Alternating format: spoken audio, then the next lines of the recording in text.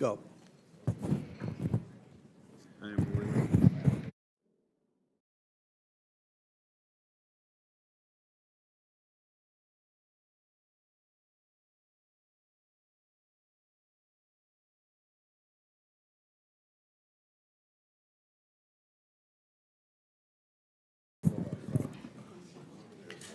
This hearing of the Committee on Oversight and Government Reform will come to order.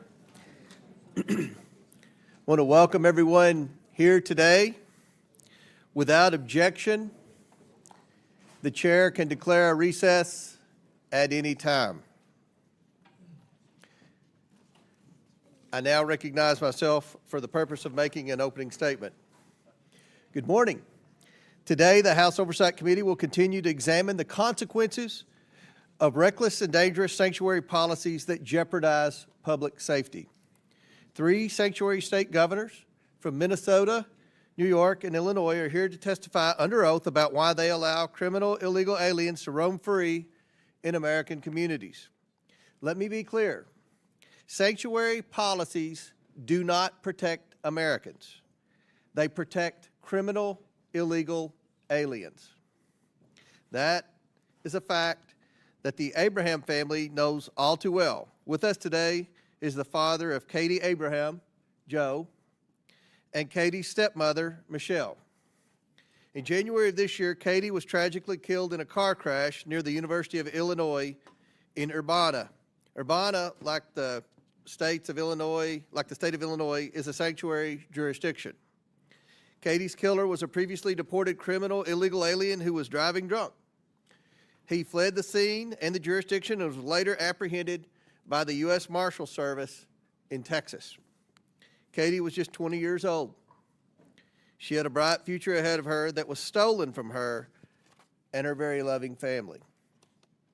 The illegal alien who took Katie's life should never have been allowed into our country. This was a preventable crime. Unfortunately, there are too many instances where criminal illegal aliens have harmed Americans. Behind me are photos of some of the many criminal illegal aliens that have been captured in Illinois, Minnesota, and New York. These criminals have been convicted of crimes including vehicular homicide of a woman, sexual abuse of children, slashing a victim with a machete, and carjacking, among many other crimes.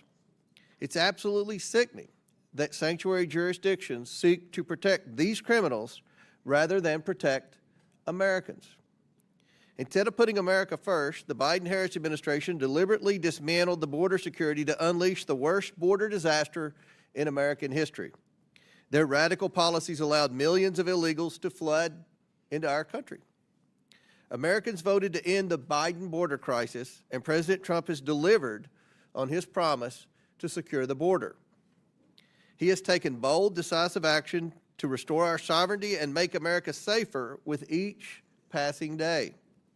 And here in Congress, we are working to pass the One Big Beautiful Bill to fund U.S. Immigration and Customs Enforcement so it can carry out the mass deportation of criminal illegal aliens. Despite President Trump's efforts to secure the border and enforce the law, Democrat-run sanctuary cities and states are siding with illegal aliens. For today's Democrat Party, it seems unlimited illegal immigration isn't a failure of policy, it is the policy. And that agenda is being pushed at every level of government. And this comes at a steep cost to public safety, strains law enforcement resources, and imposes a massive financial burden on both federal and state taxpayers. That's not just bad policy, it is a serious oversight failure. Congress must confront this absurd reality. State and local officials are actively undermining federal immigration enforcement, even when it's aimed at making their own communities safer. It's time to determine what legislative action is needed to stop this subversion and restore the rule of law. It's growing more and more absurd every day. In recent weeks, we've witnessed a Democrat senator who traveled to a foreign country for a wellness check on a foreign MS-13 gang member, and now indicted human smuggler that ended with a photo op and margaritas on the rocks.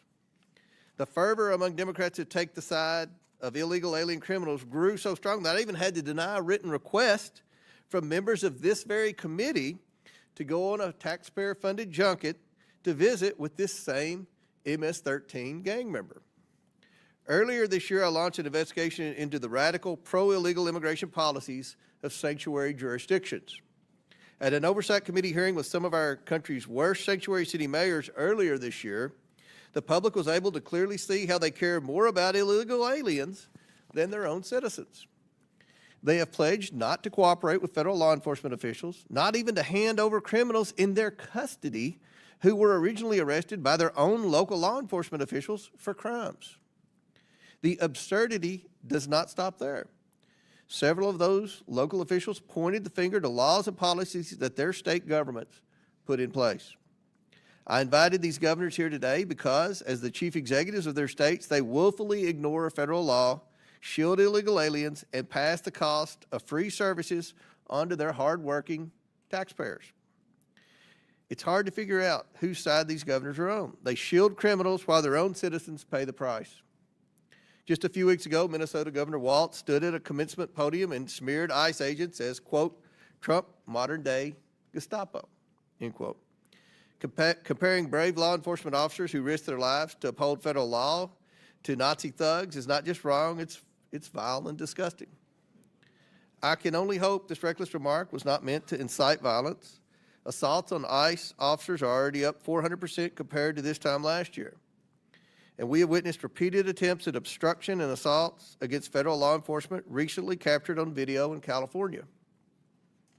Governor Hochul's sanctuary policies cost taxpayers billions to house, feed, and provide driver's license for illegal aliens while the cost of rent rises and hospitals are overrun. Her defiance of federal law invites crime to plague communities across the state. Governor Pritzker faces lawsuits for obstructing ICE as he turns cities like Chicago into havens for drugs and crime. He's yet another governor providing free care to illegal aliens that many of his own citizens lack. These governors handcuff law enforcement from doing their jobs, harbor predators, and call it compassion. It's not compassion, and it's costing lives, hurting Americans, and draining taxpayer money. Congress must consider whether to defund every single penny of federal dollars going to cities and states that prioritize criminal, illegal aliens over the American people. Americans want to return to common sense. The Trump administration and this Republican Congress aims to restore our safety and sovereignty. It's past time for these governors to put America first. I now yield to Ranking Member Lynch for his opening statement. Thank you, Mr. Chairman. First of all, I want to thank our witnesses. Governor Walz, good to see you again. Governor Pritzker, Governor Hochul, good to see you again. Ms. Perryman, thank you for your willingness to come before this committee and help us with our work. At this very moment, as we sit in this hearing and at the order of President Trump, the National Guard are on the streets of Los Angeles and active duty Marines are on their way. At Trump's order, Californians are now forced to navigate an active military zone in their midst as they try to go to work or decide if it's safe to send their kids to school. And because of Trump, no American city or state is safe as he lays this groundwork to take his militarization playbook nationwide. 2 days ago, he confirmed that he is considering invoking the Insurrection Act to expand the deployment of active duty military forces against civilians across this country, preparing for a future in which dissent is met with armed force and the machinery of war is turned inward on the American people. If unchecked, this marks not just a threat to our most sacred civil liberties, but a violent blow to American democracy itself. Last week in Los Angeles, peaceful Americans came out to protest the administration's cruel and illegal mass deportation operations in their neighborhoods. President Trump inflamed events on the grounds as an excuse to unleash the U.S. military on its own people, sending in 4,000 National Guard members without the approval of the governor.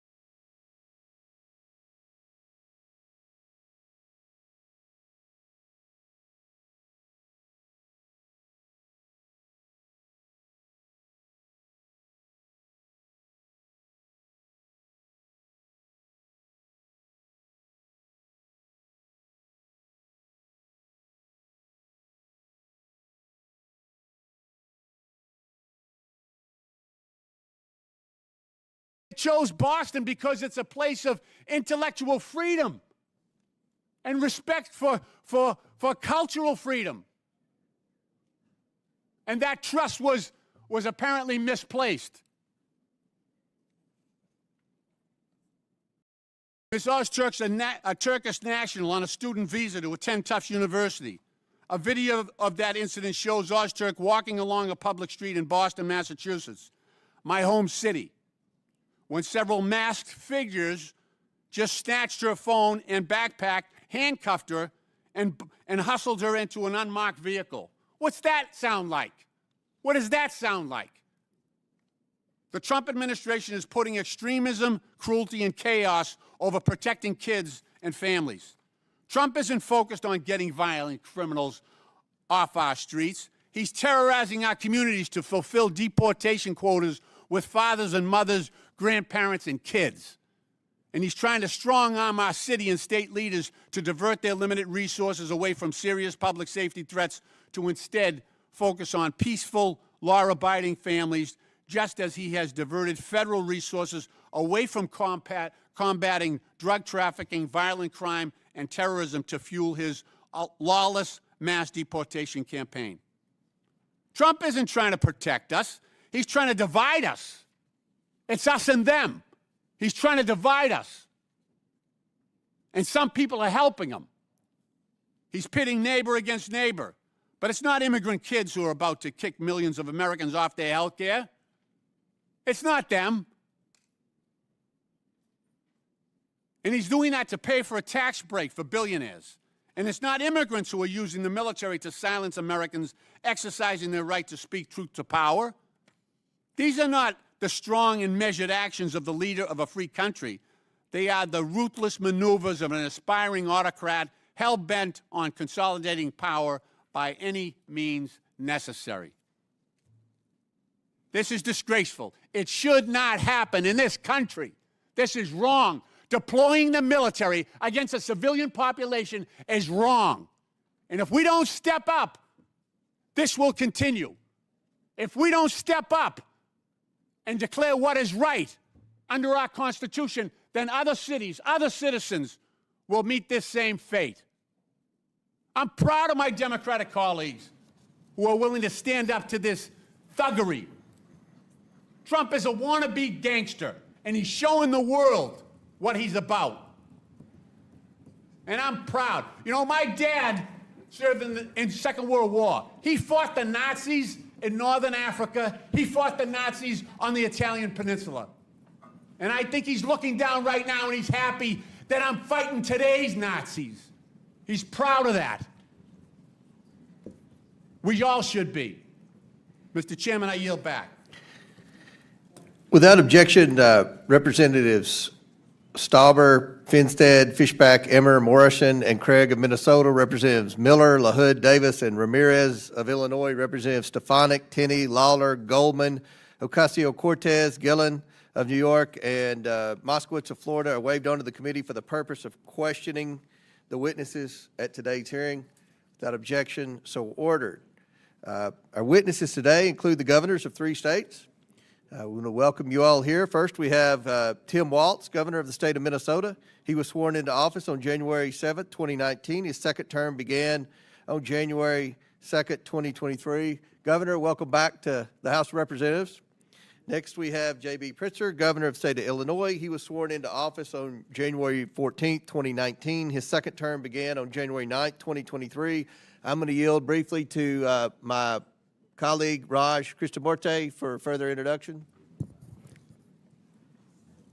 Thank you, Mr. Chair. Thank you for yielding. In Illinois, we like our pizza deep, our politics lively, and our budgets balanced. The last one used to be a miracle before Governor Pritzker took office. I know firsthand, as the son of immigrants who realized the American dream in Illinois, that immigrants make enormous contributions to our country. Governor Pritzker understands that too. His great-grandfather fled pogroms in Ukraine in 1881 and settled in Chicago to build a better life. That legacy has shaped his lifelong commitment to public service, justice, and opportunity. Before entering public office, Governor Pritzker built a successful business career and became a leading philanthropist supporting early childhood education and establishing the Illinois Holocaust Museum. Governor Pritzker has delivered historic investments in education, workforce training, infrastructure, technology, and clean energy, all while expanding paid leave, raising the minimum wage, and defending the rights of all Illinoisans. Governor, thank you for your leadership and for joining us today. Yields back. Next, we have Kathy Hochul, Governor of the State of New York. She was sworn into office on August 24th, 2021. Welcome, Governor. And finally, we have Skye Perryman. She is the President and CEO of the Democracy Forward Foundation. Thank you all for joining us. Look forward to your discussion this afternoon. Pursuant to Committee Rule 9G, the witnesses will please raise their right hand. Please stand and raise your right hand. Do you all solemnly swear to tell the truth, the whole truth, and nothing but the truth, so help you God? Please let the record show that the witnesses answered in the affirmative. Thank you all, and you may take a seat. We appreciate you being here today and look forward to your testimony. Let me remind the witnesses that we have read your written statement, and they will appear in full in the hearing record. Please limit your oral statement to 5 minutes. As a reminder, please press the button on the microphone in front of you so that it's on and the members can hear you. When you begin to speak, the light in front of you will turn green. After 4 minutes, the light will turn yellow. When the red light comes on, your 5 minutes have expired, and we would ask that you please wrap up. I now recognize Governor Walz for his opening statement. Thank you, Mr. Chairman, Ranking Member Lynch, and members of the committee. I'm proud to be here today as the governor of the great state of Minnesota. Wherever you go in this country, people tend to want the same basic things: safe neighborhoods, affordable household goods, meaningful work, good schools. That's what my administration has worked to ensure for our people, and that's what we've delivered. Under our leadership, Minnesota has been ranked the 4th best state to live in, the 2nd best state to raise a family in, and the 3rd best state for jobs. And when it comes to serious crime, Minnesota has hit its lowest level in over 3 decades, and we consistently have lower violent crime rates than the U.S. average. Now, we have a broken immigration system in this country. I think everyone in this room agrees with that. But nothing Minnesota has done to serve its own people stands in the way of the federal government managing border security and policies. While you've convened this hearing to explore the issue of so-called sanctuary states, Minnesota is not even a sanctuary state. Minnesota legislature has passed no such bill making Minnesota a sanctuary state, and I have signed no such law. Minnesota cooperates with federal authorities in a number of ways. When there's a convicted felon in our prisons, we ask about their immigration status and share that information with the Department of Homeland Security. We also cooperate with Homeland Security requests when there's a judicial warrant and when due process has been afforded by our Constitution has been served. But enforcing immigration law is not the role of local and state governments. The fact is, Congress has given federal agencies the authority to enforce immigration laws across this country. That includes Minnesota, and I support them doing so. It's the federal government's job to secure the border. That's why when I was in Congress, I visited the southern border and voted for bills that would have increased funding for Border Patrol, made it easier to hire qualified agents, and deployed advanced technologies to the border. Most importantly, I recognize that securing our border does not mean we sacrifice our constitutional values. Unfortunately, the cruel and misguided policies of this current administration fail to live up to those values. Minnesotans are angry with what they've seen happen to their neighbors. They're angry that the federal government has been snatching people up, putting them in prison, and deporting them without a shred of due process. There's been no notice, no meaningful opportunity to object, and according to the president, no way to get out of these overseas prisons once you end up there. And let's be clear, many of these are law-abiding Americans, people who have been granted asylum or promised protected status. In many cases, it seems these people were reported not based on a criminal behavior, but how they looked or what they've said and being in the wrong place at the wrong time. Even U.S. citizens, like a 4-year-old boy with cancer, sent to Mexico, away from his father, away from the medical needs, to a country he was not born in or had never been to. Americans deserve a sensible, humane, and effective immigration policy that reduces illegal immigration while protecting fundamental rights. Meanwhile, the administration continues to make life worse for hardworking Americans in a lot of other ways, trying to slash Medicaid, Social Security, Medicare, making basic household goods more expensive, and telling people they just need to do more with less. The American people deserve better. You all have the power to legislate, to investigate this administration's abuse and overreach, and protect the American people. And I have to say, I'm disappointed. At a crucial inflection point in our nation's history, Congress is choosing to spend its time trying to cast blames on states like Minnesota that have no hand in creating this crisis. While we may disagree on the best way to maintain border security and public safety, I know we should all be able to agree on a few principles: that everyone in America deserves due process, and that we live in a free country where people should not be locked up for exercising their basic constitutional rights. I hope you'll join me in enforcing accountability to those fundamental ideas, and I look forward to your questions. I yield back, Mr. Chairman. I now recognize Governor Pritzker for his opening statement. Mr. Chairman, Ranking Member, members of the committee, good morning, and thank you for inviting me. As governor of the great state of Illinois, I have seen firsthand how states have had to shoulder the consequences of a broken immigration system. I'm proud of how we have responded by promoting public safety, treating people with dignity, supporting our economy, and respecting the rule of law. Safe and compassionate immigration policies, I believe, are vital. In fact, my own family owes everything to this country accepting a young refugee named Nicholas Pritzker to its shores over a century ago. My great-grandfather fled the massacre of Jews in Ukraine and arrived in the United States when he was just 10, without a penny to his name. A social service agency provided him a place to live, a public school taught him English, a public university allowed him to pursue a higher education. My father and grandfather both were naval officers and raised their families with a powerful sense of duty to community and patriotism to our country that still lives deep in my generation. Both were successful entrepreneurs. My family story is not unique. Today, Illinois is home to 1.9 million immigrants. Just like my great-grandfather, they are hardworking, raising families, and paying taxes.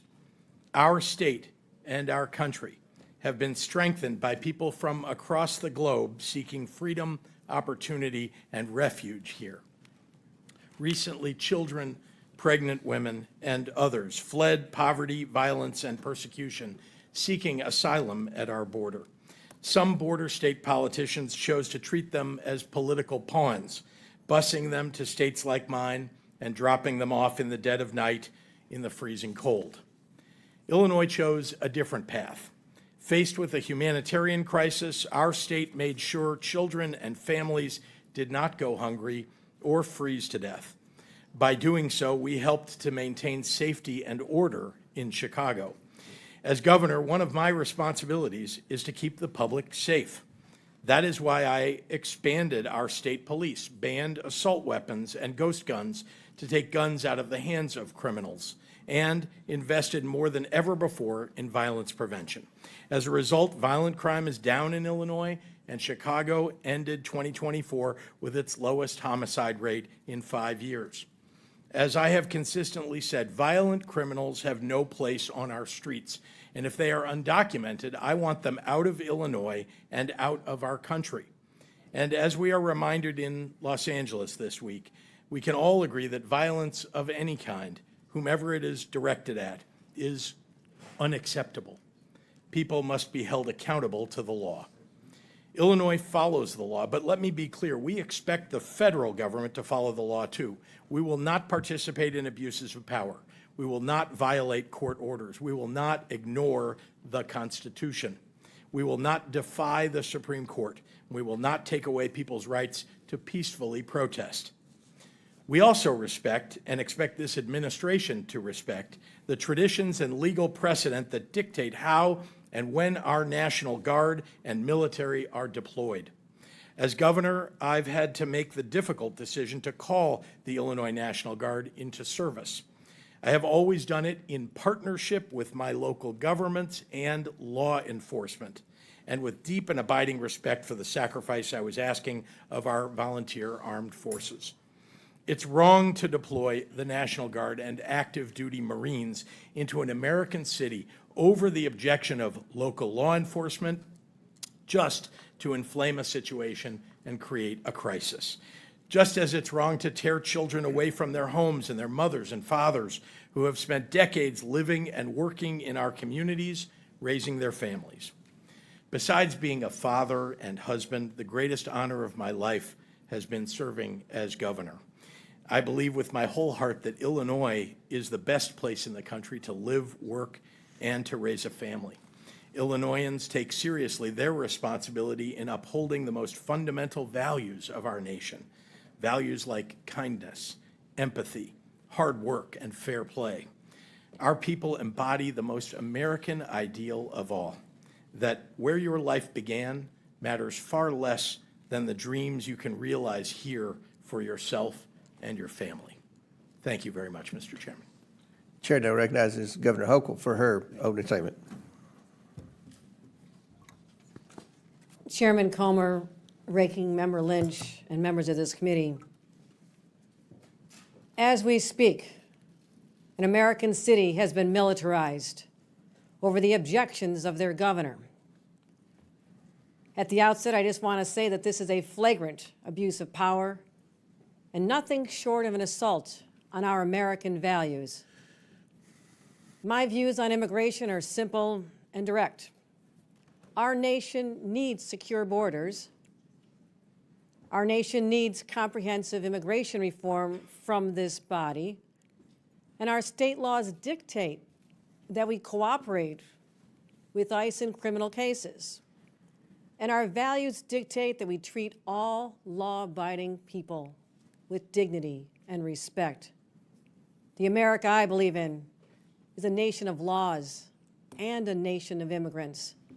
Abandoning either threatens the very foundation on which this great country was built. You know, for 400 years, New York has prospered because of the hard work of these people, these newcomers, people like my grandfather who fled great poverty in Ireland. Grandma and Grandpa had the same American dream that the immigrants today have. I see it in their eyes. They're not here for handouts. They're not here to take advantage of the situation. They're here to work. They want to contribute, earn their place, raise their families. Yet, every day there's another story of children being ripped from the arms of their mothers, wives separated from their husbands, families arrested while attending legal immigration appointments. You know, not long ago in a small town known as Sackett's Harbor in upstate New York, masked and armed ICE agents stormed into a home before dawn. They abducted a mother, her 3 children, including a 3rd grader. They were cast into a living hell in a detention facility in Texas. I immediately contacted Borders Czar Tom Homan and demanded their release. In Jefferson County, more than 60% of the residents voted for Donald Trump. And those people protested in the streets. Local Republican lawmakers, business owners, school leaders all spoke out. Finally, after 2 long weeks, the family was finally returned home. In New York, we understand the difference between going after criminals and traumatizing law-abiding families. Now, some of you will use this hearing to stoke fear. I'm here to talk about the facts. New York has managed an unprecedented immigrant influx because of a broken border. Yet at the same time, our state has become stronger and safer. Today, New York has the lowest homicide rate among the nation's top 10 states. We didn't achieve this with indiscriminate roundups, not by tearing apart innocent families, but by investing $2.6 billion in public safety, engaging in smart, targeted policing, and partnering with law enforcement, federal law enforcement, to apprehend and deport serious criminals. And since I've become governor, we've cooperated in handing over 1,300 convicted criminals to ICE. But what we don't do is civil immigration enforcement. That's the federal government's job. New Yorkers need their state troopers on our highways, seizing guns and drugs. States like mine are doing our part, but we can't be expected to fix the broken immigration system. You know, and the very people who go on cable news and rail about the border are the same ones who torpedo bipartisan legislation each and every time. So here's my message. If you truly care about public safety, if you truly care about the economy, if you truly care about human dignity, then sit down, negotiate, have real reform, secure the border, revive legal pathways, and let people work. At the end of the day, I'll go home and do my job keeping New Yorkers safe. I hope that you will do yours. Thank you. And I now recognize the Democrat witness, Ms. Perryman, for her opening statement. Thank you, Mr. Chairman and Acting Ranking Member, for having me here today. And at the outset, let me offer my sincerest condolences to all of you for the passing and your loss of your colleague, Representative Jerry Conley. I'm here today as a lawyer and as the president and CEO of Democracy Forward Foundation, which is a national nonpartisan legal organization that is committed to achieving democracy and a nation that enables all people to thrive. At Democracy Forward, we represent people and communities who make up the very fabric of our nation on a pro bono basis in federal and state courts and regulatory bodies throughout the country. I know this is a hearing focused on immigration, and so I would like to say at the outset and echo the calls for bipartisan, comprehensive immigration reform. I will also note that the rhetoric that we have heard the president and his allies use in recent days about immigrants and people in this country is inaccurate, overly politicized, and not solutions-oriented. Fundamentally, Democracy Forward Foundation's work centers on the premise that when the government does its job and delivers for people, our society is stronger. And when our government strays from that purpose, ignoring the Constitution, not achieving and respecting the fidelity of people's rights, our democracy and our people are in danger. Right now, based on the work that we are doing, I am here to say that our American people are in danger and that our democracy is in crisis. I am looking at these United States flags. We need to remember who we are. We right now have a president who has proclaimed without irony that he is a king in a nation that next year will celebrate 250 years since it threw off the reins of monarchy. Since Inauguration Day, the President and his administration have acted beyond the lawful bounds of executive authority. They have usurped the power of this Congress. They have sought to eliminate due process of law. They have ignored court orders, and they are targeting people, civil society organizations, and lawyers. These are anti-democratic actions that present an overall threat to every single American and their well-being and to our values in America. That is why at Democracy Forward Foundation, we have had to go to court to file more than 70 legal actions in federal and state courts and agencies and offices since Inauguration Day to protect the American people's rights. From stopping the president's federal funding freeze, to blocking the decimation of the Department of Education, to having to safeguard due process, to challenging DOJ and Elon Musk's attempts to access personal data on behalf of individual Americans, our team is in court every single day on behalf of people of all identities and ideologies, people in red states and blue states, people in small towns, urban areas, and rural communities. Our work at Democracy Forward demonstrates that the United States Constitution is still here, and it is here for all of us. This administration's tactics with regard to immigration enforcement that we have seen, they shock the conscience. They shock the conscience of the vast majority of the American people, including people who do not see eye to eye on how to fix our immigration problem in this country. They have led us to file and have to file litigation on behalf of religious communities to prevent ICE from entering houses of worship. We are litigating against policies that prolong the detention of individual immigrant children without their families. And of course, we are challenging the lack of due process afforded to our clients, men who were disappeared through an unlawful agreement between the government of El Salvador and the United States Department of State. All told, the courts have ruled against the current administration more than 170 times in less than 200 days because of the fast-moving harms and flagrant violations of the law and of our Constitution. And while this is a dire situation, our work demonstrates that the American people are determined to protect their rights. They are determined to use lawful and peaceful means of petitioning their government and, when necessary, of holding their government accountable.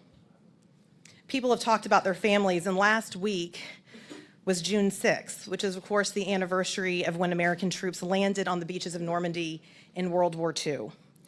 I, too, am the mother of a 9-year-old boy, and that 9-year-old boy's great-grandfather served in that battle, and many others throughout the European theater. But as I reflected last week, we don't need to be in Normandy to defend our democracy in June of 2025.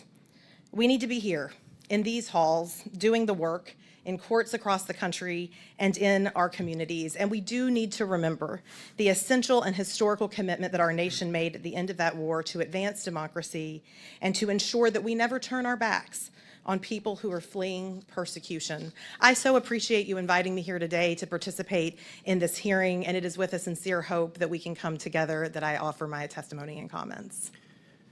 All right, opening statements have concluded. We're now going to begin the questioning portion of today's testimony. And I'm going to begin with Governor Walz. Governor Walz, I thought that maybe your statement referencing ICE as Gestapo was an outlier statement, but now that Mr. Lynch has endorsed it, it appears that it could be some type of Democrat talking point. Governor, do you and other Democrat politicians understand why referencing ICE as Gestapo is offensive? I'm going to explain. The Department of Homeland Security is reporting that ICE agents are now experiencing a 413% rise in assaults. We've seen numerous videos of rioters obstructing and assaulting federal law enforcement after your remarks, including in Los Angeles. So, Governor, do you think that comments like that and rhetoric like that put ICE officers and other law enforcement in greater danger? Well, thank you for the question, Mr. Chairman. First and foremost, any attack on law enforcement is unacceptable, wherever it's at, whether it's state, local. So you understand, and I've got limited time here. I want to highlight for the governors that real-world impact of the policies that you all continue to defend, even in your opening statements, have on American families. Earlier this year in Governor Pritzker's Illinois, a previously deported illegal alien who had re-entered the country was allegedly drunk driving near the University of Illinois when he struck a car sitting at a red light and then fled the scene. The crash killed 2 young women, including Katie Abraham, whose father and stepmother are here today. And this is her poster. Katie had her whole life ahead of her, cut off in an instant. Governor Pritzker, this illegal alien should never have been here. He didn't just flee the scene. He fled the state and was apprehended by federal marshals in Texas using a false name. He now faces criminal charges for reckless homicide, leaving the scene of an accident resulting in death, and driving under the influence resulting in death. And he faces a federal indictment for having a fraudulent permanent resident card, a fraudulent Social Security card, and a fraudulent use of passport. Governor Pritzker, do you agree that this illegal alien who killed Katie should never have been in the United States in the first place? Thank you, Mr. Chairman. First, let me express my condolences to the family, and those are terrible circumstances. Let me also say that anyone who commits a crime in the state of Illinois— I understand, Governor. Should that criminal have been here in the first place? Did he have a right to be in this country illegally? If the person is a criminal of any sort, then they ought to be So that person had a right to be in the United States. They ought to be given their due process rights, and they ought to be convicted. And the criminal who Yes. entered this country illegally, in your testimony, had a right to be in this country. No, I'm suggesting to you that when and I have responsibility for the state of Illinois, I can tell you that it's the responsibility of the federal government to manage immigration in this country. And if you're suggesting that the federal government didn't do its job, that is up to you. Let me ask you this, Governor. I can tell you that in the do you state of believe Illinois, do we you follow believe the that law. President Biden did his job in securing the border? I was critical of things that President Biden did. I think I've been very public about that. I wrote a letter to the president telling him that. Okay, thank you. Now back to Governor Walz. You were obviously selected by Vice President Harris to be your running mate in 2024. I'm curious, did you ever ask Vice President Harris about former President Biden's and then President Biden's cognitive decline? No, not that I can recall, Mr. Chairman. You saw President Biden's disastrous debate performance. I'm just curious, you never did comment to Vice President Harris like, wow, you know, he may not be on the top of his game. Nothing was ever mentioned to Vice President Harris? And the reason I ask, obviously, is because I know you watch CNN, and other networks have interviewed a lot of people, including Jean-Pierre and Buttigieg and others that have suggested that they were shielded from President Biden and weren't allowed to speak to him, and that you know, his mental decline was obvious. You never discussed that with Vice President Harris? No, not that I can recall, Chairman. And I, as governor and then being on the ticket, I was probably more concerned with my own debate performance than President Biden's, so no. Let me ask you this, Governor. Do you believe that the Biden-Harris administration secured the border? You mentioned it's the federal government's role to secure the border, to protect Americans from illegals entering the country, I guess. Do you think they did a good job of that? I think the border has been broken for a very long time through many administrations. It's one of the reasons why Vice President Harris was advocating so strongly for the bipartisan bill. Did she mention her role as the border czar when you all were out campaigning? Or? Not that I can recall, other than that we talked about the need to pass the bipartisan border legislation that would have done many of the things that, as a governor, I know would have made our jobs easier. But President Trump secured the border without any legislation. I mean, that was kind of a myth that was in the media and a Democrat talking point, that we needed legislation to secure the border. The border's secure. Everything's fixed? That's step one. Step two is to deport the criminal illegals, and that's where we're facing obstruction in your all state. So I'm sure there are a lot more questions that will pertain to that. My time's expired. I now recognize Ranking Member Lynch for his questions. Thank you, Mr. Chairman. It's worth saying again that Democrats oppose violence and lawlessness in all its forms. I do want to point out that the vast majority of protesters have been peaceful. But the most egregious and sweeping displays of the use of force and lawlessness we see in the United States today, and the gravest threat to the rights and freedoms of those that we hold dear, are the acts of the Trump administration itself. President Trump and his administration have crossed the line over and over again, from January 6th, when this building was attacked at his direction, to invoking the Alien Enemies Act, to dismantling USAID, to ignoring court orders, to the attacks and threats against law firms that were protecting democracy. As in the 5 months since Trump took office and put the for sale sign over the White House, he's earned $2.9 billion on his crypto scam. I mean, to call this unprecedented, that word has lost all its meaning. He keeps making history, but the wrong kind. Just the act of sending the National Guard and troops and active duty Marines to L.A. was already an overreach.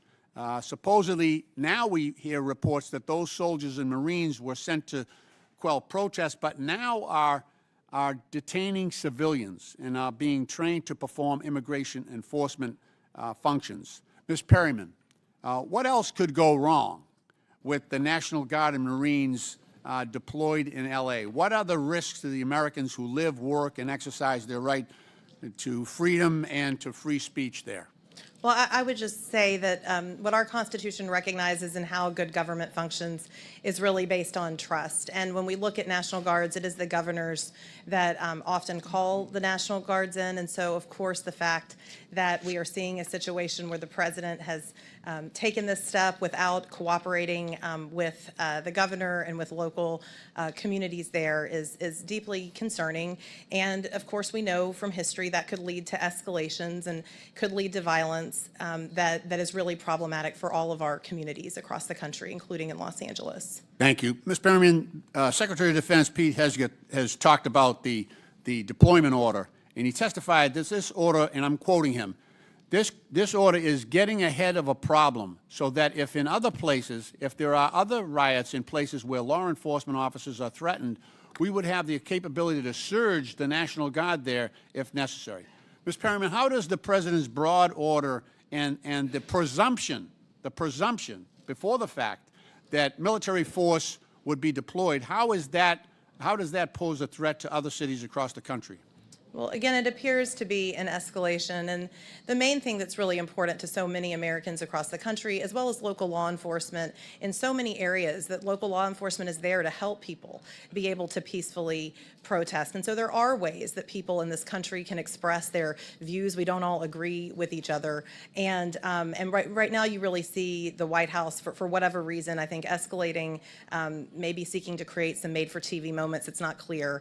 But I do think that there is a lot at stake here, as you've heard this morning. Thank you.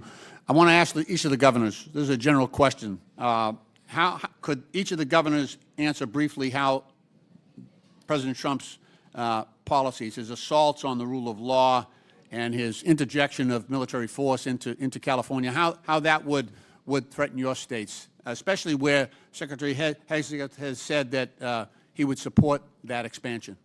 Mr. Walz, Governor? Well, thank you, Ranking Member Lynch. Well, first of all, it's one of the federalism policy of this, especially when it comes to posse comitatus and the Insurrection Act. Governors are in charge. Our National Guard, as all of you know, serve in either Title 10 or Title 32 status under the role of governor. Right. And on all of these operations, the absolute pinnacle and the most critical piece is the coordination amongst them. And as a governor not being notified as local law enforcement, it creates a chaotic situation that they cannot operate as a joint unit. And governors are always there. We do it for floods. We do it for civil unrest. But doing it without causes immense danger, not citizens to, but to those very law enforcement officers who are then put in that chaotic situation. Thank you. Governor Pritzker? Local law enforcement are the ones who indicate to the governor or to their local officials who talk to the governor about their need for National Guard.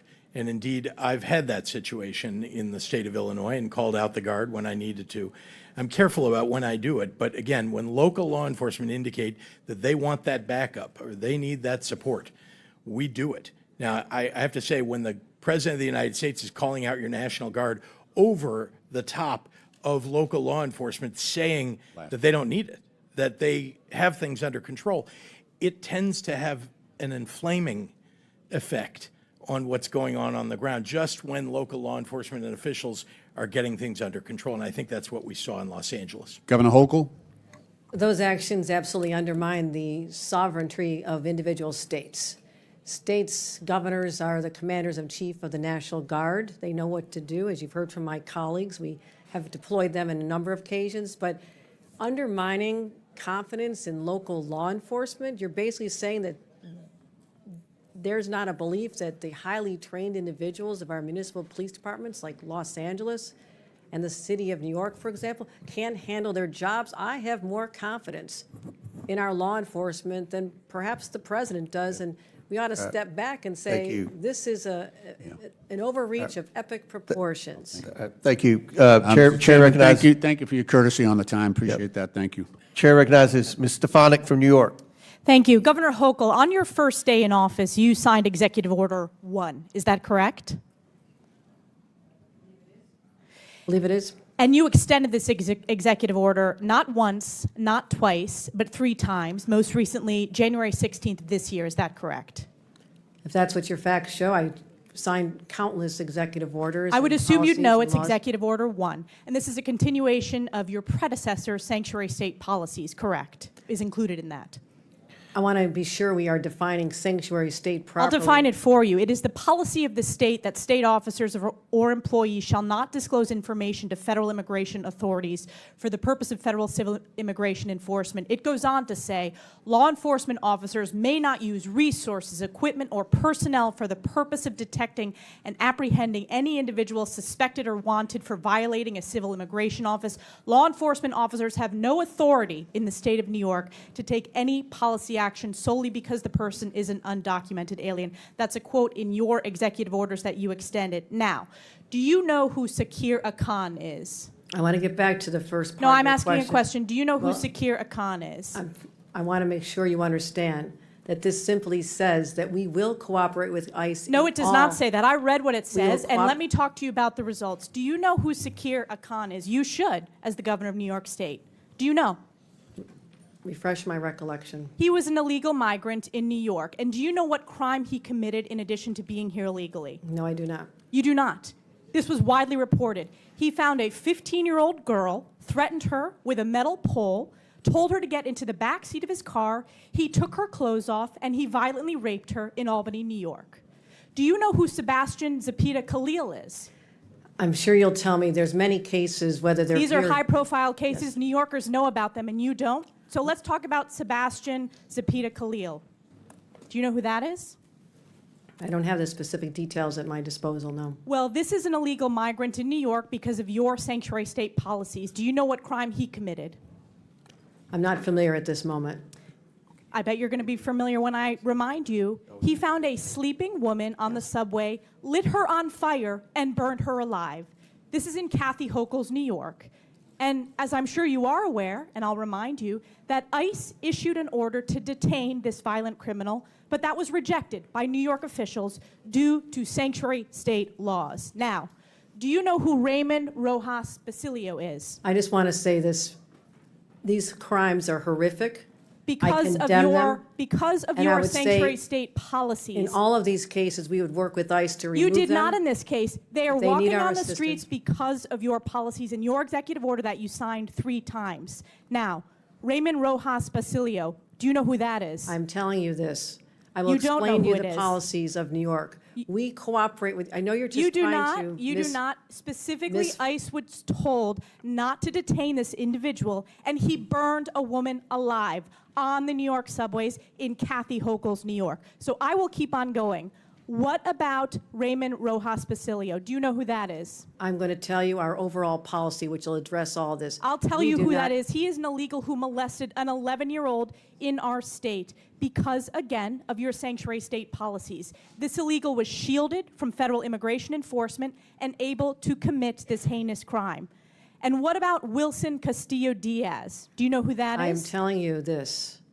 We do cooperate fully with ICE in criminal prosecution. Our sanctuary You're not advocating for regulations these victims. only deal with This is a civil 5-year-old who enforcement. was raped Civil on Long enforcement. Island in Nassau County.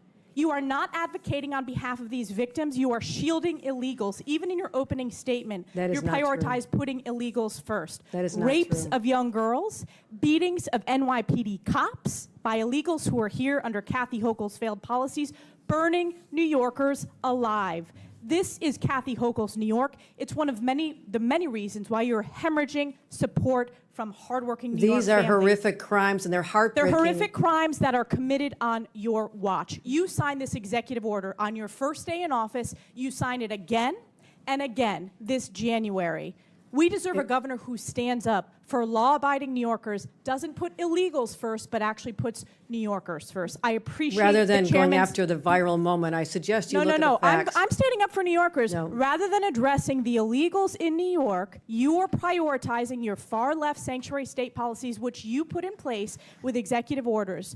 Instead of advocating for cooperate victims, in all a those 5-year-old cases. who We was cooperate raped, with ICE. you did not. They were released We because cooperate of with sanctuary ICE. state We policies in New cooperate York with State. law No enforcement. amount of words is going to clean up your failed record and these horrific crimes committed in sanctuary state that you created. And with that, I Your yield back. representation, the facts, Gentlelady absolutely false. yields back. Absolutely Chair false. recognizes Ms. Norton from Washington, D.C.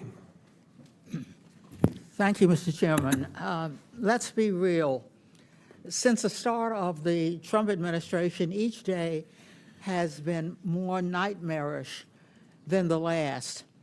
But in the past few days and weeks, we have seen a significant escalation of Trump's mass deportation agenda. On May 29th, a 9-year-old child and his father were reportedly detained in Torrance, California, and separated from one another by ICE. A 4th grader ripped from the only community he knows and from the arms of his father. We have kids who are afraid to go to school, afraid that ICE will grab them, and their families from school grounds, and afraid their parents will not be there when they get home. Schools are supposed to be safe havens for our children that foster learning and growth. Instead, the Trump administration is deliberately weaponizing them, terrorizing children and families with its immigration policies and threatening more than 600,000 students, kids with detention and removal. President Trump has called for an end to birthright citizenship, a constitutional right recognized since the end of slavery.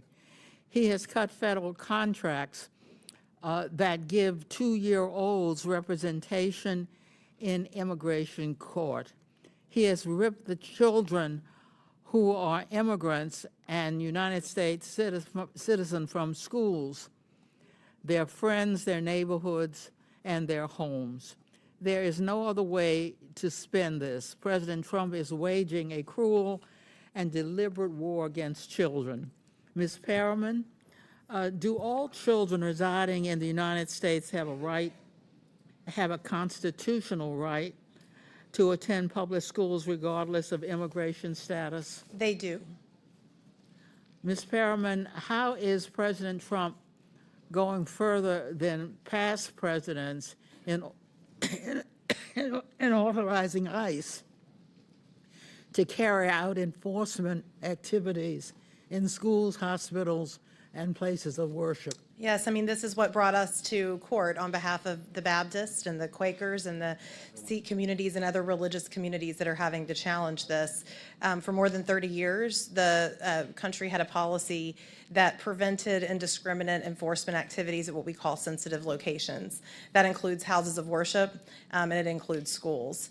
We saw in the early days of this administration, the Department of Homeland Security rescind that policy and endanger people, all people, not just immigrants, but people who are seeking to engage in communal worship, people who are seeking to go to school, and to be present in other sensitive locations like hospitals.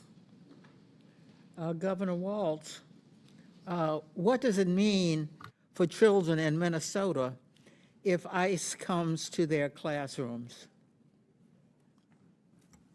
Well, thank you, Congresswoman.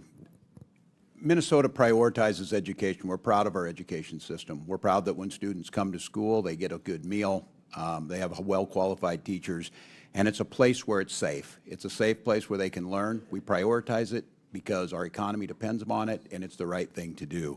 Disruptions at places like school, when ICE is free to operate in Minnesota within the laws, but to disrupt schools, to disrupt and come to those schools, not only the impact to that individual student, but to the entire learning environment in those schools are disrupted by it. And again, we agree with everyone here, those committing crimes is where we need to focus, but being on campuses in elementary schools is not getting at that. Thank you. Governor Pritzker, when ICE detains and arrests parents as they drop off kids at school, how does this affect educational outcomes? Thank you very much, Congresswoman. Let me begin by saying that, as you may know, under President Trump, ICE showed up in Chicago nearly immediately and began terrorizing our neighborhoods, our schools, and parents. Indeed, many parents felt like they needed to go into hiding, even though their children needed to go to school every day. And so disrupting that environment, frankly, not just for the children, but for the parents and for teachers and the entire school community, it is something that, we believe in Illinois in educating all of our kids, making sure that they get what they need in our public schools. In fact, we've invested significantly in making sure the results have been very good. 8th graders in Illinois rank 2nd in reading in the entire country. 8th graders in Illinois rank 5th in the country in mathematics. And it's because we have a safe environment, but not when Tom Homan brings Dr. Phil with the overreach of force with ICE to disrupt our education system, and particularly our elementary schools. Thank you. Gentlelady's time's expired. Chair recognizes the Majority Whip, Mr. Emmer from Minnesota. Mr. Chairman. Thank you, Mr. Chair. Welcome back to Washington, Governor. I'm going to run through a series of facts before I get to my questions, so let's get started. Governor Walz, you signed the Health and Human Services Omnibus Bill into law in May of 2023. That bill expanded Minnesota Care to provide free health care to illegal aliens. You signed the Higher Education Omnibus Bill into law in May of 2023. That bill allows illegals to have their college tuition paid for by the state. You signed the Driver's License for All Act into law in March of 2023, and that bill allows illegals to receive driver's licenses. So, you claim you're not a sanctuary state. You just provide free health care, free college, and driver's licenses to illegal aliens. One reason you're here testifying before us today is because you refuse to cooperate with ICE. While states like Florida and Virginia empower their law enforcement to detain and remove criminal illegal aliens, you, sir, have done just the opposite. Your Attorney General is directing law enforcement to ignore ICE immigration detainers. Do you agree with the Attorney General's guidance? Well, Congressman, it's good to see you again, and thank you for being here. First, I would say as my job as governor of Minnesota is to make Minnesota the best state in the nation. Do you agree with the Attorney General's guidance? Congressman, what I would say on this is that Minnesota follows all law. I would say it's a very easy question. And The again, guy- if you claim you're not a sanctuary state, you just claim that you support policies. You're not a sanctuary state, but you support policies that prevent ICE from doing their job. Congressman, Isn't that right? That is incorrect, Congressman. We follow the same laws when you Well, were in the Minnesota sir, House. The law sir, has not changed, if sir. you'll allow me, I've got limited time. Well, that's what you tweeted, by the way, sir. And on May 23rd, 2018, you tweeted, quote, "I support policies that keep law enforcement from enforcing federal laws," close quote.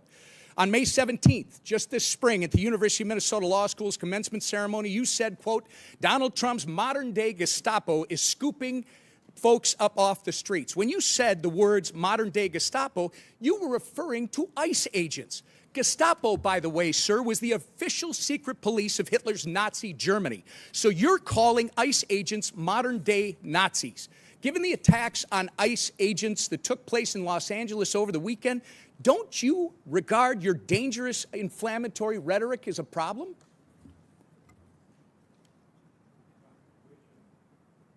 The questions, do you want me to answer first? So, sir, it saddens me that you refuse to express regret from comparing ICE to Nazis.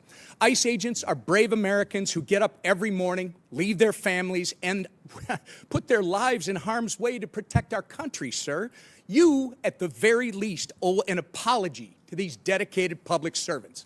I will say, sir, inflammatory rhetoric such as yours and the other governors on this panel is responsible for putting a target on the back of every ICE agent who is risking their life to protect our communities. Minnesota is all too familiar, by the way, with the chaos that ensues when you refuse to work with law enforcement to enforce the law. In May 2020, looting, acts of violence, and arson occurred on your watch in Minneapolis after you refused to bring in the National Guard. Governor, your agenda is clear: free health care, free college and driver's licenses for illegals while handcuffing law enforcement when they're trying to protect our citizens and their communities. If you think that's not a sanctuary state, you shouldn't be governor. By turning Minnesota into a magnet for illegals, you have opened up our communities to dangerous criminals, including known terrorists, gang members, murderers, and child predators. You have sent a resounding message that if you're a hardworking, law-abiding citizen of Minnesota, your safety and well-being are not the priorities of Tim Walz and his administration. But if you're coming to our state illegally, you're not only welcome with open arms, you're entitled to free stuff on the taxpayer's dime. This is absolutely disgraceful. Governor Walz, your sanctuary state agenda has been defined by your utter failure. You have failed to enforce the rule of law. You have failed to uphold our national sovereignty. And most importantly, you have failed the people of Minnesota. The time for radical sanctuary state policy, sir, is over.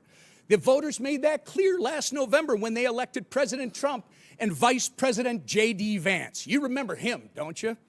Governor, the time for real leaders and real leadership is now.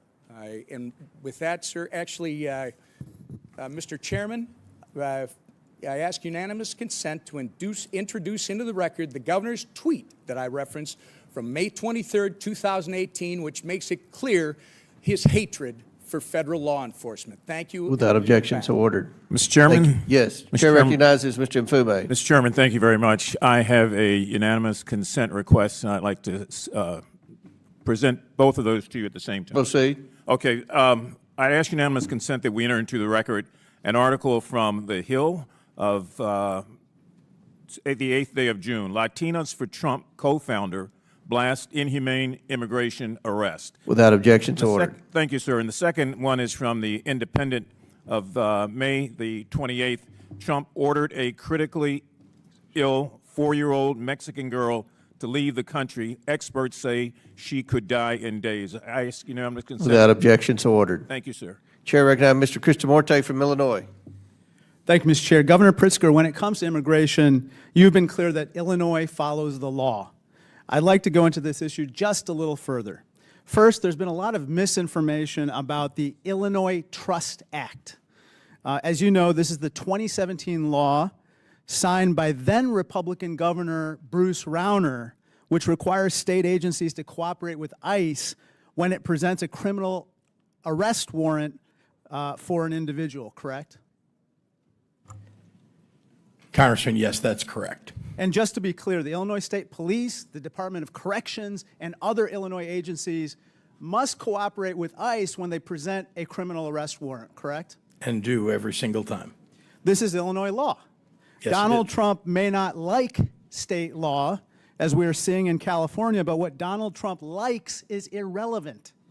The law is the law. The Wall Street Journal reports that ICE's recent raids in California, including at a Home Depot in the LA area, were organized because the administration was falling way short of its cruel goal of deporting thousands of people per day. Politico said this is, quote, the standoff that Trump wanted. There's another reason why Trump has provoked the current situation in California. He doesn't want to talk about what he calls the big, beautiful bill and what I call the large, lousy law. So let's talk about what Trump doesn't want to discuss.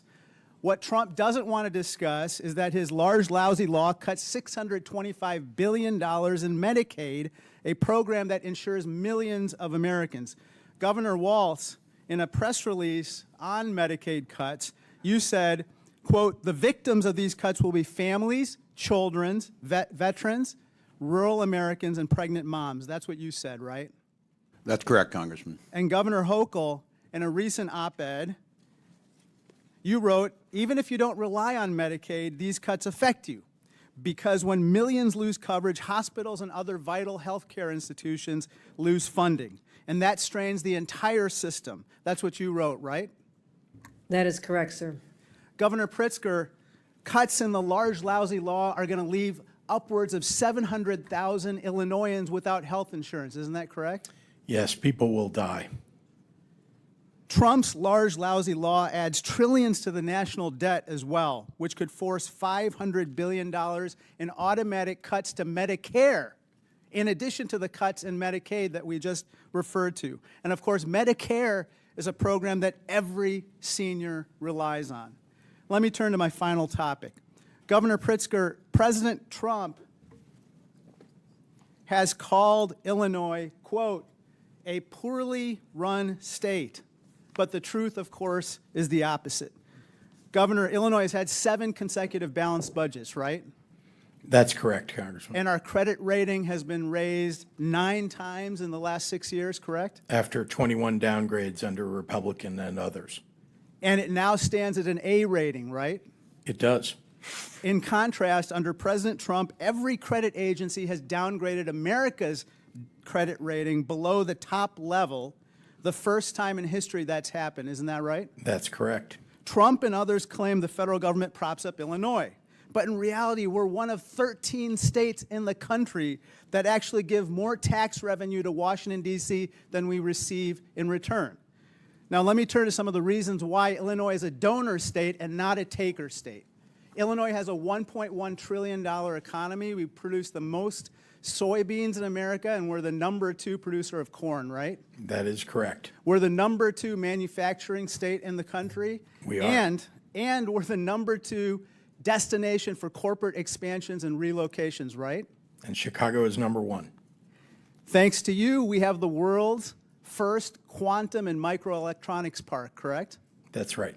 And we're ranked top in the Midwest for workforce development, correct? Yes, we are. And startups. That's right. Illinois is the heart and soul of America, Governor.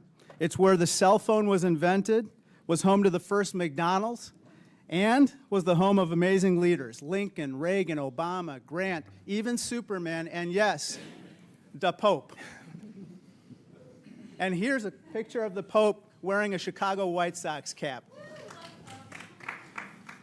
The next Pope's going to be a Cubs fan. There you go. Illinois has terrific jobs, people, and pizza.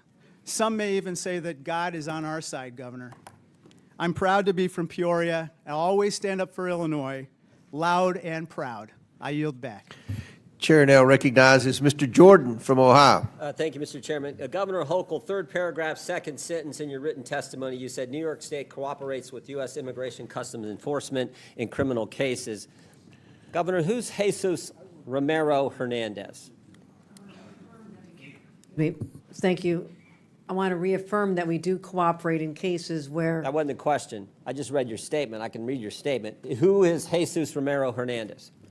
I don't have the details on every I'll single tell ya. person in a state of 20 million people. I understand, but this guy's a citizen of Mexico, deported 7 times, came to your state, assaulted one of your residents with a machete, choked a police officer, then when he was in custody, assaulted a corrections officer. ICE finds out this guy is in your state's custody, and they send you a detainer. You're familiar with a detainer, right? Yes, I am. Notice of action, immigration detainer to Tompkins County Jail from Syracuse Immigrations and Customs Enforcement. Section 1, they check a couple boxes. The first one they check is a final order of removal against the alien has taken place. That means a court has said this guy needs to go. This machete-wielding, cop-choking, corrections officer assaulting guy needs to go. Then they also check another box and they say biometric confirmation of who this individual is, this alien's identity. So they got the right guy, and a court has said he needs to go. Any idea what Tompkins County Jail decided to do with that detainer order? I will tell you this, the state of it's New... a specific question. Well, I'm What telling you- did Tompkins County do? the descriptions you have put forth are absolutely chilling and disturbing and course they are. reprehensible to all of us. My job is to which protect is the why people I'm of asking New York. the question. What And did this- Tompkins County do? What I have I responsibility will for tell you, are since you're not going to state answer, courts, we state cannot police. and will not hold Mr. Hernandez. Yeah. We can't keep the machete guy who had choked a police officer and assaulted a corrections officer. We can't keep him. In fact, we have the back and forth from Tompkins County and ICE on January 28th of this year, 8:56 p.m. Tompkins County tells ICE, we're not going to hold this guy. 7 minutes later, ICE responds back, we will be there to take custody this evening. 24 minutes later, Thompson County reiterates, we're not going to have him. We're not going to turn him over. 10:45. ICE arrives at the jail. 1 hour and 18 minutes later, and guess what? Mr. Hernandez is not there. They couldn't wait 1 hour and 18 minutes for a guy who assaulted one of your residents with a machete, choked a police officer, and then when in custody, assaulted corrections officers.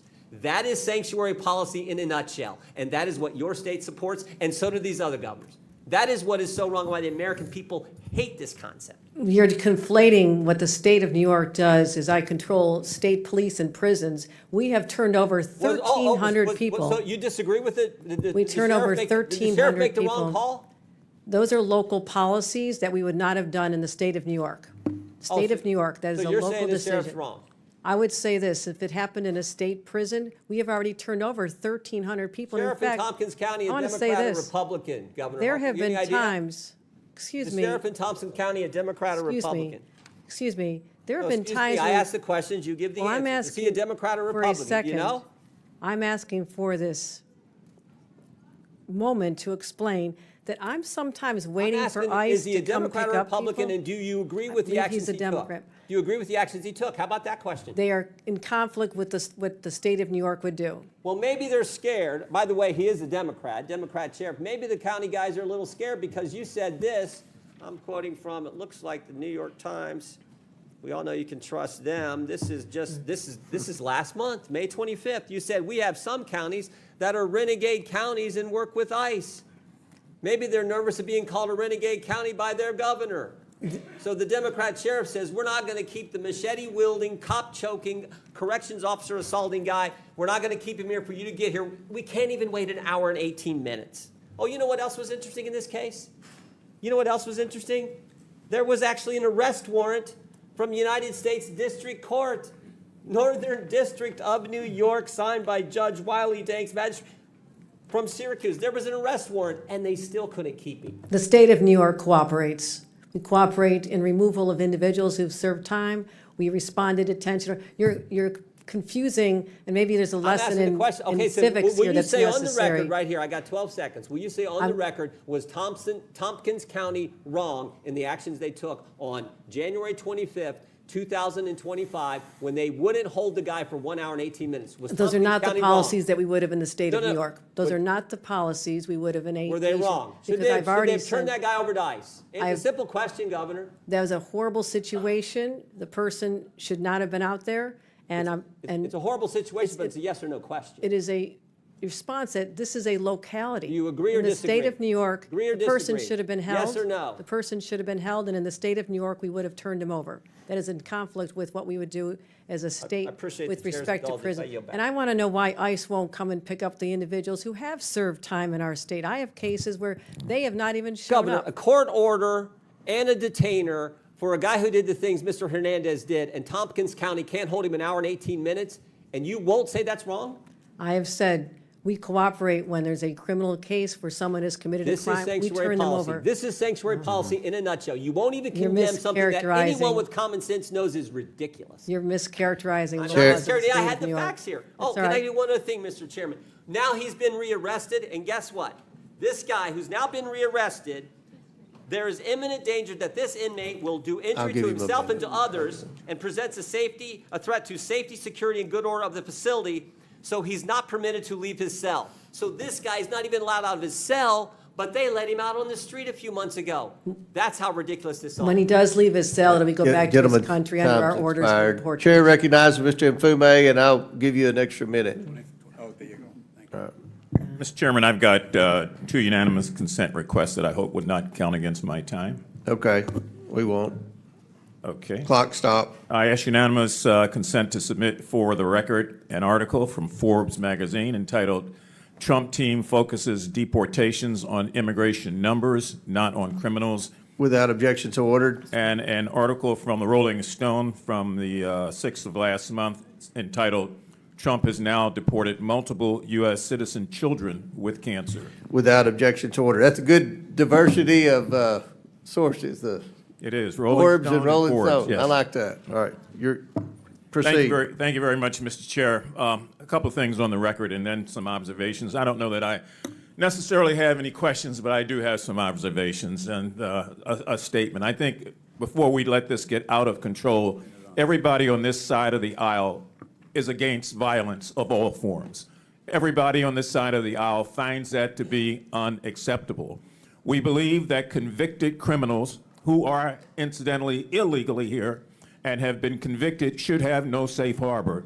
And we believe that victims of criminals should have our collective prayers and empathy. So this is not about Democrats not having a balance or about Democrats supporting something that is not right. The other thing that I want to say is that I find something eerily chilling about what's going on here. And what's chilling about it is that if I take myself out of 2025 and roll myself back in time, some of the hatred that I see displayed under the guise of good government just scares the hell out of me. We're not that far away from situations that existed where things like this affected other groups. And I'm not talking about anybody that's a convicted illegal criminal. I'm talking about innocent Americans who live in our neighborhoods, who do the work that we won't do, who abide by the laws, who play by the rules, who love their new country and who cherish their faith.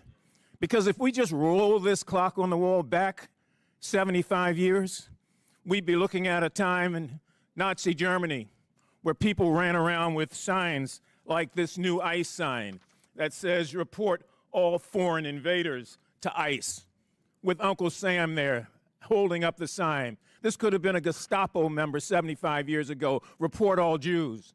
100 years before that, it could be a plantation owner that said, report all Negroes and all coloreds and all those who are from Africa, because they are disrupting our country.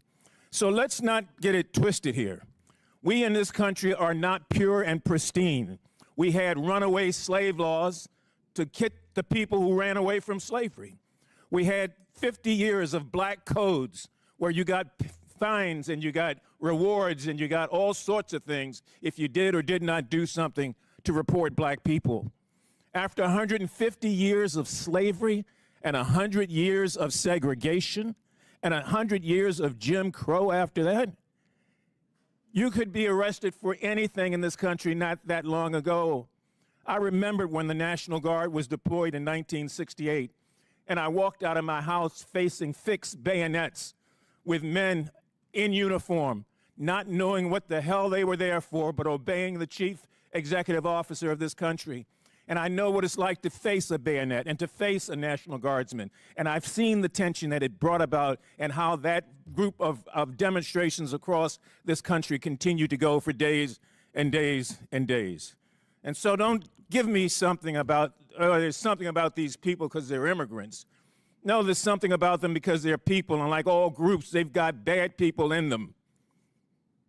I could have been arrested 75 years ago for walking into a restaurant, for drinking out of a water fountain, for being accused of looking at a white woman like Emmett Till did in 1955, and he was burned and lynched in this country.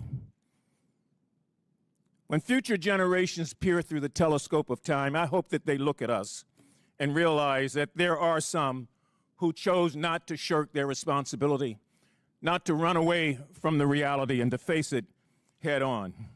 You know, not too long ago, I went to visit a proud lady who this year will celebrate her 149th anniversary. And she stands today, even as we sit in this hour. In her left hand is a great torch. And in her right hand, guess what? She clings the Declaration of Independence close to her breast. And on her head is a crown of spikes.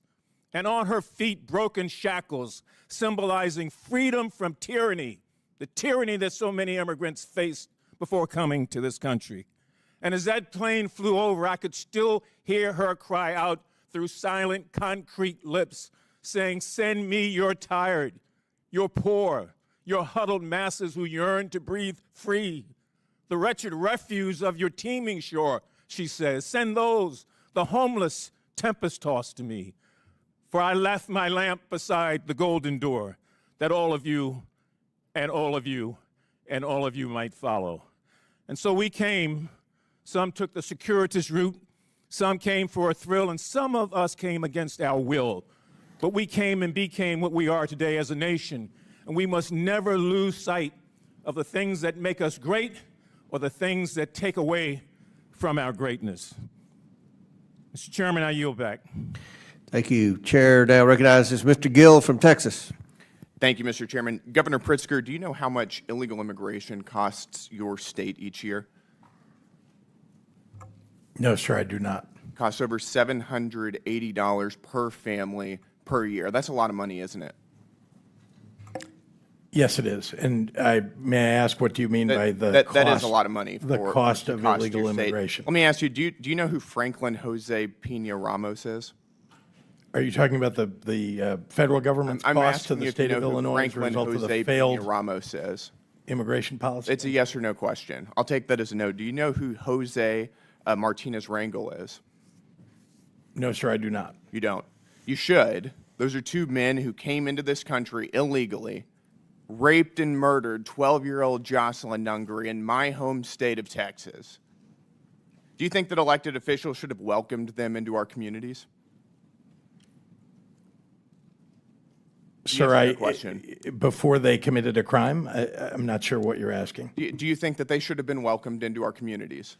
That's a very straightforward question. Someone who commits murder, no. Someone who commits murder should be Why apprehended. did you state during Biden's border crisis that illegal aliens, quote, should have been welcomed and helped by elected officials? When you say illegal I'm aliens, asking you, these are should people these who are people have been given welcomed and asylum. helped into our communities? People who are That's an asylum easy seekers. yes or no question. Well, you're mischaracterizing them. It is your position that they should have been welcomed into our communities. Is that correct? There were That's asylum from seekers your who were own here statement. legally. And There then were they went asylum on and seekers. murdered and raped 12-year-old Jocelyn. Someone who Nunnery. commits murder should be held accountable. We do that in the state. And of you think Illinois. they should have been welcomed into our communities before they did? I don't know how you can tell before somebody commits a crime You can that they are secure the going to border commit the and crime. not let illegal aliens come into our communities. Do you support abolishing ICE? Asylum seekers. Do you support abolishing ICE? No, I believe we need an immigration force in the United States. You In don't. fact, You believe a budget is a moral document. Is that correct? I do. You do. You tweeted that. Your administration gave $12,000 to the Organized Communities Against Deportations, which just this past month was marching in the streets of Chicago with signs saying abolish ICE. Do you support this? I do not. Is this a support reflection of abolishing your an moral immigration values? force. Is this a reflection of your moral values? I do not support abolishing an immigration force. That's good to hear. Mr. Governor, do you think that biological men should be able to use women's restrooms? I'm not sure how this has to do with immigration. It's sir. just a yes or no question. Why are you It's very easy to politicizing answer. this? Do you I think thought that we were men here should be using doing women's fact restrooms? finding. I'm sorry? Do you think men should be allowed in women's restrooms?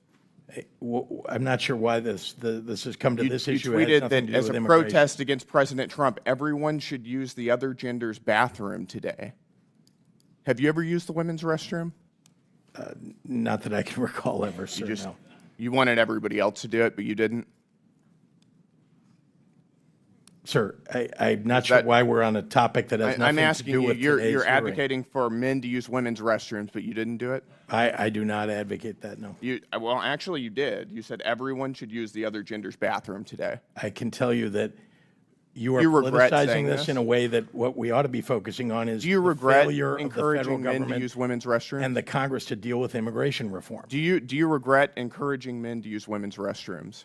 Again, you're taking us on topics that have Did you ever nothing to consider do that with women don't the want you in subject their- that you in their invited us here bathrooms? for? So you're admitting that this is just a political circus. No, Is I'm that what you're doing? asking you This because is you put nothing this to do on with the immigration internet for everybody and to really see. about you grandstanding. I'm asking you, have you ever considered that women don't want you in their bathrooms? That's a private space that they don't want you or any other man in. Congressman, let's talk about You your can't say that failure to normal vote people can for say that Medicaid. they In don't- fact, you want to that take they don't think Medicaid away. men should be in and women's SNAP restrooms. And That's a veteran very services. straightforward question. You apparently want people And you're to die encouraging men to in the use United women's States restrooms because you where there want to could be take healthcare underage away. girls. Do you think that's appropriate? Sir, if we're going to Do you think that's politicize normal? this, let's talk about what you're doing to people in you this think that country that's normal? by virtue of your votes. All right, let's move on. with Let's President ask, Trump. do you support Hamas's agenda? Sir, I do not. They are a terrorist organization.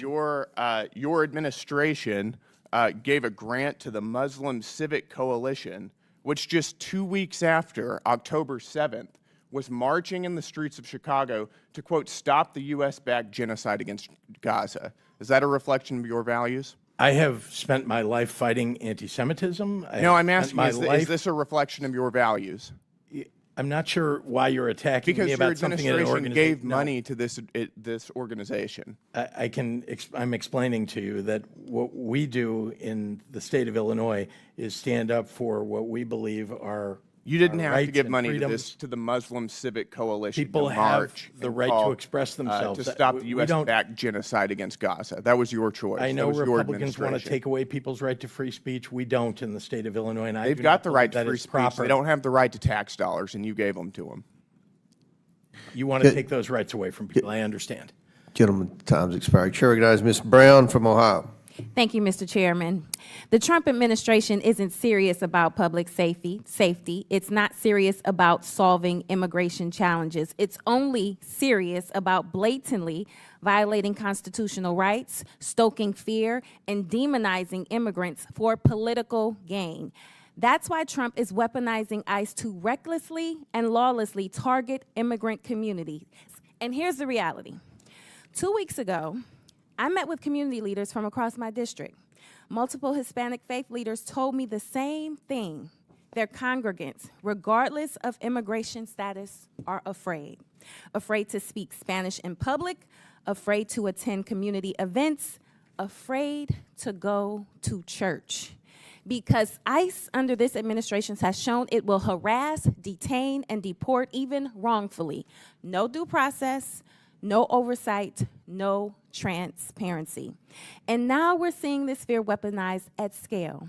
Just this week, the president deployed 4,000 National Guard troops to Los Angeles without the consent or consultation of California's governor.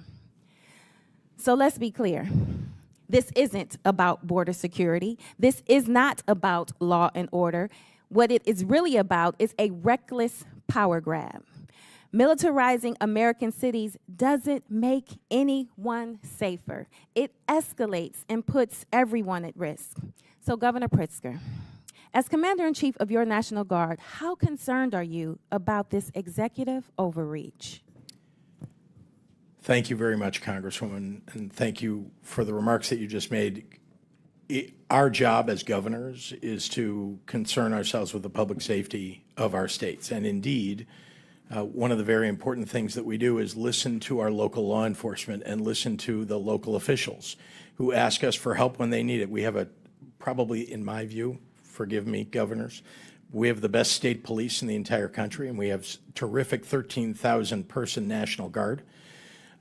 We go to our state police for support, and then, if necessary, we will ask the National Guard to step in. And again, only when local law enforcement and our local officials ask us for that help. When the President of the United States goes in over the top to grab our National Guard for domestic security, when there is not, as he said in a memo falsely, a rebellion, that is taking away the rights and obligations of a governor.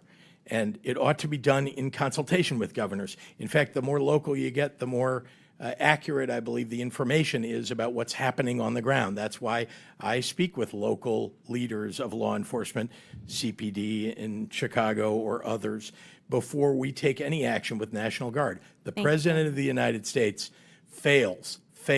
Why? Because he wants mayhem in the streets. Why did he call in Marines? And that's the point. This administration says it's targeting violent criminals, but that's not what's happening. They're going after parents dropping off their kids, workers showing up to their jobs, and asylum seekers navigating the legal system. And let me say this plainly. If you commit a violent crime in this country, you should be prosecuted. If you came here to do harm, this country is not your home. Governor Pritzker, can you set the record straight with which direction is violent crime headed in your state, up or down? Down significantly. Thank you. And Governor Pritzker, across the country, undocumented immigrants are less likely to commit violent crimes than U.S. citizens. Does that hold true in your state? Immigrants are less likely to commit crimes than people who already live there. Now, that may come as a surprise to some tuning in today, especially those fed a steady diet of fear. A recent poll found that Fox News viewers are twice as likely to believe the false claim that immigrants commit more crime. It's not true. It's not true. It's not true. So let's stop with the scapegoating and start focusing on real solutions. So quick yes or no's, Governor Pritzker. Did Trump's pardon of the January 6 defendants who violently attacked police officers make Illinois safer? It did not. Does blocking common sense gun laws like universal background checks make your state safer? Absolutely not. Did DOGE cuts to community violence prevention funding make your state safer? Much less safe. Would cutting Medicaid to pay for tax breaks for the wealthy make your state safer? No. Cutting SNAP benefits? No.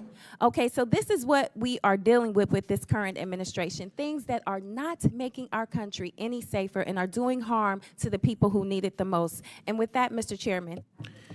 Your lady yields back chair, and I recognize Mr. Donalds from Florida. Thank you, Chairman. To piggyback off my colleague, Governor Pritzker, how much does the state of Illinois spend on illegal immigration every year?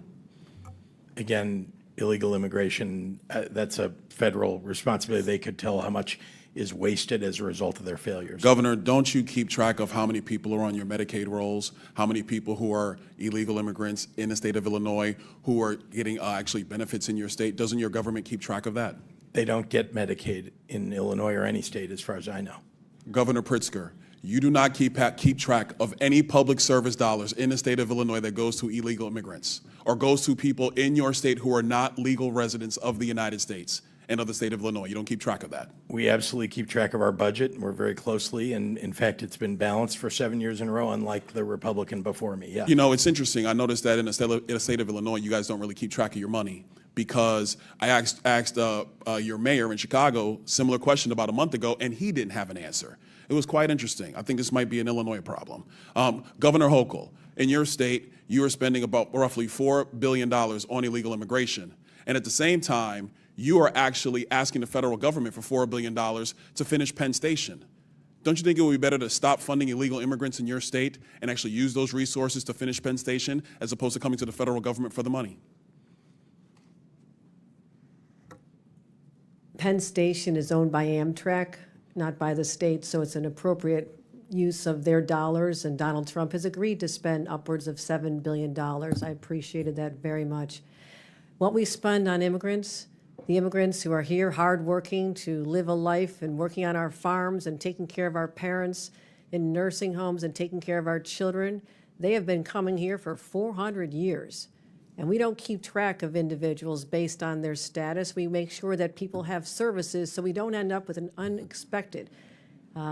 So essentially what you're telling me is that you keep no track of money that is going to people who are not legal in the United States, resources that are taken away from New Yorkers, resources that are taken away from Illinoisans. You guys do not keep track of any of this. You know what's really challenging is that many people came here with legal status. I mean, temporary protective status, 300,000. Do you all of a sudden they wake up one day and it's do you gone. go along with the strategy from the Biden administration, which massively expanded immigration protocols that overwhelmed your city and overwhelmed your state? Do you agree with that? We call for secure borders. We call for this body to I do never its remember job. you calling for secure borders at Nope, all, Governor Hochul. We certainly have. That We doesn't certainly sound have. like him to my many, memory. Many conversations I had with the White House.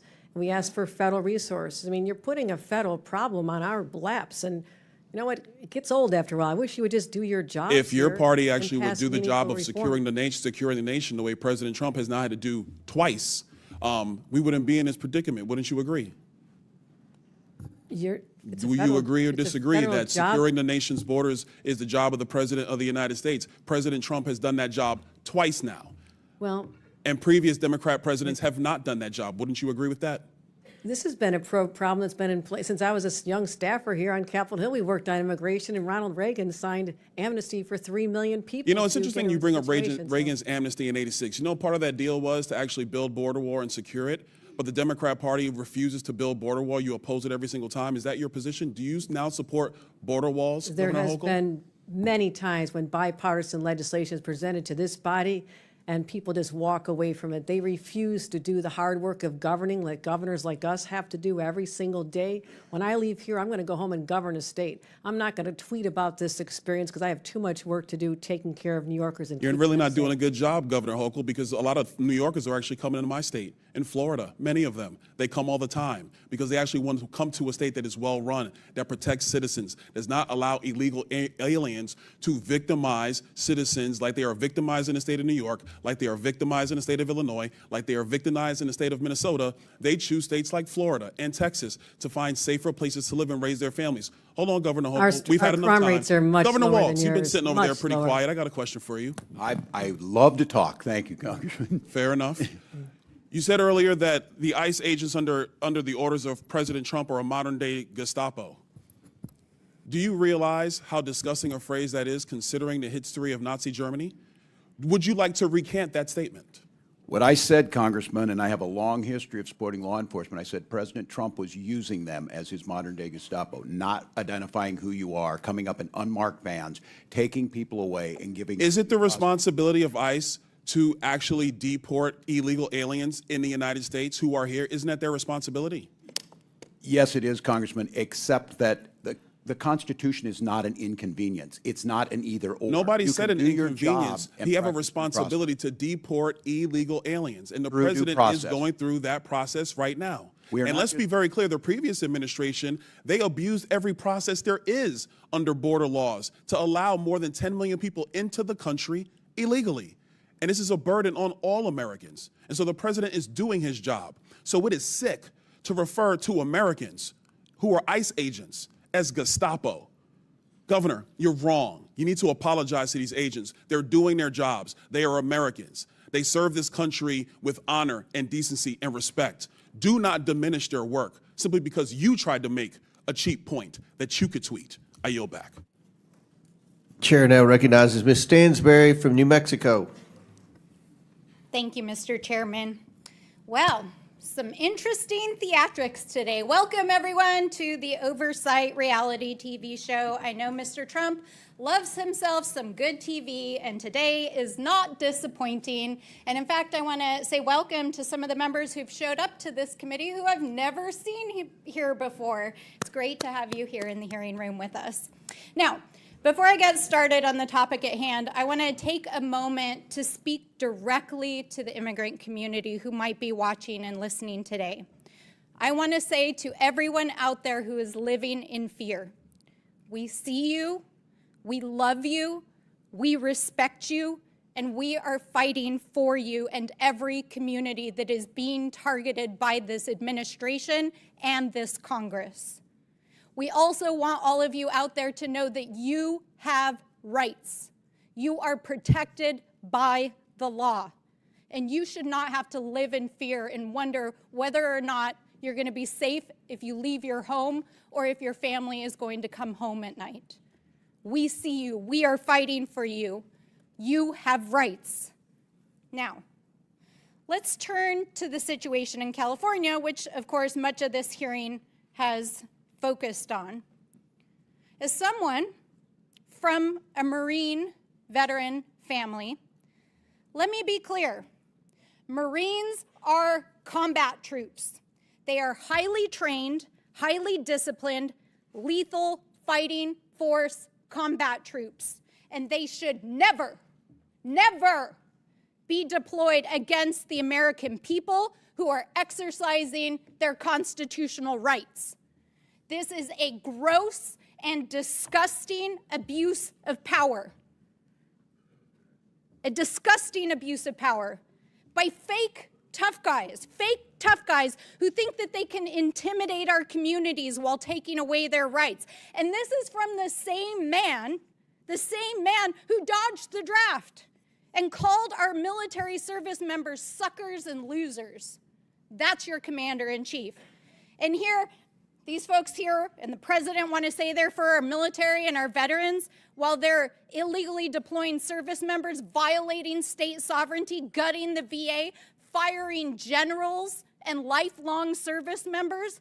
And you all want to sit in here and play like you're with the military and the American people while Donald Trump is planning to spend $45 million of your hard-earned taxpayer dollars on a fake military parade this Saturday that they can't even fill, that they put a super PAC ad on Craigslist to recruit citizens of the city of Washington, D.C. to go stand in the parade route. Congratulations, it's made for TV. But this is serious because this is an abuse of power.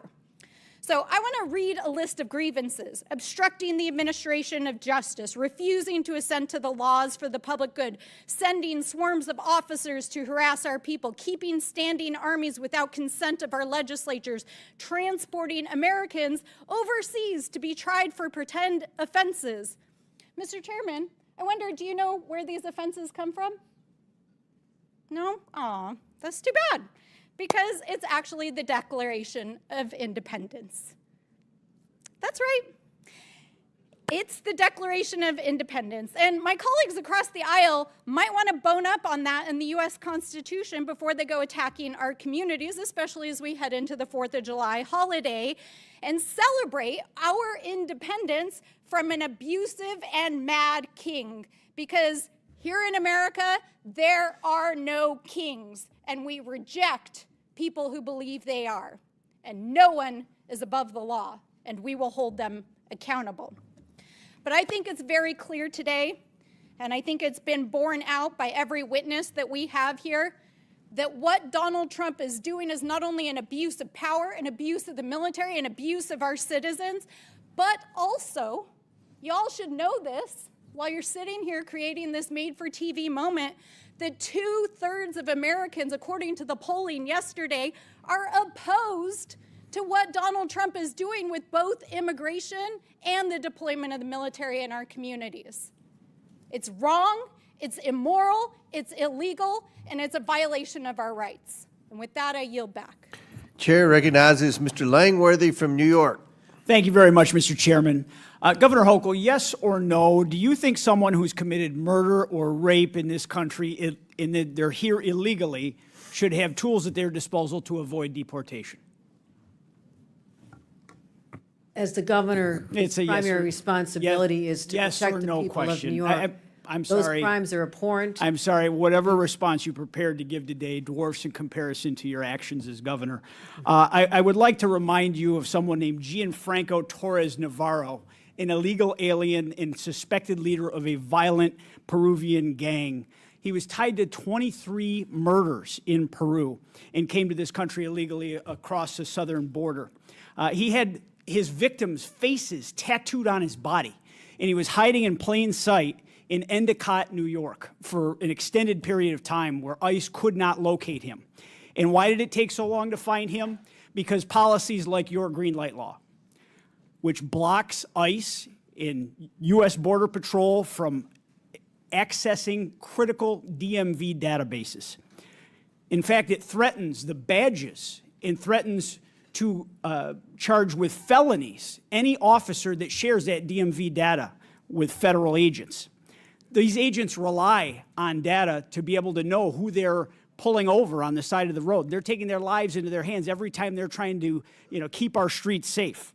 The really sick irony here is that your government in New York, my home state, freely shares that same DMV data with the government of Canada at our bridges in you and my hometown. But it doesn't share that data with your American federal government. Why, Governor? You're misstating the green light law I'm because we not. are able to cooperate with federal authorities when there's a Why crime do you shield the involved. database, Governor? Anything they want from us related to investigating a crime This is is data available that's to needed them. in real time to enforce the laws on the streets. They can't subpoena these records from your government. And I've had these conversations with my county sheriffs all across the state of New York, state police.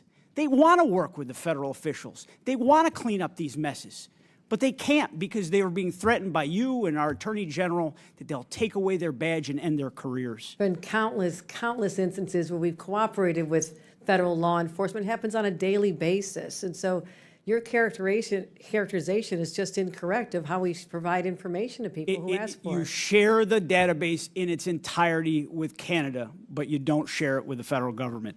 It's beyond belief. I mean, this is denial and excuses, Governor. You know damn well that the New York State Sheriff's Association, the State Association of Chiefs of Police have both condemned the green light law.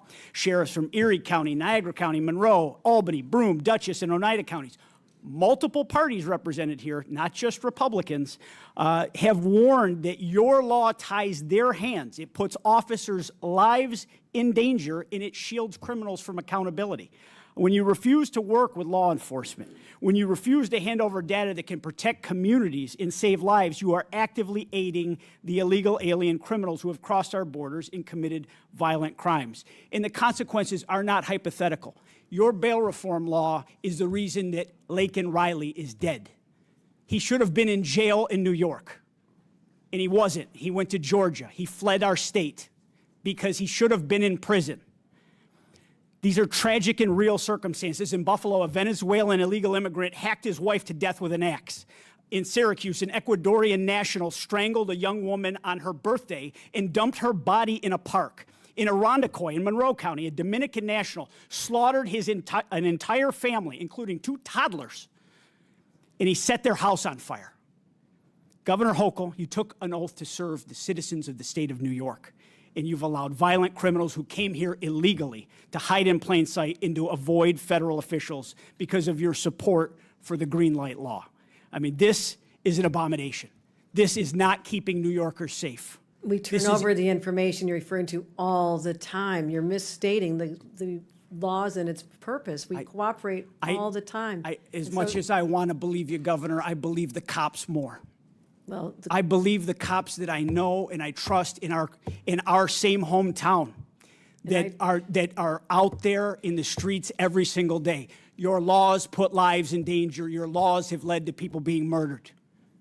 my job is to protect the people of New York, and I fight hard every single day. I have doing done a more very lousy to job of reduce it, the Governor. crimes. Murder rates are down to historic lows, and we're working hard to make sure one crime is one too many. I take this very seriously, but we do cooperate when anytime they need help with law enforcement, and you're just that is refusing just to not accept what the law enforcement You're officials just not tell me, accepting Governor. the facts. I can't help that.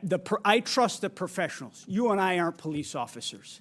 I trust the people out in the field that wear a badge, that are honorable, decent, hardworking people. And that's why they should And be you have a record of disrespect to law enforcement, just like you disrespected every corrections officer in the state of New York. You have a lot of gall to come here and criticize the president for using the National Guard to actually bring law and order to the streets of our country. When you sent those same National Guard officers to become corrections officers after you destroyed the lives of so many of the hardworking corrections officers of the state when you broke their union. You're absolutely right. There is a distinction. I have the authority over the National Guard in the state of New York. The president is usurping the sovereignty of another state, of the 50 states, when he imposes the National Guard against the will of the governor. Just a difference of understanding of basic civics. Thank you, Mr. Chairman. I yield back. Mr. Chairman, I have a unanimous consent request. I'm sorry? I have a unanimous consent request. Proceed. First, I'd like to seek unanimous consent to enter into the record this article, counties that provided sanctuary to undocumented immigrants saw falling crime rates, steady fines. Without objection, so ordered. Second, data shows sanctuary policies make communities safer, healthier, and more prosperous. Without objection, so ordered. And third, Trump team focuses deportation on immigration numbers, not criminals. Without objection, so ordered. Chair now recognizes Mr. Garcia from California. Thank you, Mr. Chairman. I want to thank our governors for being here as well. Thank you all for your service to your states and to our country. I want to just be clear, Donald Trump clearly and House Republicans are really not serious about helping our states and our cities. Before I came to Congress, I was a mayor and I worked closely with our police department, incredible men and women that worked really hard to promote policies that actually make the public safer. Now, during that time, our city actually reported some of the lowest murder rates in history. And I've been in close touch with our current police department, our local sheriff, and local law enforcement. And I want to be clear. Donald Trump is intentionally provoking chaos, hate, and division. Now, Trump is trying to intimidate. He's using our military to create fear, and there's no legal justification for his actions.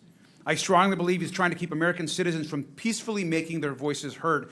We just had a demonstration in my hometown of Long Beach, California. Over 500 people showed up. There was no vandalism, there were no arrests, and it was peaceful, and I want to thank them.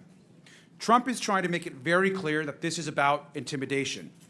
I believe he's fueling violence on our streets because he thinks it's politically helpful to him. And I actually want to remind our committee that when Donald Trump was president in 2020, that's actually when we saw surges in violent crime across the country.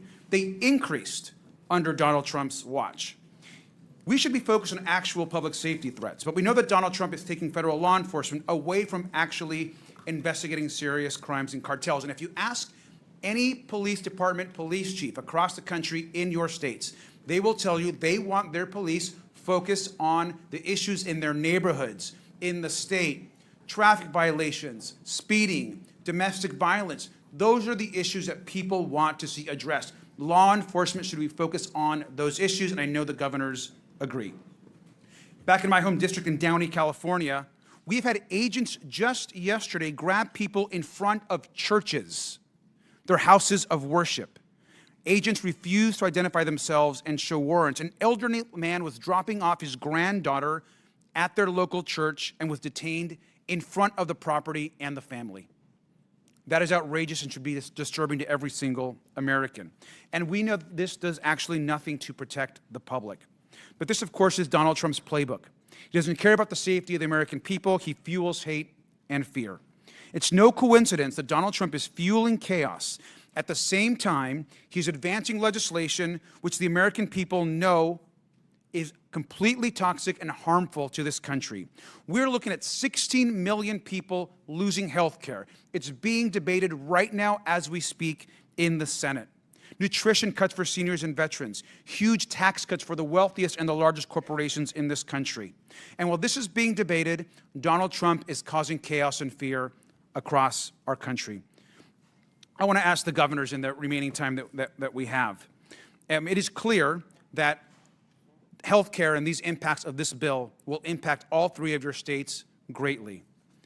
And so I have a brief question. What is the bigger risk to your state? Ripping away health care from millions of people across the country, thousands and thousands in your own states, or the law-abiding, working, undocumented folks in your states? And I'll let you each go ahead and give that answer. We'll start with Governor Pritzker. Thank you very much, Congressman Garcia. There are 770,000 people who stand to lose their health care in the state of Illinois, perhaps even more, depending on how this bill turns out. And I can tell you that there are people who are dependent upon Medicaid and Medicare to survive. I am deeply, deeply concerned about the deaths that will occur as a result of the cuts, not to mention that we're taking away SNAP benefits from families that need it most, and children.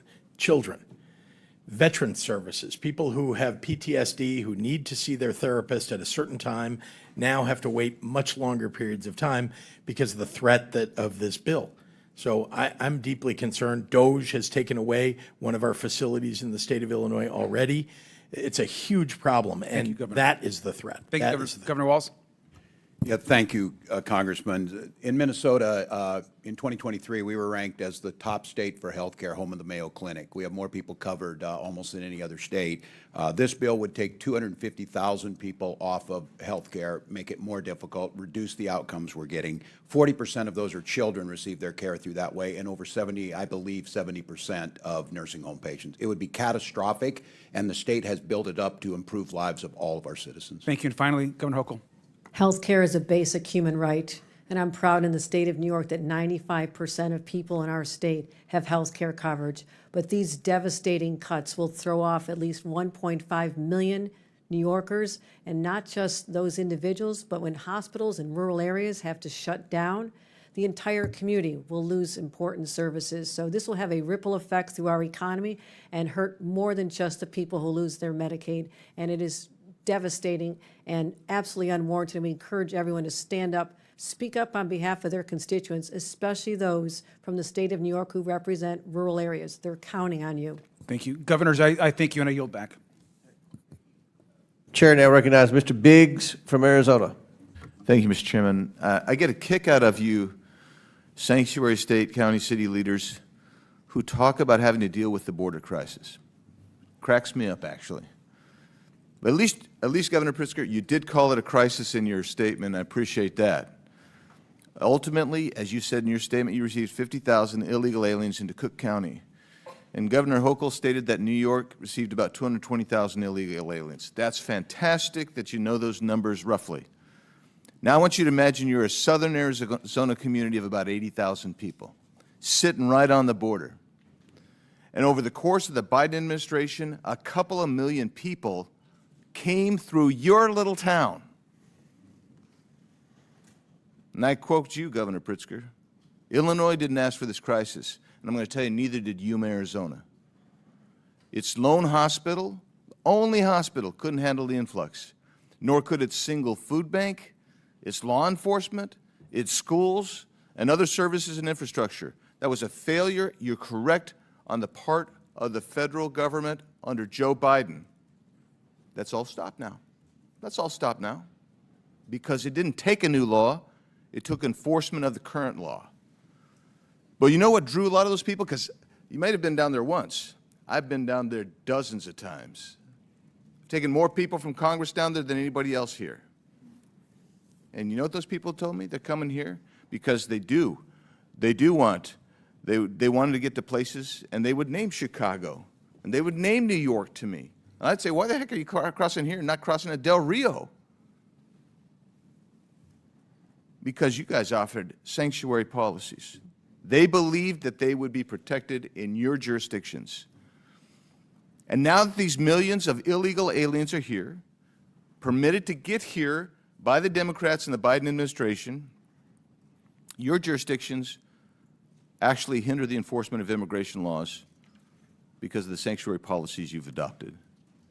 And then you have the temerity to complain about the influx of illegal aliens that strain your social services. Well, you did that. That's not even an unintended consequence. That's what it is. So I'll ask you, Governor Walz, do you agree with Minnesota your Attorney General's opinion stating that it's not lawful for Minnesota counties to hold people for immigration authorities, even if there is an immigration warrant? Do you agree with his statement? That's his statement. It's not yours. I just want to know if you agree with him. Yeah, well, I know you know this, Congressman, that all 87 Minnesota counties follow federal law. I don't know that. I just want to know. I don't know that. Why would I know that? I'm just going by your Attorney General. I haven't He got the says not chance to to do explain it. it. Do you agree with the Attorney General? That's all I'm asking. The Attorney General is elected independently in Minnesota. Nothing in his opinion allows it. In Minnesota, So are you telling me you disagree with him? Could I Do have you 20 disagree with him? seconds just to say? I just want you to answer the question. You're not answering the question. I served here, Congressman, and there's the respect to the witnesses to just be able to speak. Yeah, there is, and there should be respect, and that respect from the witness should be to answer the question. Our counties and jurisdictions can do whatever they deem necessary. They have to. Do you agree with before your federal- Attorney General? Apparently, we don't know, because you're not going to answer. You're going to be oblique about it. So That's unfair characterization. I'm trying to answer. I'm not the Attorney General of Minnesota. do you agree with his memo? And you're killing nothing- time because you're filibustering. Do you agree with his memo? That's all I'm asking. Nothing. And you don't want to even answer it. You just say, oh, you know, maybe yes, maybe no. I don't know. Let's go to you, Governor Pritzker. A lawsuit was filed against you in the state of Illinois, and you responded. Your response to the claim is that Illinois has a quote constitutionally protected choice not to assist federal authorities with deportation, close quote. Give me the constitutional reference you're making there. What are you referring to? Congressman, I don't know the lawsuit that you're referring to, and I don't know that I was the respondent in that lawsuit. I can say that This is from the response filed on your behalf. So you didn't read the response? Well, let me then ask you, if that is the response officially of you, how is that consistent with Arizona versus U.S.? It's not. How is it consistent with 8 U.S.C. 287 D3?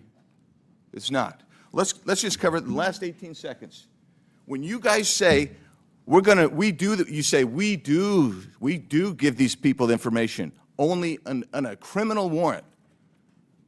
Is there any distinction in 8 U.S.C. 1373A, 1324, 1324C that says, yeah, you don't have to give information, you don't have to provide the body, you don't have to respond to the ICE detainer? Is there anything in there that says there's a distinction between the criminal law, the criminal warrant, the criminal detainer, and a civil warrant, civil detainer? Is there anything in there?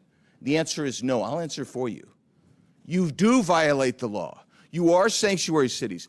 And every one of you sitting there, if you don't know that by now, you should know it walking out of here, that you are actually committing a federal crime every time someone does that, because you don't have the authority under federal law or under the Constitution to negate even a civil warrant for someone who's violated a federal offense when you get a detainer notice. Yield back. Chair recognizes Mr. Frost from Florida. Thank you, Mr. Chair. All over the country, people are protesting nonviolently President Trump's treatment of immigrants, and they are right to. And I think it's important that we are clear as leaders about what's going on in this country right now. There is no mass deportation campaign. Deportation is a process that is not being followed right now. What's going on is people are being snatched up in the middle of the streets, trafficked, kidnapped in the middle of the streets, trafficked to other countries without due process. Trump is taking blatantly illegal and inhumane actions to stoke protests and then escalating things from there. Over the weekend, he sent the U.S. troops to California. This is dangerous. First, the California National Guard without the governor's support, and now the Marines. The Marines are trained to fight and win wars, not to de-escalate a protest in the heart of an American city. Members of our armed services have sworn an oath to the Constitution. They didn't swear an oath to Donald Trump, and they're not his personal army. And so in the face of a wannabe dictator, we have to have strong opposition. First, the Trump administration says they're going to arrest judges. Then they arrested a judge. Then they talk about arresting elected officials. Then a mayor gets arrested. Then they said they'd arrest a member of Congress, and one has been indicted. A Democratic member of Congress has been indicted. And now we have Trump's border czar, Tom Homan, who's threatened to arrest the California governor.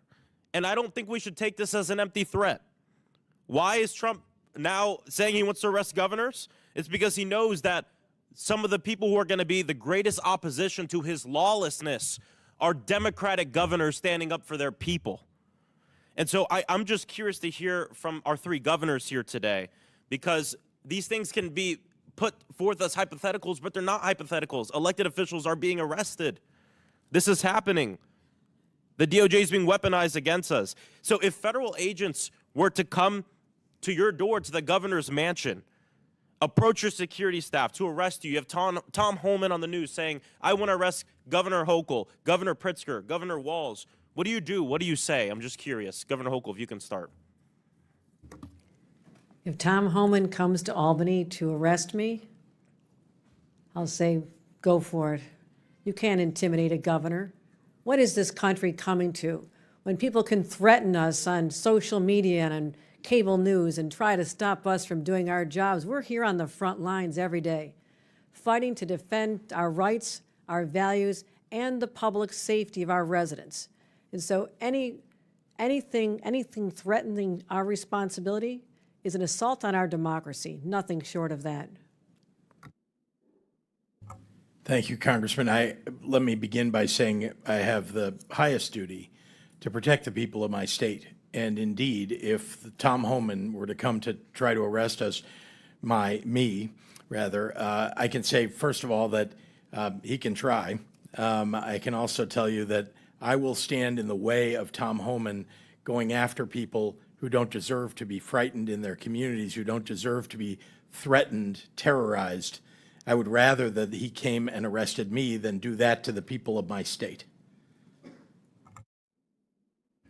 Well, thank you, Congressman. And I was just sitting here listening today again. There's many of you in here, I friends on both sides of the aisle that I served here.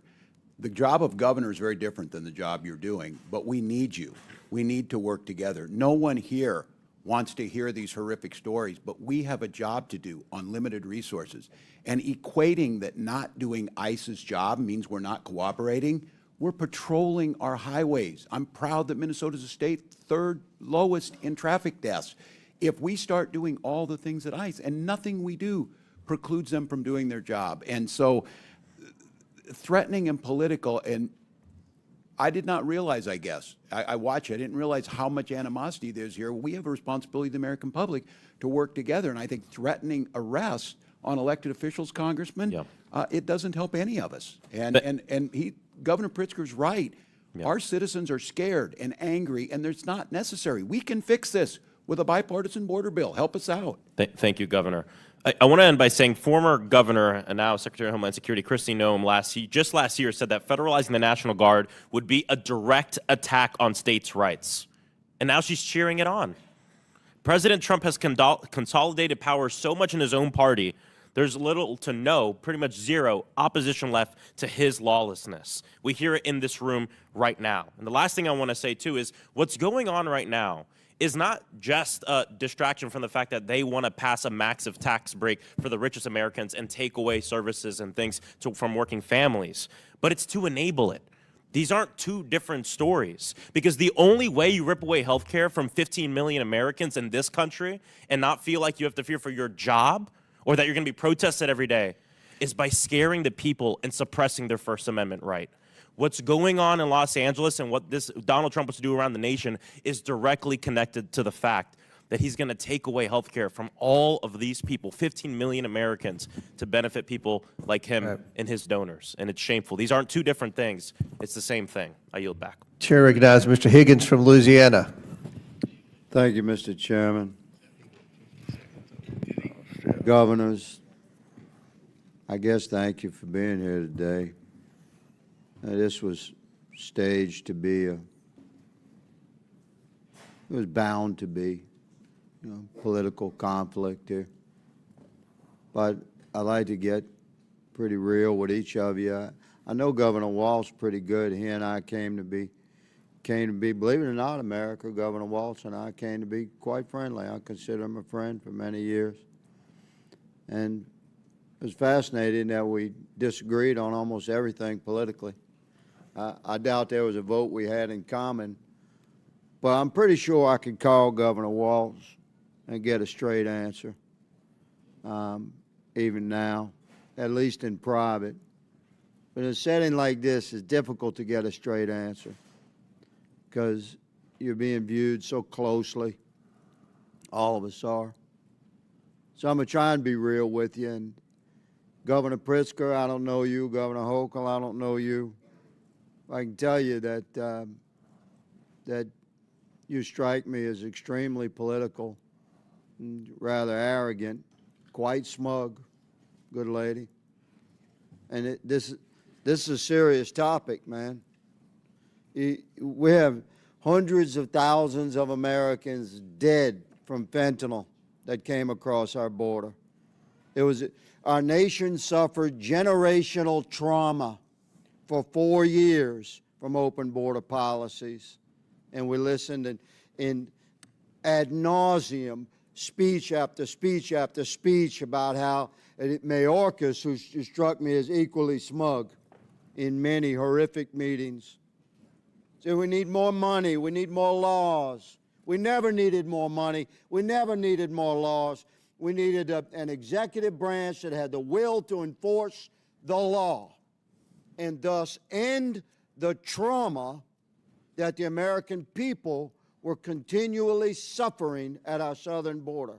Now, the impact of that policy remains, and sanctuary cities are a large part of this thing. And I don't know the life of you three, your background. I don't know if you've held the hand of a mother or father had to deliver to them the news that their child had been killed by a violent criminal. Prayed with that person, but I have.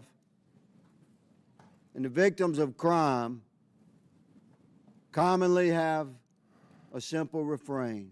Why? Why? Why did this happen to my family? And I'm going to ask you, Governor Pritzker, and you, Governor Hochul, what do you say to those people when, have you ever had the courage to speak with one in person, in private, without cameras, and when they ask you why was this horrible person invited to Illinois or New York? Why do your sanctuary policies encourage, why did this guy that killed my daughter, why was he in my state? Why? Representative. Don't tell me it's limited resources. Representative. Don't tell me it's limited resources. I'll let you know when it's time for you to answer the question, madam. Okay. Don't tell me it's limited resources, because we're talking about the resource of righteousness and goodness. And God controls the bank of righteousness and goodness. And there's no limit to that withdrawal. Governor Pritzker, what do you tell a family when they ask you why? Why was this murderer in my state that came here across the border illegally and was encouraged to come to my state by your policies? Go. You said invited or encouraged. 50,000 people invited were and encouraged by 50,000 sanctuary people were policy. shipped to my state by a border state governor. Bush. Own it, man. I'm not beating Own around. it. I'm telling you, 50,000 people were shipped to my state by a Would you ship Republican them back? border state 50,000 governor. is a smidgen. We have 15 million cross the border. I understand. I'm glad they bust some to your state. I have been clear your sanctuary about policies favoring border Governor security. Hochul, There was a I'll give bill you the last last year couple of on that seconds very here. subject, sir. On the Governor question of Hochul. what And I'd you say to opposed that it. family, I would say my heart is breaking for you. I'm a mother. When you describe the pain of a family like that, I've been there. I have held victims' families in my That's a arms. good start. And I'll tell you Mr. this, Chairman, I appear my to be a time has religious expired. person, I yield. but we are called. Gentleman's time's expired. Chair recognizes Ms. Lee from Pennsylvania. Mr. Chairman. Well, I recognize the ranking member for unanimous consent. Okay, a couple of things. One, I want to raise a point of order. It is against the rules to attack or to breach the decorum with respect to our witnesses. You can't. Well, the ranking member has a look different like this, definition or you of look attack like than I that. do. You That's look for like sure. this. You cannot criticize the countenance of a witness when they come before the committee. You can raise issues, no question, but you cannot personally attack a witness. That is not within the rules. That is not in accordance with decorum here.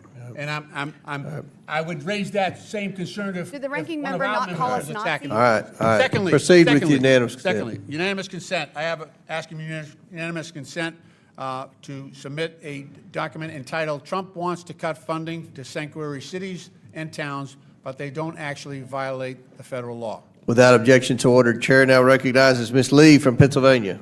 Yeah, thanks, Mr. Chair. It's always funny the lack of decorum that we get, and people we do drop the gentleman act here oftentimes when attacking women who aren't able to defend themselves with equal time. But that's kind of the theme here, right? Attacking Americans or people who are not able to defend themselves, or at least who Republicans hope can't defend themselves. And that's what we're seeing essentially in Los Angeles. So I would say that this hearing is quite timely.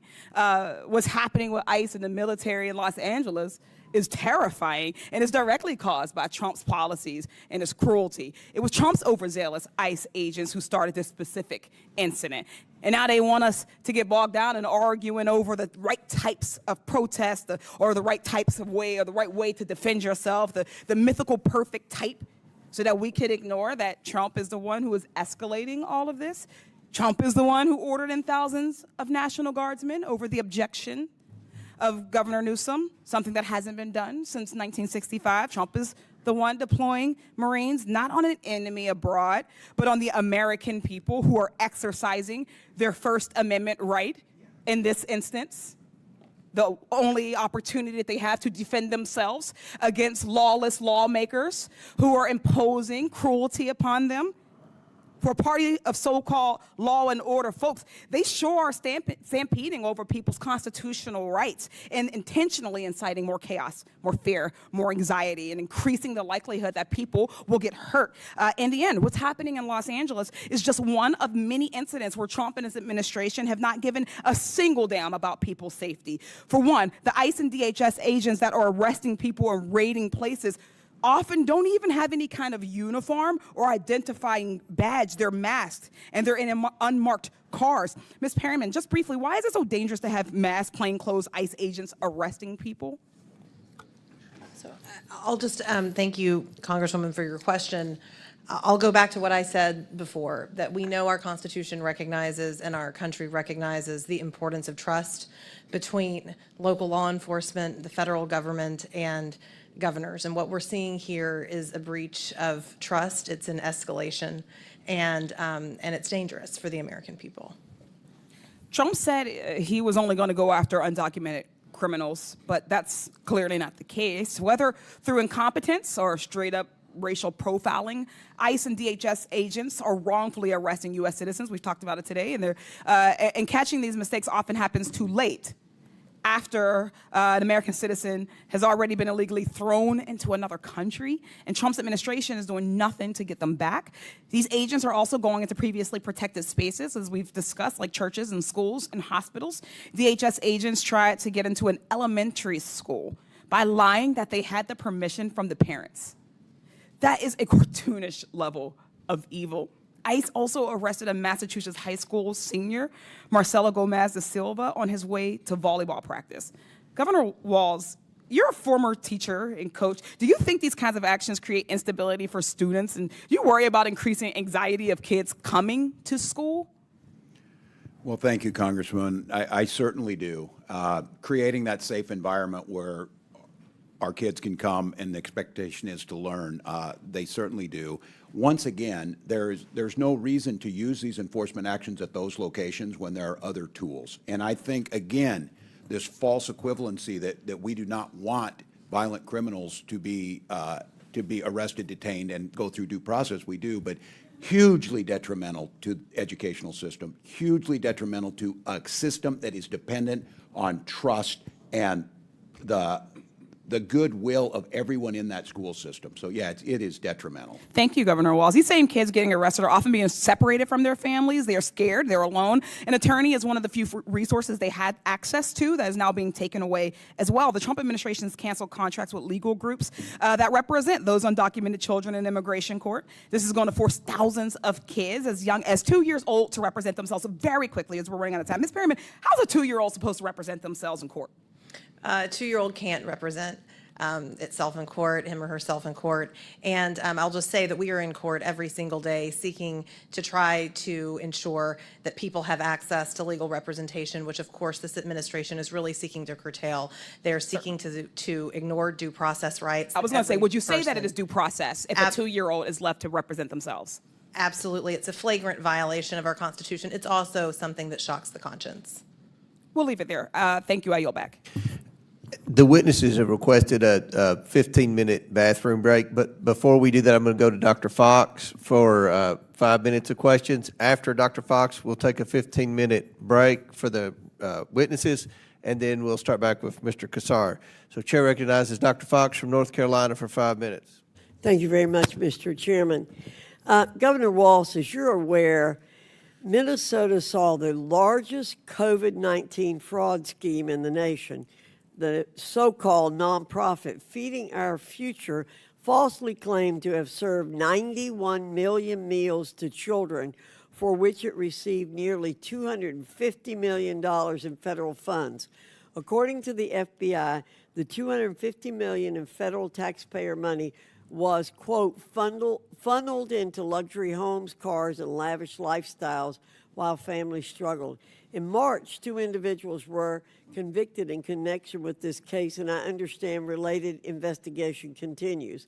The FBI stated that, quote, the egregious fraud uncovered in the Feeding Our Future case represents the blatant betrayal of public trust.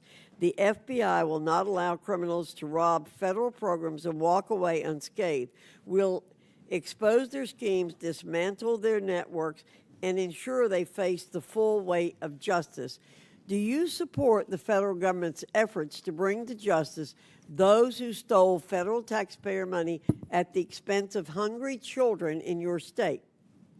Thank you, Dr. Fox, wholeheartedly. And this is a great example. When the federal government works with the state, we reported it, they prosecuted them, they are in prison.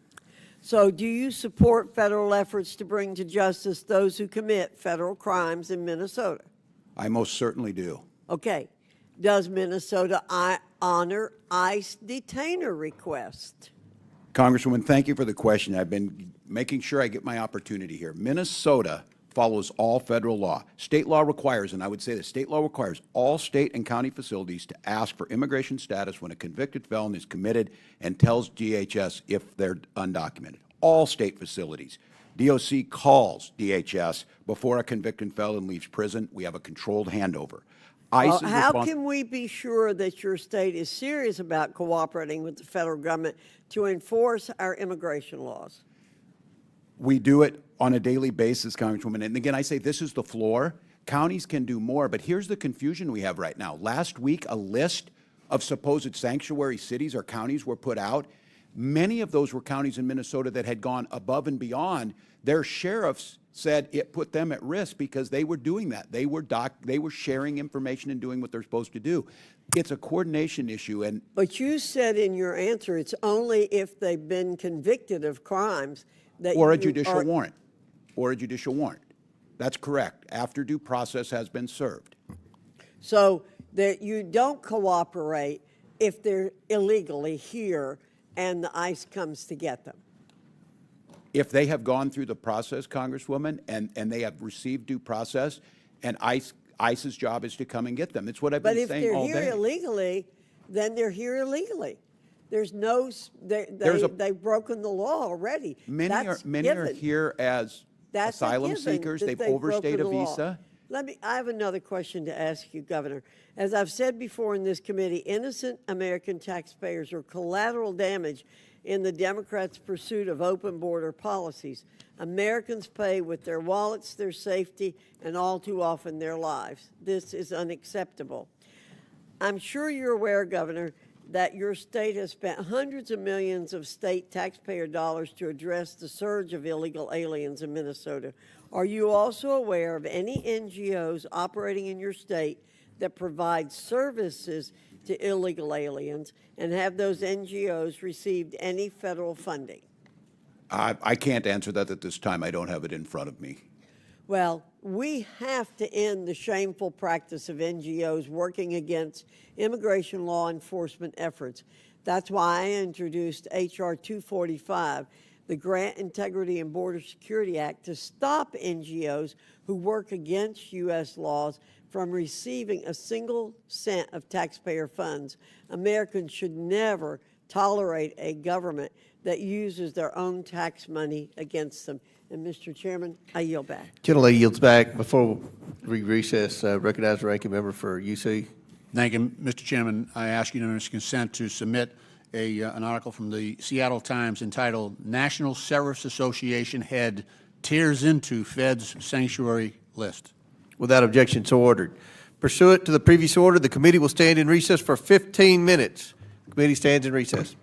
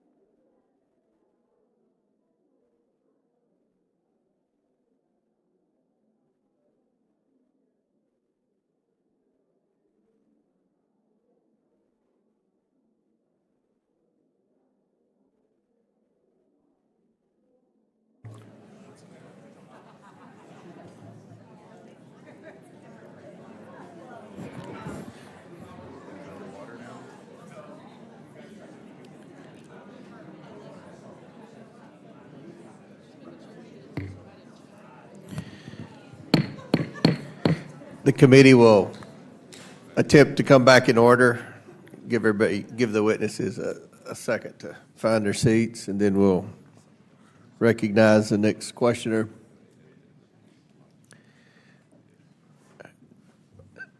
Thank you all. Chair now recognizes Mr. Kassar from Texas for 5 minutes. Good afternoon, governors.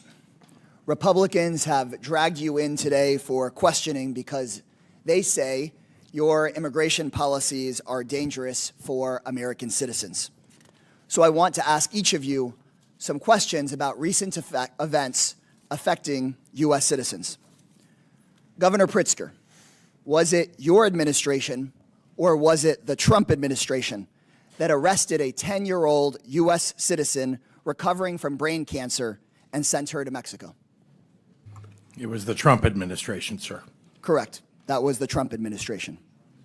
Governor Walz, was it your administration or was it the Trump administration that jailed an American for days, alleging he was in the country illegally, despite him being a U.S. citizen? I believe that was the Trump administration. That's correct. That was the Trump administration. Governor Hochul, was it your administration or was it the Trump administration that arrested a totally innocent U.S. citizen, pregnant woman who wound up in the hospital after her detention? Those horrific situations are all the results of the Trump administration's over-enforcement of our laws. That was just this week, and that's correct. That's that right. was the Trump administration. Let me be clear. Democratic governors who are trying to protect the rights of all of us are not the real danger that we face. Donald Trump's reckless immigration policies are what is putting us at risk, U.S. citizens included. Trump and his puppets here in Congress put out a constant stream of lies about immigration. So let me summarize what is really going on here. Trump has ordered law enforcement agencies to focus not on violent criminals, but on indiscriminately rounding up as many people as possible. Trump is targeting people going to work at Home Depot and 7-Eleven, ignoring gangs. Trump is targeting people trying to follow the rules and go to a court hearing, ignoring those who commit real violence. And then there's the kids. Imagine just for a moment that they're your kids. Law enforcement raids at our schools. Kids with their hands zip-tied behind their backs. Multiple U.S. citizen children with cancer deported to foreign countries, separated from their treatment, their care, and their doctors. This is not just about immigrant families. Donald Trump is undermining the rights that protect all of us, no matter who we are and where we come from. People are being arrested without ever having been accused of a crime, held for days without contact with their families or their lawyers, people being deported in violation of judicial orders. Trump also is going after anyone who dares try to put up guardrails against this, arresting judges, arresting mayors, arresting members of Congress and union leaders. This is not law. This is not order. This is chaos, and it's dangerous for all of us. Around the country right now, people are peacefully protesting to show the world the awful things the Trump administration is doing, tearing families and communities apart, ignoring the rule of law, making us all less safe. And please know, if you're one of those peaceful demonstrators, I hear you, I see you, I have your back. So many of you are suffering because someone you love is terrified or has been unjustly taken away from you by this administration. But Donald Trump does not want people to hear your message. That's why he's taken National Guard troops and the Marines away from their jobs and has sent them to Los Angeles, breaking all the rules about how protests like this are handled. Trump and Governor Abbott have even sent troops to my district in downtown San Antonio, a place that has been perfectly orderly and peaceful. Because, as always, we know Donald Trump is trying to stoke up chaos and division, and he doesn't care who gets hurt in the process. He wants to start a fire, pour gasoline on it, and blame somebody else for the flames. So if you're watching at home and you see images of disorder or chaos in the coming days, remember this: it's Donald Trump's fire. It's him who lit the fire, and he does not care if the rest of us get burned. I yield back. Gentleman yields back. Chair now recognizes Mr. Fallon from Texas. Thank you, Mr. Chairman. Governor Walz, would you say that one of the most important things any governor, or quite frankly, any elected official can do is to keep their citizens and constituents safe? I would, Congressman. Great, I would agree. And I ask this because when I was reading your bio that you provided, nowhere did you mention the safety and security of Minnesotans or fighting crime or supporting law enforcement or, for that matter, the rule of law. So I want to take you back to 2020. You were the governor of Minnesota. There were summer protests. You referred to them as peaceful demonstrations. In hindsight, would you still stand by that? Were they mostly peaceful? Congressman, after the murder of George Floyd on the streets, thousands gathered in the streets. Were there those that... But, Governor, were they mostly peaceful Yes. protests? The vast majority certainly were. They were. Those that weren't, So why would you have to call out the National Guard for mostly peaceful protests? they weren't all peaceful protests. Okay, so they weren't, all right, mostly. So, Governor, the total damage in dollars, what was that in Minnesota for the peaceful protests? I don't have that in All right, according to the insurance industry in Minnesota, they put the number between 1 and 2 billion, and your own state Senate put the price tag at 500 million. So if that's a peaceful protest in Minnesota, I shudder to think what a violent one would cost. Governor, I'd like to keep things simple. Okay. I did not call it that. We had folks who were there, Okay. and they're in prison. Okay, great. I'd like to keep things simple as far as when we talk about federal detainers, and I've talked to several federal law enforcement officials about this. So a detainer is issued when someone's already in custody and confined, jail, prison, court. It's not somebody just plucked off the street randomly, and there's really 3 conditions, and it's and/or probable cause that a foreign national is subject to removal from this country, final deportation order has been issued, or it's a foreign national that's been convicted of a crime and is about to be released. So sanctuary states won't cooperate with federal law enforcement. In Minnesota, do you cooperate sometimes, never, or all the time? We follow federal law in all 87 counties and all the jurisdictions. Some of them do honor detainer requests. Some do and some don't. That's correct. Okay. Counties have the ability. Okay. So, Governor, would you commit here and now, and this is really simple, I think it's commonsensical, to compel state and locals in Minnesota to cooperate with all federal detainers issued by federal law enforcement when it involves a foreign national that's been convicted of a felony? And I'm talking about kidnappers, rapists, child molesters, murderers, predators, parasites, scumbags. In all those instances, of a instances, felony being held by my state corrections, every time we call. every single time you're going to do that. Every time we in call them Minnesota. and have them come pick it up. What I would ask you to commit to is, are you going to fund ICE's, what they don't pay us, on detainers? Well, listen, on detainers and in ICE, I don't call them the Gestapo. And this is my definition of Gestapo, Governor. Real Nazis from 1933 to 1945 that facilitated and participated in the murder of millions. I don't call federal law enforcement officers Gestapo. You were recently quoted. Where's the apology? Donald Trump. Oh, no, Donald Trump didn't. Listen, Donald Trump's not here. Yeah. You are, Governor. Yeah. You're a big boy. Put your big boy I would pants on. ask, don't wear masks, identify who you are, don't pull up and Governor, you called them Gestapo. Will you apologize for that? And don't pull people. Will you apologize for that?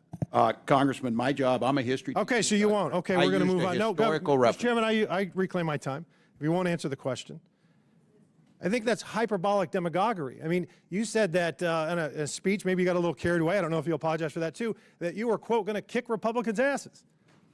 I mean, I didn't say that. You said it. And that's dangerous rhetoric, especially when you use Gestapo. That's lazy too, and it's terribly inaccurate. The fact of the matter is, again, time and again, you've excused violence and you use dangerous, irresponsible rhetoric. And you can choose between being on the side of law enforcement or the side of vicious criminals, and you've chosen the latter time and again. I don't know why. Maybe it's because you want to impress your limousine liberal friends when you're eating wine and cheese, or you're getting your coffee every morning at the hemp store.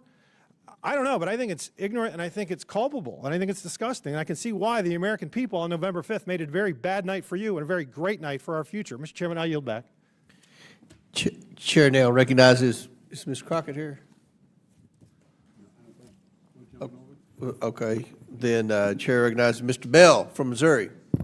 Thank you, Mr. Chair, and our witnesses for being here today. I think that it's important for leaders to be honest and understand the nuance of issues. And as my grandmother used to say, all the easy problems have already been solved. We're left with the tough ones. And so it's important to our constituents that we're explaining the nuance in these issues. And this hearing is yet another attempt at dismantling the system of power and the rule of law in America. The administration's threats to withhold funding and resources from states to coerce them to adhere to federal immigration law is unconstitutional, period. The deployment of federal troops without authorization is unconstitutional, period. Masked, unidentified ICE agents snatching people off the streets is unconstitutional, period. And since my colleague brought this up, Governor Walz, I'm a former prosecutor. Is it good precedence to allow masked men to show up and take people off the streets, not even identifying themselves? No, and it also puts law enforcement at risk. Absolutely, and there's this criminal element who might say, we can kidnap people, we can rob people, come with masks, identify ourselves as ICE, and someone may not know what they can do. Is that correct? Well, if I'm not mistaken, I thought yesterday I saw that very thing happened. Someone identified themselves as ICE and committed a crime. Yes, look, you wear the badge for a reason, you wear the name for a reason, and you make sure that you're coordinated with those other law enforcement agencies that are there. It's a dangerous situation for everyone. Absolutely, and so governors, quickly as it relates to criminal trends in your state, are illegal immigrants more or less likely to commit serious violent crimes? It's clear that immigrants commit crime at a lower rate than the rest of our population. Studies suggest that illegal immigrants were about half as likely as U.S. citizens to commit an offense serious enough to result in incarceration. And it seems to me that we're redirecting critical resources from communities to address immigration when statistically immigrants commit less serious crimes, and this misalignment risks undermining community stability by deprioritizing other high public safety concerns, which you all have to deal with. And so I'd like to ask quickly, too, Ms. Perryman, are you familiar, and I'm not sure if you are because this was out of the State House in Missouri, are you familiar with the Second Amendment Preservation Act? Is that the act, Congressman, where the State House in Missouri sought to pass a law that it would not cooperate with federal law enforcement? Particularly with gun cases, yes, ma'am. And so I'm a little confused, and I'd love for my Republican colleagues to clear this confusion up. On one hand, when it involves immigration, they're saying that that states like yourselves should do the job for them, reallocate resources from places that you're doing tremendous work in to do the federal government's job. But when it comes to gun violence, Missouri passed a law forbidding police, local police, from cooperating with federal law enforcement. And so I got to ask, in your respective communities, is gun violence a problem? Governor Hochul. Any incidence of violence is a problem for us, but I'm proud that after investing nearly $3 billion in law enforcement since I've been governor, our crime rates are trending downward, particularly violent crimes. And a place like New York City had the lowest crime rate in May in history. And I'm going to reclaim, just because I'm short on time, but Lowest gun murder violence rate? is a concern. Would that be safe to say? Yes. It Governors? It is absolutely a concern, yes. And so if when local law enforcement and federal law enforcement work together to curb gun violence, which protects all of us and all of our families, I don't hear Republicans complaining about the fact that local law enforcement is literally barred, until the Supreme Court overturned this, barred from working with federal officials. And I think it's just about hypocrisy to suggest in this situation that you should be forced to take the finite resources that you have to do the federal government's job. That's my time. I yield back. Chair recognizes Mr. Sessions from Texas. Mr. Chairman, thank you very much. To our friends, Mr. Walz, welcome back. The opportunity that we have today to talk about this brings up a lot of issues. I think we all understand and we know this. There are over 600,000 migrant children that cross the border without supervision from 2020 forward. 600,000 children. We're sitting here arguing about a lot of things, but during the Biden administration, they took no steps, none, to affect, and this is from an IG report. They did not, they were unprepared, they did not know what they were doing, they let people come across, they didn't check, they just took people's word for it, and we still have these. Of those, 233 migrant children were never even given dates to appear in an immigration court. No dates by the Biden administration. Here, come on in, here you go. I would suggest to you that each of you are participatory for bringing people because of your words of New York is open, Illinois is open for business. We want you to come. We want you to be here. And terrible things have happened in our country as a result of a false promise. I know you're perfectly willing to pay millions of dollars to people out of your own coffers, but the bottom line is they came through Texas and other areas, and it caused a great deal of carnage and harm. And these migrants are in trouble. They're in trouble, the entire pathway to be taken advantage of and to cause harm, not just to themselves, but other people. I would submit to you, all three of you have encouraged people to come, and the numbers are stunning about the numbers of not just people that got caught, but those people that came here who have criminal records, and they appear on terrorist watch lists. And I would ask each of you, are you aware that when you put your open Come to America sign, come to the state of Minnesota, come to Illinois, come to New York, are you aware that you were doing that where there would not be a background check, where there would be people who would openly hear this who were criminals and terrorists? And they evaded this process and overwhelmed law enforcement. You created a gold rush. You created a rush whereby people came. And the entire pathway is littered with not only brand new areas, and it's the number of communities that now participate under 280G has exploded. And that is because it is the drug cartel's plan to have someone in every single city around America. In Texas, it used to be Dallas, Houston, San Antonio, Austin, maybe Fort Worth and El Paso.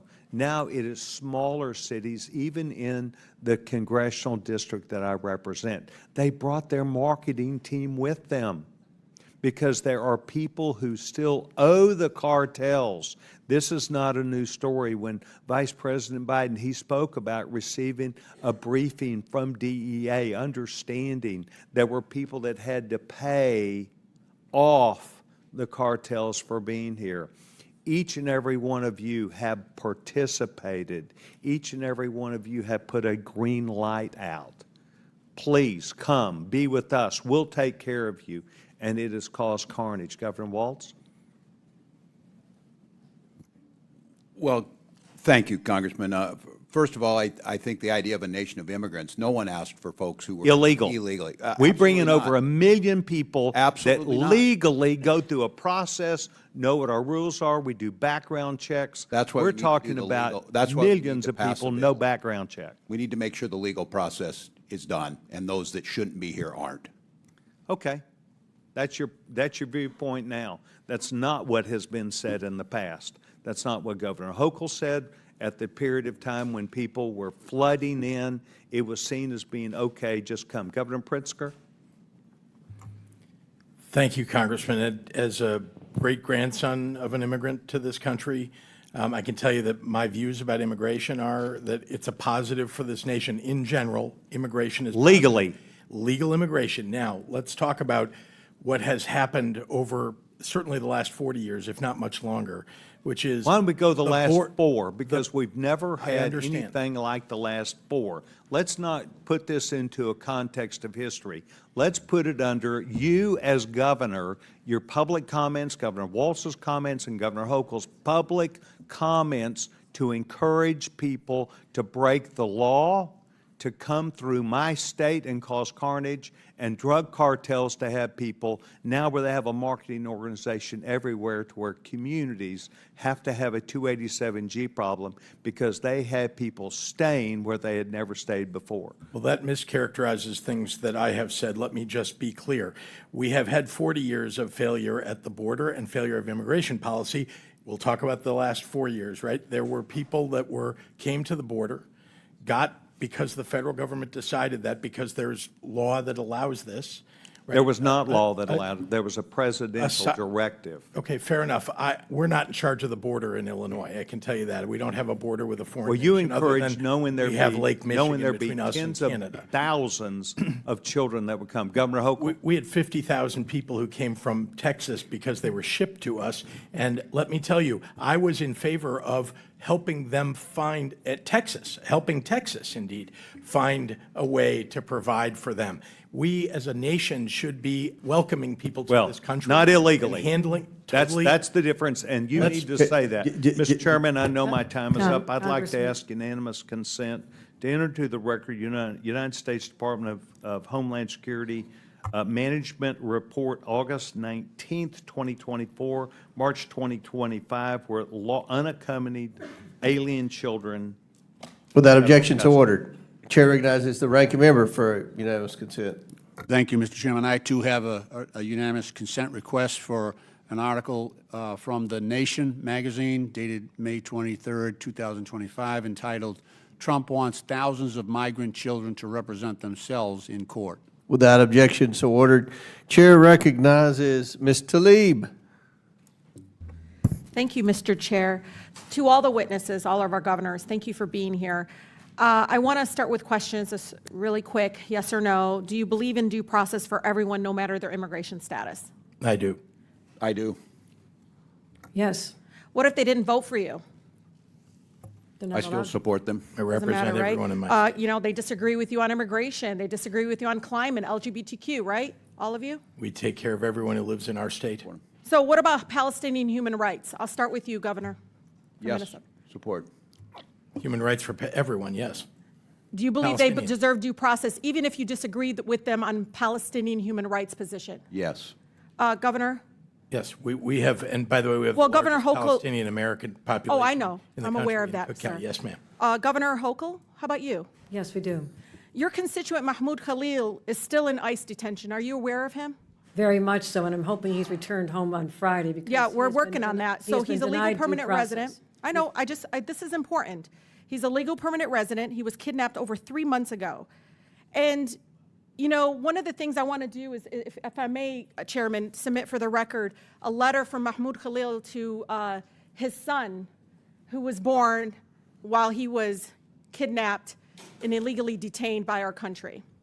Without objection, so ordered. I'm going to read a little bit from what he said what he wrote to his son.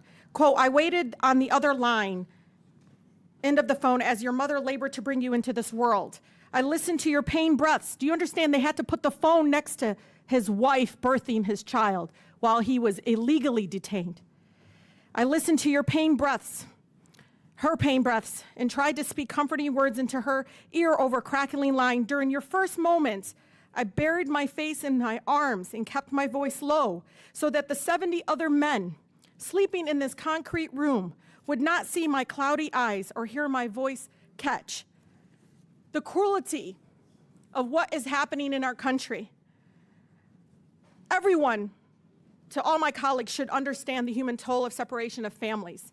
read this letter. Take a moment. And maybe Governor Hochul, sometimes I feel like because he's Palestinian, you didn't speak up enough. And I say that as a Palestinian American serving here in Congress. We all need to always support due process for everyone, no matter if you disagree with them politically or not. The judge said they might release him on Friday. You should use this opportunity, Governor Hochul, to redeem yourself and welcome that decision. I urge you to all protect your constituents' constitutional rights, no matter if you disagree with them politically, including the right to boycott. Right, Governor Pritzker? Including the right to protest, boycott, do whatever. That's right. I want to discuss the next item. This is a person that is now, I believe, already on a plane to Colombia. This is Michael Bogoya Durante from Southwest Detroit. He was on his way to a field trip while local police racially profiled him, said, oh, he don't speak English, let me call Border Patrol. He spoke English just fine.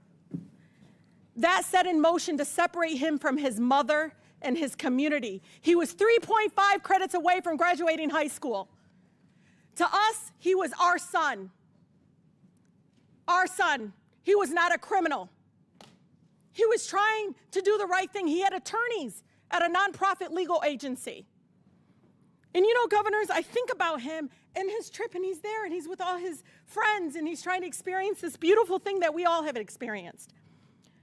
But what makes me angry about the fact that he went on this flight, he's probably in Colombia now, without his family, without his school community, without his classmates, is that many of my colleagues on the other side of the aisle, and maybe some on mine, their donors benefit from a broken and inhumane immigration system. The President of the United States benefited financially and personally by having a broken immigration system that keeps our immigrant neighbors in a broken system that doesn't allow them to come out of the shadows. Why? Because that's cheap labor. Let's be honest. They're arresting dishwashers, people at Home Depot at work, and their donors benefit. You know it. The restaurant industry benefit. They know exactly what they're doing. If they even wanted to fix this immigration system, they'd go to the people that employ them. And we know it. Now, detention centers. Guess who's going to benefit from private detention centers and holding our immigrant neighbors? Their donors. So shame on us in bringing these governors here when we know exactly what is happening here.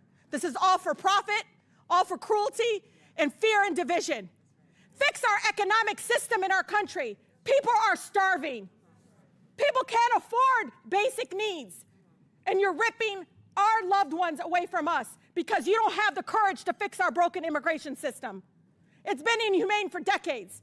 Shame on us, both Democrats and Republicans, for not doing what's right in this chamber and doing what is right for the American people and making sure we're not separating families. With that, Mr. Chair, I yield. Chair recognizes Mr. Palmer from Alabama. Thank you, Mr. Chair. First of all, I want to point out that under Article 6 of the Constitution, the Supremacy Clause, that by declaring your states sanctuary states, you declared your intent to violate federal law. With that, are you aware that illegal aliens with known ties to terrorist organizations are now residing in the United States? That's a yes or no. Quickly, yes or no. Governor Walz. I don't have firsthand knowledge, but I would assume You should yes. have. Governor Pritzker. I know that's been alleged. I don't have firsthand knowledge myself. You should have. Governor Hochul. My Joint Terrorism Task Force surveillance has surveillance. Ma'am, that's a yes We're or aware. no. Either you know or you don't. We are aware. That's amazing, considering that the Customs Border Patrol reported just in fiscal year 23, 736 encounters with illegal aliens with ties to terrorist organizations. And there's it's 2.2 million estimated gotaways. We have no idea how many known terrorists are in our country. Do you support the arrest and deportation of illegal aliens with ties to terrorist organizations? So yes or no? Governor Walz. If due process is given, certainly. Governor Pritzker. Exactly. We need Governor due Hochul. process before we Hochul. arrest people. Yes or no? Anyone involved in a crime, we Ma'am, cooperate. yes or no? We cooperate when any Ma'am, yes crimes or are- no? We cooperate You with any cannot crimes. give a straight answer, and the answer is you're giving safe harbor to people with ties to terrorist organizations. Are you aware of that? Let me tell you.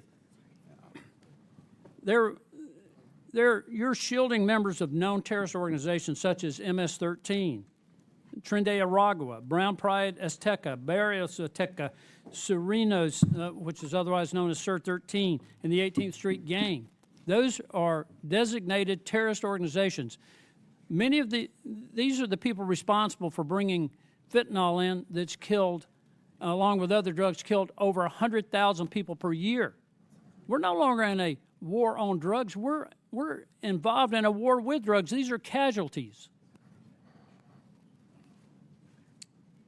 Are you aware that the Department of Homeland Security identified over 400 illegal aliens who were smuggled into the United States with the help of an affiliate of ISIS? Are you aware of that, Governor Walz? Congressman, I don't have direct knowledge of that. Well, I'll help you. Mr. Chairman, I'd like to enter to the record article from NBC News. DHS identifies over 400 migrants brought in the United States by an IS-affiliated human smuggling network. Is that a problem? Without objections ordered. Does that raise any concern for you? None of us want terrorists in this country, Congressman. Then why are you shielding people here from being picked up by our ICE agents, referring to this as a Gestapo organization? You know, I never want to get up on another morning like I did on September 11th, 2001. There are people in this country who are here with the full intent to do us harm. They came across our borders illegally. 358 of them crossed the northern border into New York. Not all of them into New York, but some of them came through New York. There's arms smuggling across the Canadian border into New York. And you're shielding these people. Are you aware that if just 0.5% of the estimated 15 million, 14.7 million to be exact, that came into our country illegally during the Biden administration, if just 0.5% are tied to criminal organizations or terrorist organizations, that constitutes more than the combined active duty forces of the Army and Marines? Does that not strike you as something that should be of great concern to us? Since you raised New York, I'd like to answer.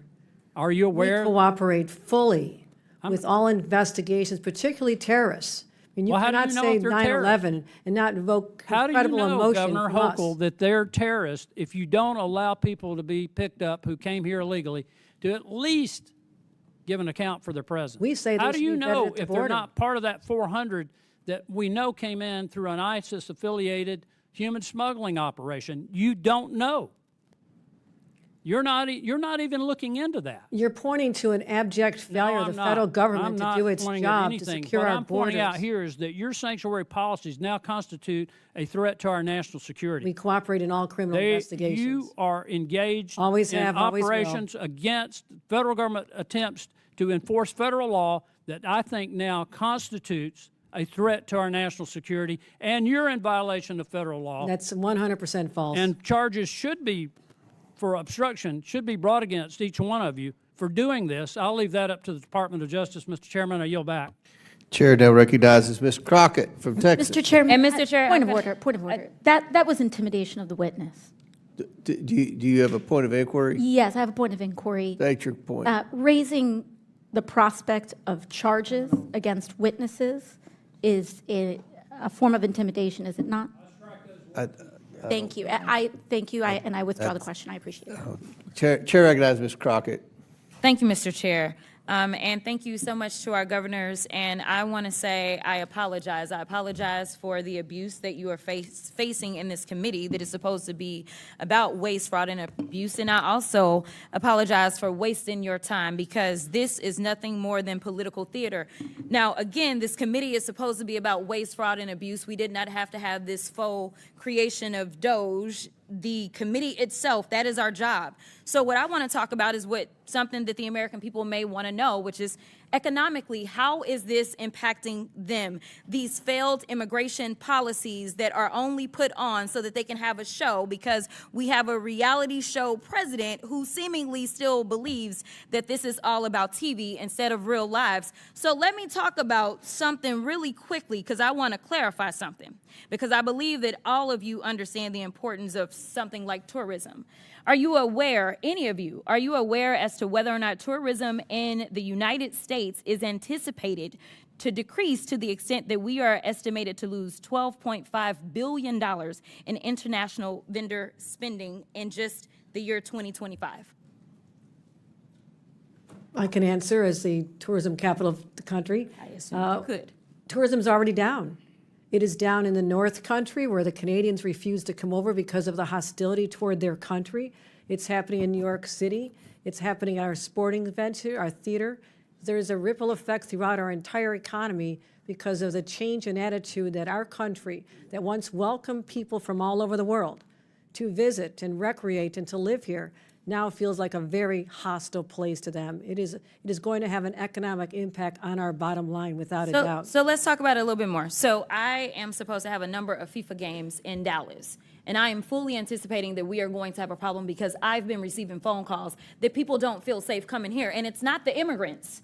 It's this government that is making them feel unsafe. But let me also do this, because they love to cherry pick. They can find, any one person that has been killed, and if they've been killed by an immigrant, then God darn it, every single immigrant is going out and they are killers, and that is the problem. But they don't want to talk about white supremacy. I don't know how many hearings we gonna have about the fact that there's been this one immigrant that killed this one person. And no, I'm not excusing any killings by them or white supremacists, but they haven't had these hearings. We didn't have a hearing on Buffalo and what happened there. We didn't have a hearing on El Paso and what happened there. We didn't have a hearing on Charleston and what happened there. So it's interesting that they pick and choose, because it seems like they love to pal around with the white supremacists, and so they don't want to talk about certain other things. But economically, I want to make sure that we're making this point again, because I know that Governor Pritzker, you were the beneficiary of a lot of things from the state of Texas.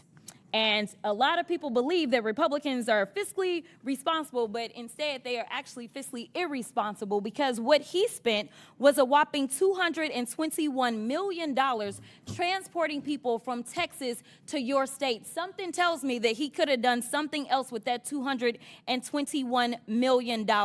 In addition to that, I know that there's been some conversations about what's going on in LA, and they want to say that it's riots because they didn't want people to keep talking about, say, the Epstein files or whatever other drama was popping off between the president and his little friend. So they wanted to change the conversation to immigration because they feel like, well, the polling is in our benefit. But let me tell you something. If they cared about making sure we were going to be fiscally responsible, they would tell the American people that it cost them $134 million to send the National Guard to LA for the quote-unquote riots that the governor didn't ask for, nor did the mayor of LA ask for, and they sent them over there, and they say that they care about our service members, yet they sent them and they were laying on the floor. They did not provide for food. So I don't know why we would believe that, number one, they want to fix this. They don't want to fix this, because the brokenness is a feature, not a flaw of the system, because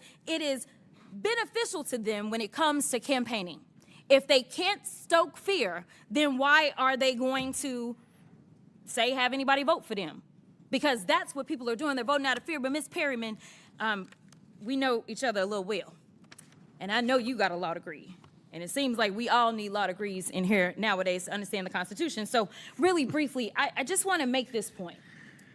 There is a certain person that was afforded, say, due process. But let's say if, say, Donald Trump had been charged with all of these cases that he got charged with in 4 different jurisdictions, if he wasn't afforded due process, there could have been a possibility that he just would have been locked up and thrown somewhere, right?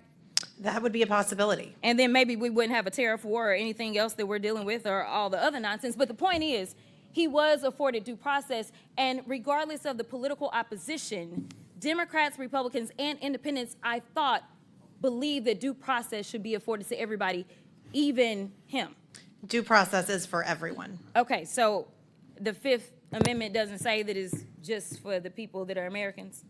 It does not. It says anybody on our soil. It's for everyone. Okay, it's pretty simple. I don't know why we are having issues, but I thank you and I will yield. Chair recognizes Dr. Gosar from Arizona. Oh, before I recognize Dr. Gosar, Mr. Palmer has a unanimous consent request. To enter to the record testimony before the Subcommittee of Oversight and Government Reform, Subcommittee on Federal Law Enforcement, from Joseph M. Humeyer, who is. Without objection to order. Mr. Chair, I have unanimous consent. Okay, Ms. Tlaib. Can I please issue into to the record a statement from Senators Chang, Kavanaugh, and Santana and Bayer in response to the ICE detention and deportation of Mikel Bogoya Duranto? Without objection to order. Now, Chair recognizes Dr. Gosar from Arizona. Governors, good afternoon. Would you agree that good process builds good policy, builds good politics? Pretty normal, right? Would you agree, Governor Pritzker? Yes, sir. How about you, Governor? I would agree, Congressman. Governor Hochul? I would agree with that. Good. Now, would you support the disclosure of federal fundings to nonprofits, either directly or indirectly? Governor Pritzker? Federal funding of nonprofits, just generally, there is actually nonprofits do report their. Well, they do kind of, because we don't get that. That's all blocked out, okay? But you can't make good decisions if you don't have that. Would you agree? All of it is available, as I Okay. understand publicly, yes. Now I'm going to quote U.S. Supreme Court Associate Justice Louis Brandeis. He said, "In a government of laws, existence of the government will be imperiled if it fails to observe and uphold the law scrupulously. Our government is potent, the omnipresent teacher. For good or for ill, it teaches the whole people by its example. If the government becomes a lawbreaker, it invites contempt for the law. It invites every man to become a law unto himself. It invites anarchy." So do you agree with, Governor Pritzker, do you agree with Louis Brandeis on this quote? How about you, Dr. Walz? I do. It's what the President Trump has done, though. He is the one who has broken the law and the United States government. Governor Hochul. We follow all the laws, federal and state. Okay, so why would I ask you about nonprofits financing and this quote from Louis Brandeis? What if I were to present you evidence that U.S. citizens and even foreign citizens on foreign soil were coaching illegal aliens how to bypass U.S. immigration law? Now, let me remind you, as soon as an alien crosses the border illegally, they become criminals under the federal law. Governors or sanctuary cities policies blatantly ignore the supremacy clause, as Mr. Palmer expressed, of the U.S. Constitution, and it circumvents federal immigration laws to harbor criminals. As of July 2024, under the Biden-Harris administration, there were over 660,000 illegal aliens with criminal histories in the United States. But I'm talking about everyone, not just criminals. Once you violate the law by entering our country illegally, let me be clear. You're aiding and abetting criminal illegal aliens, which is a felony under Title 8 U.S. Code 1324, punishable up to 20 years in prison or life in prison or even the death penalty. Seems kind of weird, but if this aiding and abetting results in someone's death, which this committee and all Americans know has happened. Wouldn't you want to even err on the aspect of caution? I would. I really would. Now, Governor Hochul, do you like nature, and do you consider yourself a conservationist? I do. I'm one of those. I'm particularly fond of New York State's great state parks, so yes, of course, I love nature. Good. So why would you allow illegal aliens to destroy a National Park Service land at Floyd Bennett Field? Yes, I was there. I got to see it all. But, I mean, even putting people in that process. I would hardly call it a park. It was a place that people used to train for military exercises. But you know what? Somebody found it as a park, right? Did they not? They considered it a national park. It's a park. Okay. Technically, it's under the Department of Interior. Okay. Governor Walz, do you know the estimated size of 2 milligrams? I think generally, yeah. You can barely see it's the tip of a pencil. sharpened pencil at that. And that's a lethal dose of fentanyl, which your running mate, Harris' open border policies welcome to the United States. Similarly, your sanctuary policies are playing games with American lives. Do the millions of lives lost to fentanyl constitute an all-out assault on our broken borders? They do. Yes or no, do you support tribal communities, Governor Walz? Do I support tribal communities? Yeah. Under PL 280 or? Oh, do you support Yeah, I certainly tribal? do. No. Okay, I do. Okay. What about the transnational criminal cartels trafficking drugs and people across our tribal lands? This is epidemic. Epidemic. So I'm going to finish up by this. Governors, this is my promise to you. I will work tirelessly with President Trump to secure the border, build the wall, stop the flow of fatal fentanyl into our nation, and I will see that you are held accountable for the violations of our crimes against the people of the United States. Our immigration system is not broken. We just needed somebody like Donald Trump to uphold the rules of law. I pray for the safety of our immigration, ICE officers, and all the officers, and I yield back. Gentleman yields back. Ms. Crockett has a unanimous consent request. Yes, Mr. Chair. I'd like to submit a unanimous consent request for, this is from the Alabama Reflector. It says, study says undocumented immigrants paid almost $100 billion in taxes. Without objection, so ordered. And my second one is from Reuters. White supremacists behind over 80% of extremism-related U.S. murders in 2022. Without objection, so ordered. Now I recognize Mr. Lynch. Thank you, Mr. Chairman. I also have a couple of unanimous consent requests. The first is from Law and Crime magazine. Judge rebukes Department of Justice explanation for ignoring the court order. Without objection, so ordered. Subhead is the government again evaded its obligations. The judge upbraids the Trump administration's woefully and insufficient explanation for flouting his court order. The second one is from NBC News. Trump administration's threat to suspend core U.S. legal right sparks outcry and alarm. Without objection, so ordered. Chair now recognizes Ms. Presley from Massachusetts. Thank you to our Democratic governors for being here today. This hearing is an utter and complete waste of your time. It is a waste of taxpayer dollars. Republicans have called you here alleging that you are circumventing federal law. You are not. But you know who is the poster child, who is violating federal law daily? The current occupant of the Oval Office, Donald J. Trump. To make matters worse, these hardworking governors had to leave their states to be here in a moment when their work is incredibly difficult. Because Donald J. Trump and his accomplices and co-conspirators, who, by the way, Donald Trump doesn't give a damn about your constituents, and he doesn't give a damn about you. He doesn't even respect the seat you hold in Congress as a co-equal branch of government. But Donald Trump and his accomplices, many of whom are in this room, are hell-bent. What you want your legacy to be is that you're tearing food away from our babies and medical care from our elders. These Democratic governors have to stand in the gap and figure out how to stretch budgets and modify programs to keep their constituents fed and alive. Constituents like this precious little soul that I wish I didn't have to leave to come be here.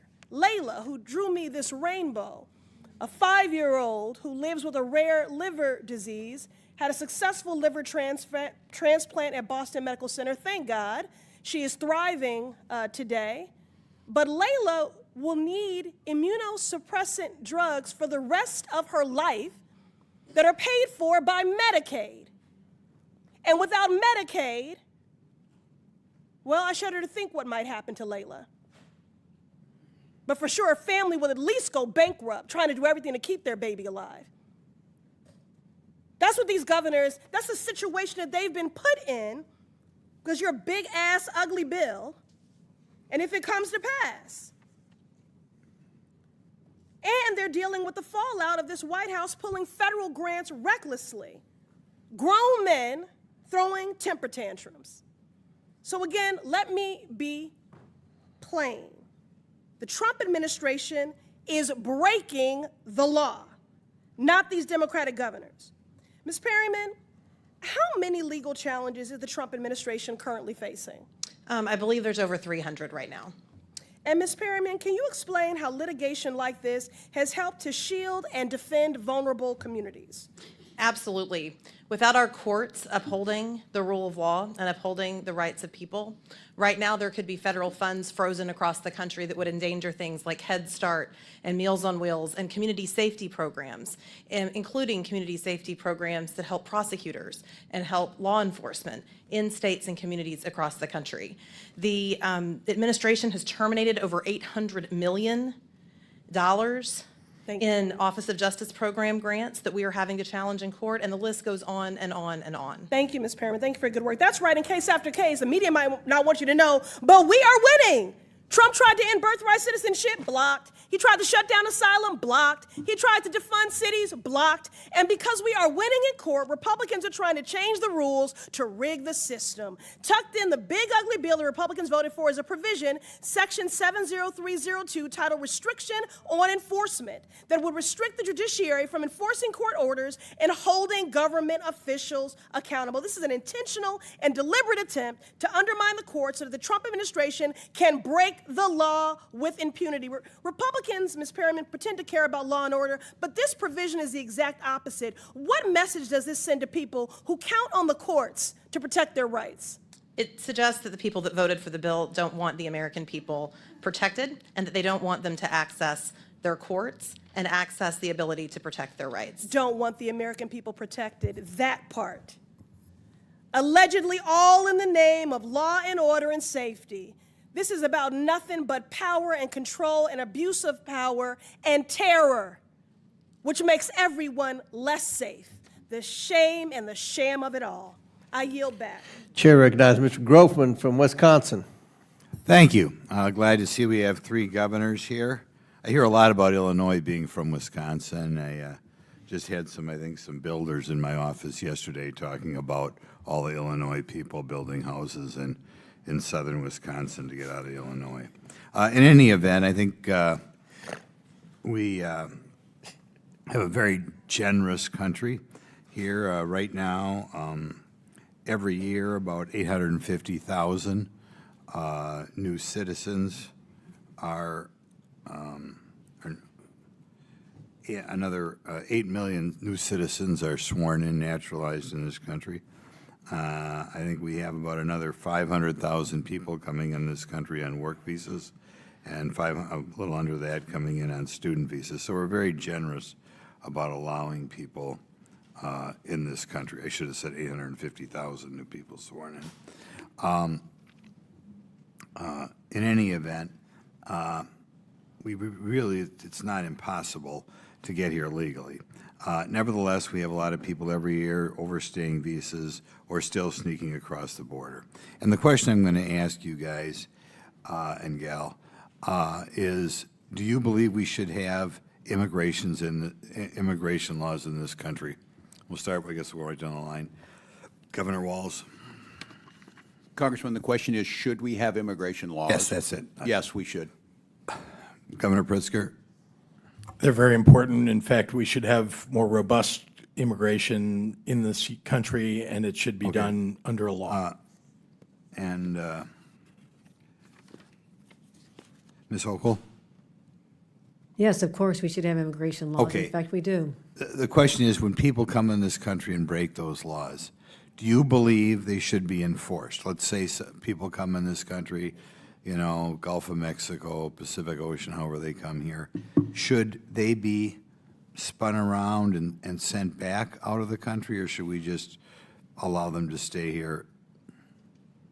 It depends if they're, Congressman, if they're coming on an asylum claim, protected status. Exact question. Assuming they come on an asylum claim and that claim has been rejected, should they be allowed to stay here? The judge denies their asylum claim? No, they should not. They should not be able to. Governor Pritzker, if somebody's overstaying, we'll say a different way, overstaying their say, work visas, a student visa, should they be allowed to stay here or should they be removed? Given due process, sir. Should they be removed? Due process is required, yes. Okay, Governor Hochul. Yes, agree. Following due process, the federal government has the authority to make those removals. It has nothing to do with. I'll ask you: should people who are here illegally get welfare benefits, Mr. Governor Walz? By that, food stamps, low-income housing. Should they get assistance that would be here? Yes. We provide for all of our people in Minnesota. It's one of the reasons. Okay, so your statement is that if somebody comes here, say on an asylum claim, whatever, they should be able to get low-income housing benefits, almost free rent, free food, free health care. That's what you believe?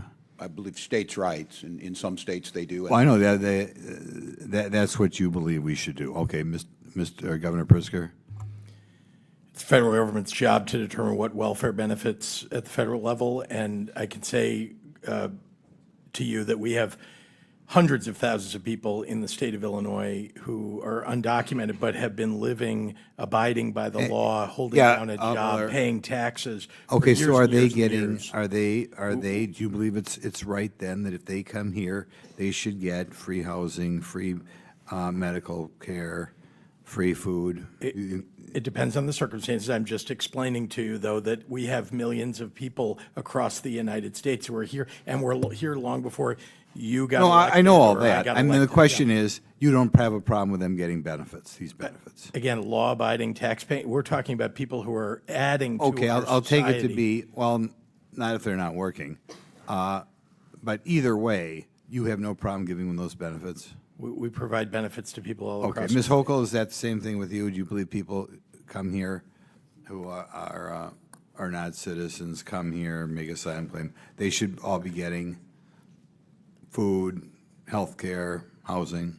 Depending on which law you're referring to, in certain circumstances, we do provide these services, but they're not universal.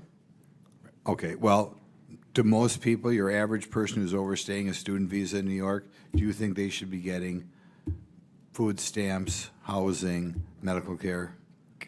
We provide Medicaid for individuals who are senior citizens or moms with new Well, babies. we know when people are eligible, the question is people who are not citizens, who are overstaying a student or work visa. Are No, they people eligible are for- making their own way here in the state of New York. In fact, I have 400,000 open jobs. I wish you could help You're not find a answering the path- question. find a I take path it to get- mean, I just Give want us to more say, work because I want you to answer authorizations. the Let's put question. them to work.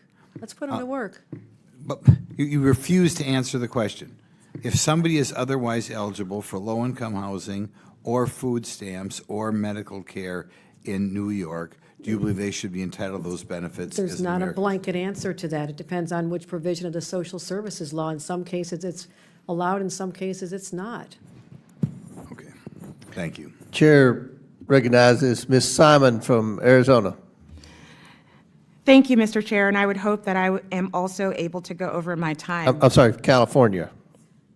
Yes, thank you, Mr. Chair, and I, as my colleague did, I hope I am allowed to also go over my time by approximately 45 seconds.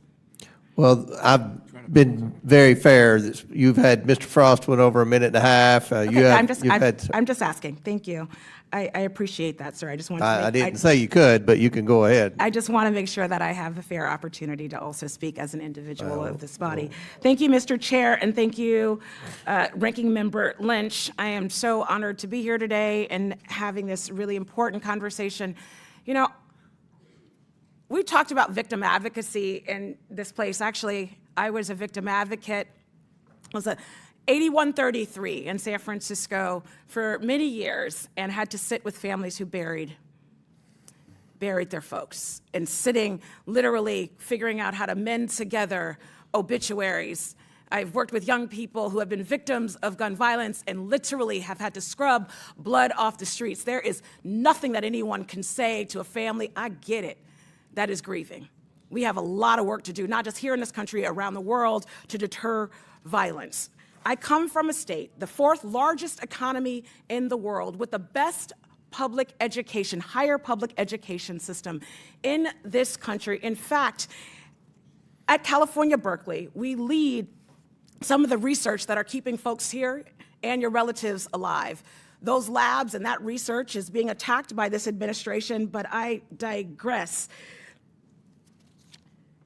I have a number of questions today, but this hearing has been so difficult, Not only was I a victim advocate for many years, working with folks who had witnessed and who had been victimized by rape, by murder, I also led the Lawyers Committee for Civil Rights of the San Francisco Bay Area that was founded by JFK, and our asylum clinic honored the work of this country by supporting folks who came here escaping tyranny and violence to just be met by an immigration system day after day that spat in their face.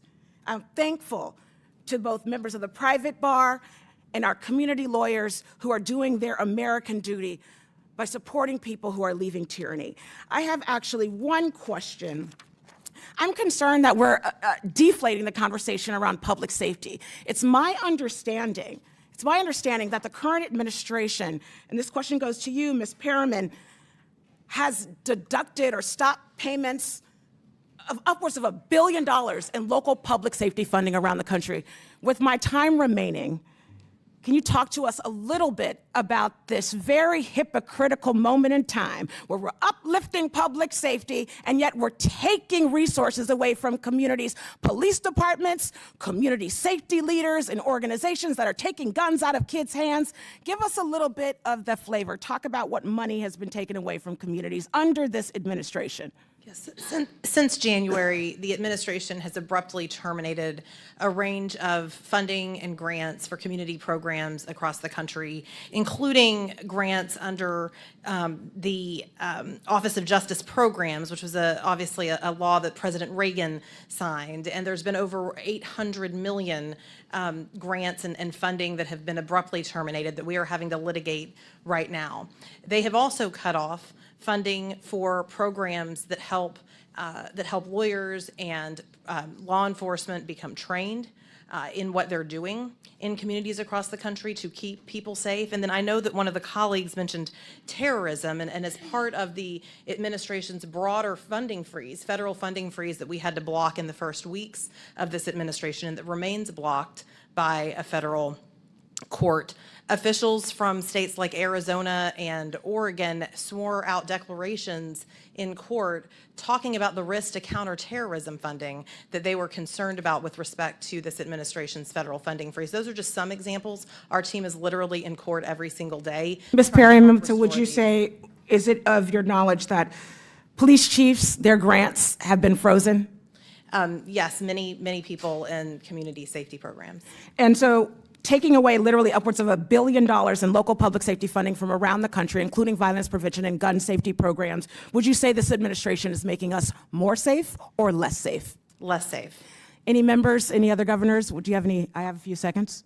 We have programs that we work with the federal government between cities, law enforcement, and federal government law enforcement that are being torn apart. And, drug task forces, our gang task forces, gun task forces. This is making us less safe. Grants for rape kits and rape investigations, the disembowelment of the Department of Education, including the Office of Civil Rights that investigated rape and sexual assault on college campuses, decimated. I would agree that our administration is making us less safe. Thank you, and I yield back. Thank you, Chairman, for the extra time.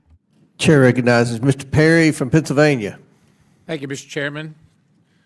Sad to say I'm disappointed today, but, governors, Ms. Perriman, welcome to the House of Representatives. Great to have you here and hear about your thoughts and views on things. Governor Pritzker, you said, I think numerous times now, that the president broke the law. You're an attorney, right? Northwestern? Is that where you went to law school?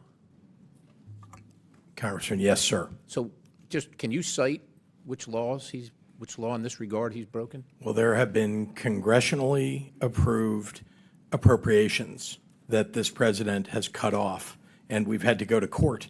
That's illegal. We've had to go to court to have it reinstated. It's illegal. It is illegal. If you have to go to court, it's illegal, and it's still working its way through the courts, right? Yes, but things have been ruled on already. It's not illegal yet. It's your opinion. But regarding when a judge rules on it, that's the law. Okay. It's the law at that moment until the next judge rules on it. Okay. Right? Because you understand the court system. You're the attorney here. I'm not. But you're not saying he broke the law regarding the riots in in Los Angeles right now, or are you saying that? That hasn't been ruled upon yet, so. But are you saying he broke the law in I that believe regard that he or not? did, but that is not what I'm referring to. Okay, you're not referring to No, that. I just Okay, told you all right, there I are just want to be clear appropriations, about that. congressional appropriations. Because the that have been implication, cut off. because of what this hearing is about, is that you're saying that he broke the law regarding the mobilization in Los Angeles, and you're not saying that. I want to make that clear. You're not saying that. What he is doing is overstepping his authority, and we are going to court. Oh, okay. So And let and me we are ask you a backing couple up. questions because I want to go through a little Yeah. walk down memory lane here in history for you. In 1794, George Washington mobilized the military. You familiar with the Whiskey Rebellion? Yes, sir. Okay, so was Washington beyond his scope? Did he overstep?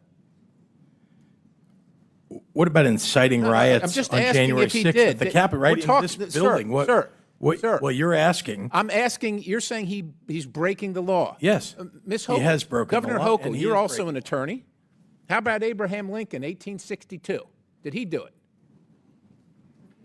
The abuse of power is an overreach into the Okay. responsibility How about of Dwight state- Eisenhower? Did he do it when he mobilized? in situations where John you're Kennedy. overruling. John Kennedy. You seriously don't want an Twice. answer from me. John I won't F. even Kennedy. bother.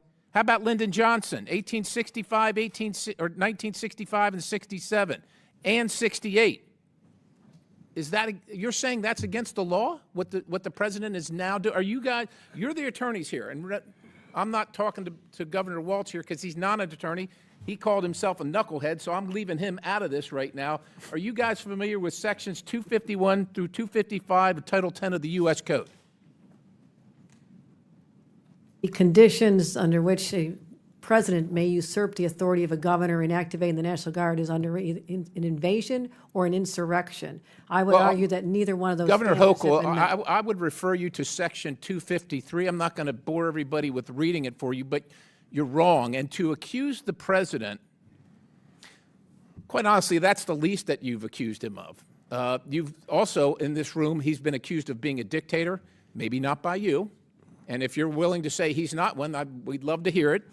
But also that the law enforcement agents are Nazis with Gestapo-like tactics. Governor Walz, you mentioned that in a commencement speech. Now, let me ask you, I'm going to ask each three of you this. 8 CFR 287.7. It arises from the Secretary's power under Section 103A3 of the Immigration and Nationality Act, the INA. So do Sections 236, 241, 287. Are those things laws that should be followed and enforced? Are you okay with those things being laws and enforced or not? Federal immigration laws are designed to be enforced by the federal government. So you're okay? You're okay with that? Is that each one of you? The state cooperates. I don't know what you read. I don't have that in front of me. These are laws, Governor Walz, that are on the books. It's the Immigration and Nationalities Act, and those are sections of them, as is 8 U.S.C. 1226A, 8 U.S.C. 1357A2, 8 U.S.C. 1357A4, 8 U.S.C. 1357A5. Would the gentleman provide copies of that for the witnesses? If you're going to cite a law, you'd provide a copy for the witnesses typically. Out of order, Mr. These two governors, two of these governors are attorneys, sir. I'm not. They should know this and I shouldn't. But I'm just asking, let's just assume that these are laws. Let's just assume I'm not lying to you, that these are laws on the books right now. Are you okay with them being enforced? You might be asking us a lot. Governors don't get to deal in hypotheticals. Okay, so putting myself on them, these are laws. These are current laws on the books regarding immigration and naturalization. We abide by all of those laws. You will abide by all these laws. We abide by federal law. Governor Hochul, do you abide? State law. We follow all state and federal laws. Governor Walz, do you abide? We abide by Is all there laws any of due process. detainer? Is there any ICE detainer that you will reject? That you will instruct your law enforcement community or corrections facilities and enforcement community in your states to reject anyone for any reason? A legal ICE detainer under the laws that I just cited. Every jurisdiction in Minnesota follows the law. Every single one. Okay, and his gentleman's time's expired, but feel free to answer the question, Governor Walz. Governor Pritzker. We follow all laws, states. But you don't. That's my point. In You actually Minnesota, don't. there's I want a you to Florida say you phone. will, because we hope you will, but you Well, actually don't, and you haven't, Well, the which is courts- why we have the this courts will horrific determine mess. that. I yield. Can we allow the witness to answer? That'd be great. Thanks. Chair recognizes Ms. Ansari from Arizona.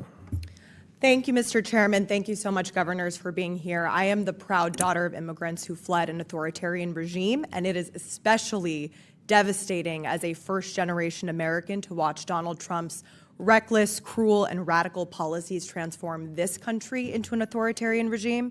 Mr. Perry just mocked us for referring to Donald Trump as a dictator, so let's run through the list. Donald Trump has, since he was inaugurated, pardoned violent January 6 insurrectionists. Dictator. Defied Supreme Court orders and attacked the judiciary. Dictator. Unilaterally abolished congressionally chartered federal agencies. Dictator. Attacked the free press. Sounds like a dictator. Kidnapped people off of the streets and deported them to foreign prisons without due process. Sounds like a dictator. Defunded higher education. Dictator. Threaten law firms and the legal profession. Dictator. This weekend, he is spending tens of millions of dollars to host a massive military parade for his birthday. Is this North Korea? On top of all of that, our twice impeached president with a 34-count convicted felony president who is not a king has deployed the active duty military in American cities, and he has spent $134 million to do so. He has their guns trained on American citizens without the consent of local authorities or the state's governor to purposefully generate chaos and provoke a reaction. Meanwhile, we have Republicans on this side of the aisle asking governors of states about bathrooms. This is the most dystopian, horrific episode of Black Mirror that I have ever seen. To our witnesses, the governors, thank you so much for being here today. I agree with my colleagues who say this is a waste of your time. You have been instrumental in fighting back against cruel and illegal Trump administration actions. I represent an extremely diverse district, one of the most diverse in the country, where more than 64 languages are spoken. I can tell you that the actions of this administration towards immigrants and immigrant communities is a blatant abuse of power, but more importantly, these steps are harming our economy and our national security. So I want to ask you a little bit about that. Governor Walz, can you share the ways in which immigrants contribute economically to your state? Well, thank you, Congresswoman. Well, there's no aspect in Minnesota life that they're not involved, whether it's economically in the impact that they make, whether it's involved in the arts and the culture that Minnesota is very proud of, whether they're in higher professions, medical students, engineers. And Minnesota is proud to have an immigrant heritage. We sat on the land of the Dakota and the Anishinaabe, and all the rest of us came through via immigration. And so the impact is widespread. It's intertwined. It may have been the Norwegians and the Swedes, then the Hmongs and the Somalis, but it's the same story, coming to America for a chance to start and then contribute to a better state.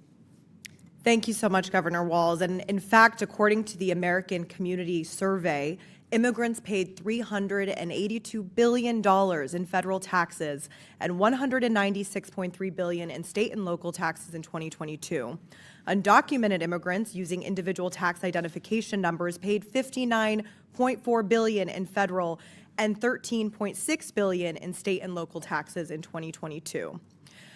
Governor Pritzker, you recently called immigrants the anchors of their communities. How does Donald Trump's mass deportation project harm the security of your state and instill fear throughout Illinois communities? Thank you very much, Congresswoman. Let me be clear. The Homan raids that occurred in the first week of the Trump administration drove people into hiding. It ruined the entire area of commerce for our Mexican-American community, where people who were documented, people who are citizens actually, had to go into hiding because they know people that are undocumented. They didn't want to get picked up and having to talk about somebody that they know that's undocumented. You could see it was a ghost town. It was a ghost town. We've had people who are working, I'm talking about for decades, who've raised families, who are paying taxes in my state, who have had to flee. And these are good people. These are our neighbors. These are people that are bringing culture and art to our communities, people that should be given an opportunity if we had good immigration laws to apply to stay legally in this country and maybe to become U.S. citizens. Indeed, many of them have proven themselves to be maybe more worthy than some people who are already U.S. citizens. Let's give them an opportunity. So I can tell you that it's had a profoundly negative impact on my state, that Donald Trump has been attacking people who are not the problem. Let's go after people. If you're talking about terrorists, and one of the congressmen mentioned that, let's go after terrorists. You know, let us know who they are. We will go arrest a terrorist any day of the week, every day of the week. Governor Hochul, if you could also answer. I'm very proud to represent the state that has the Statue of Liberty in our harbor. Millions of migrants and immigrants have passed through, including my own grandparents. My grandfather was a migrant farm worker. They are an important part of our identity, our economy. The diversity of New York is what sets us apart and makes us so fascinating and so desirable for businesses large and small. They are so critical to our identity and our existence. And I'm really hurt. It hurts me as the leader of a state where people are living in fear in the shadows. People can't go to school. They can't worship. They can't go get health care. They can't go to their senior center. What is happening has been traumatic. It's unnecessary. We will help every day of the week to get rid of people who commit crimes that never should have come here or commit crimes here. That is my number one job. But what is happening is un-American. Chair recognizes Mr. Timmons from South Carolina. Thank you, Mr. Chairman. Governor Hochul, the difference is that the millions of Americans that came through Ellis Island did so legally. I'll yield to my friend from Georgia, Ms. Green. Thank you. Governor Hochul, are you a Democrat? Yes or no? I'm a proud registered Democrat, yes. Did you support Joe Biden for president? Yes or no? Yes, I did.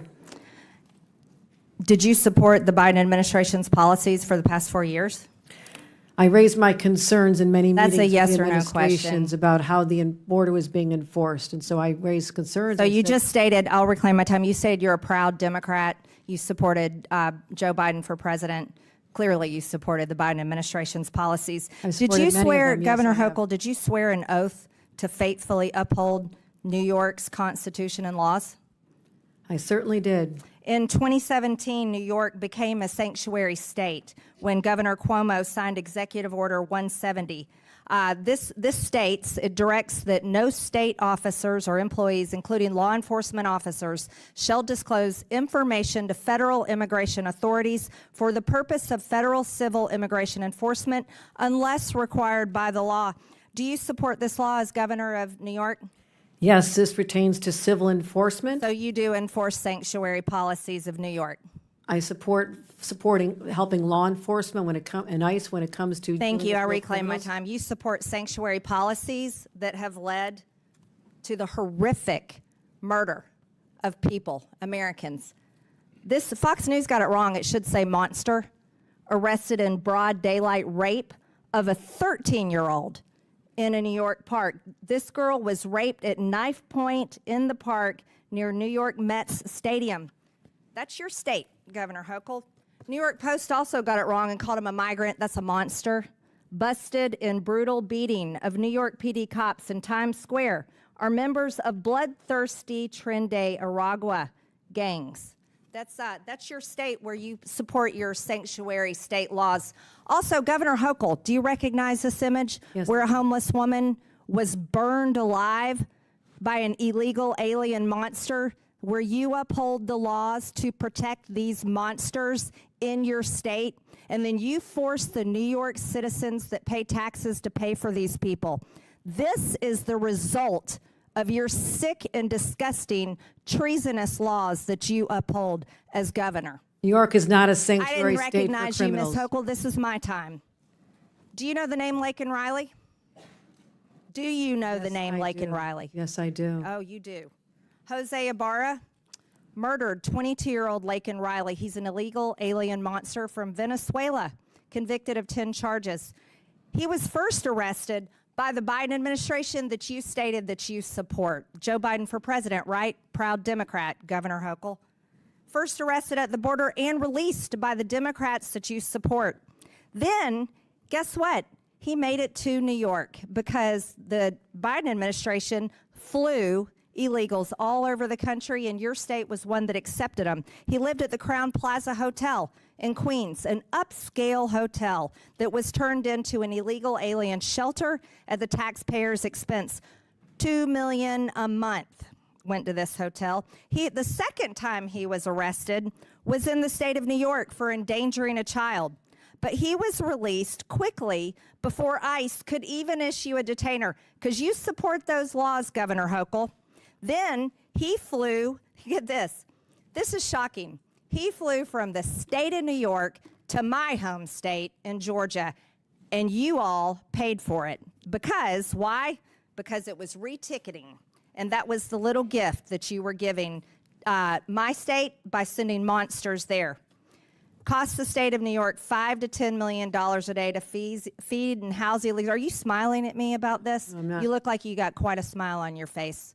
No. Because I can The tell you gentlelady people, will not. this is my time, reclaiming my time. I'm thinking about attack Georgia. the witness. Don't you dare Don't attack the smile witness. about the murder of I'm Lake and thinking about Riley. her parents. The third Don't time, question the how I third look. time Jose My heart is Ibarra- breaking for her my parents. time, Governor Hochul. The third time he was arrested was in the sanctuary city of Athens, another Democrat policy. And then he went on and attempted to rape Laken Riley and murdered her. He murdered her. Let me explain something to you. This little girl right here, she would be alive today if you weren't such a treasonous governor supporting sanctuary laws in the state of New York. This little girl would be alive today, and her mother very much would like for her to be alive. This is outrageous for anybody in this country to support for non-citizens to be able to come in our country, be able to travel wherever they want, and then make taxpayers pay to house them, feed them, and then give them a plane ticket after they had been arrested in their state. That's what you did. You are responsible for the murder of this little girl, Laken Riley. And the Department of Justice should prosecute you for her murder. Objection. Objection. I don't care how much you object, and if you Objection. support it too, Objection. you're All right. responsible for her murder. All right. I yield Gentlelady- back, Mr. Chairman. On a point of order. On Gentlelady- a point of order. Gentlelady's On time's a point of expired. order. State your point. Mr. Chairman, these witnesses have been here for over 4 hours. They've all voluntarily have been engaging with our members with respect. They've all treated our members with respect. Laken Riley Our is rules of dead decorum- Forever. Our rules of Forever. decorum- our Forever. rules They of can sit decorum there all reclaiming day. my time. Hold on. Reclaiming No, my wait, time. state your point. I'm State trying to. State your Let point. me- let No, me do no, without state, it's a interruption. point of inquiry, Our not a rules- debate. Our You've had your rules- time. Our rules, if you would let me speak, our rules of decorum dictate that our witnesses should be treated with respect, and I ask you to enforce decorum and remind committee members to treat our witnesses with respect. Our members are treating the witnesses with respect. This is not a courtroom. We engage with the witnesses, and I think everybody's acting within the realm. We haven't cried and screamed when you all are criticizing the current Accusing them of- president, even though that's in accusing the them of treason rules, and not breaking the criticizing. law and All how right. they look, All right. That's- Maybe Mr. Chairman, if you win the chairmanship, if you all flip the House, you win the chairmanship, then you can do what Ms. Crockett says she's going to do and then try to impeach Trump again or whatever you're all. Mr. Chairman, is there any chance you would yield me 30 seconds to just respond that we are heartbroken what happened to her family? Laken Riley should be alive today.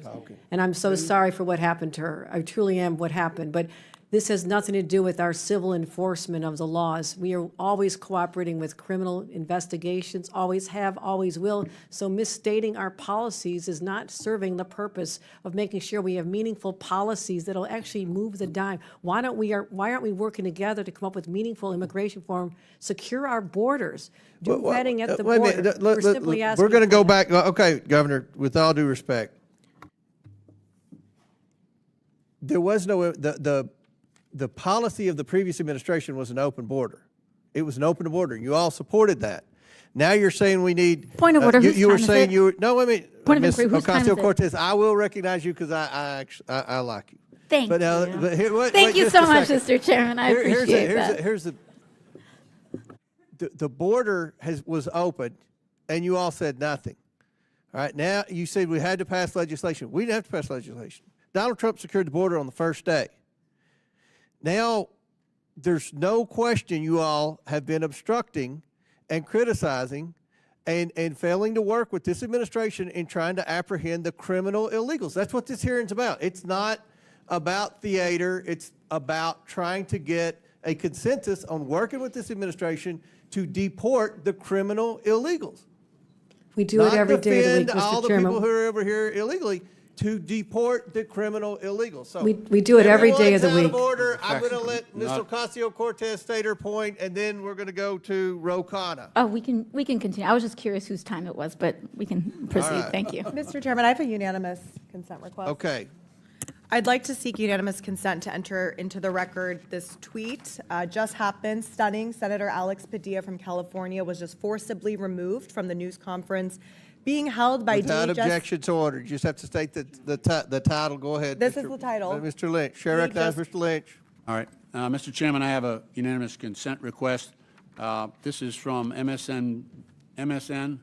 Unquestionably in violation. Judge says U.S. government didn't follow court orders on Without objection, so on ordered. deportation. The next one is from Rolling Stone. Trump has now deported multiple U.S. citizens, children with cancer. Without objection, so ordered. This is New York Times. L.A. deployments of the military to cost $134 Without million objection, in so the last ordered. 50 days. And lastly, Secretary Hegseth will not commit to obeying the court's order on Marines in Los Without Angeles. objection to order. Chair recognizes Mr. Khanna from California. Thank you, Mr. Chairman.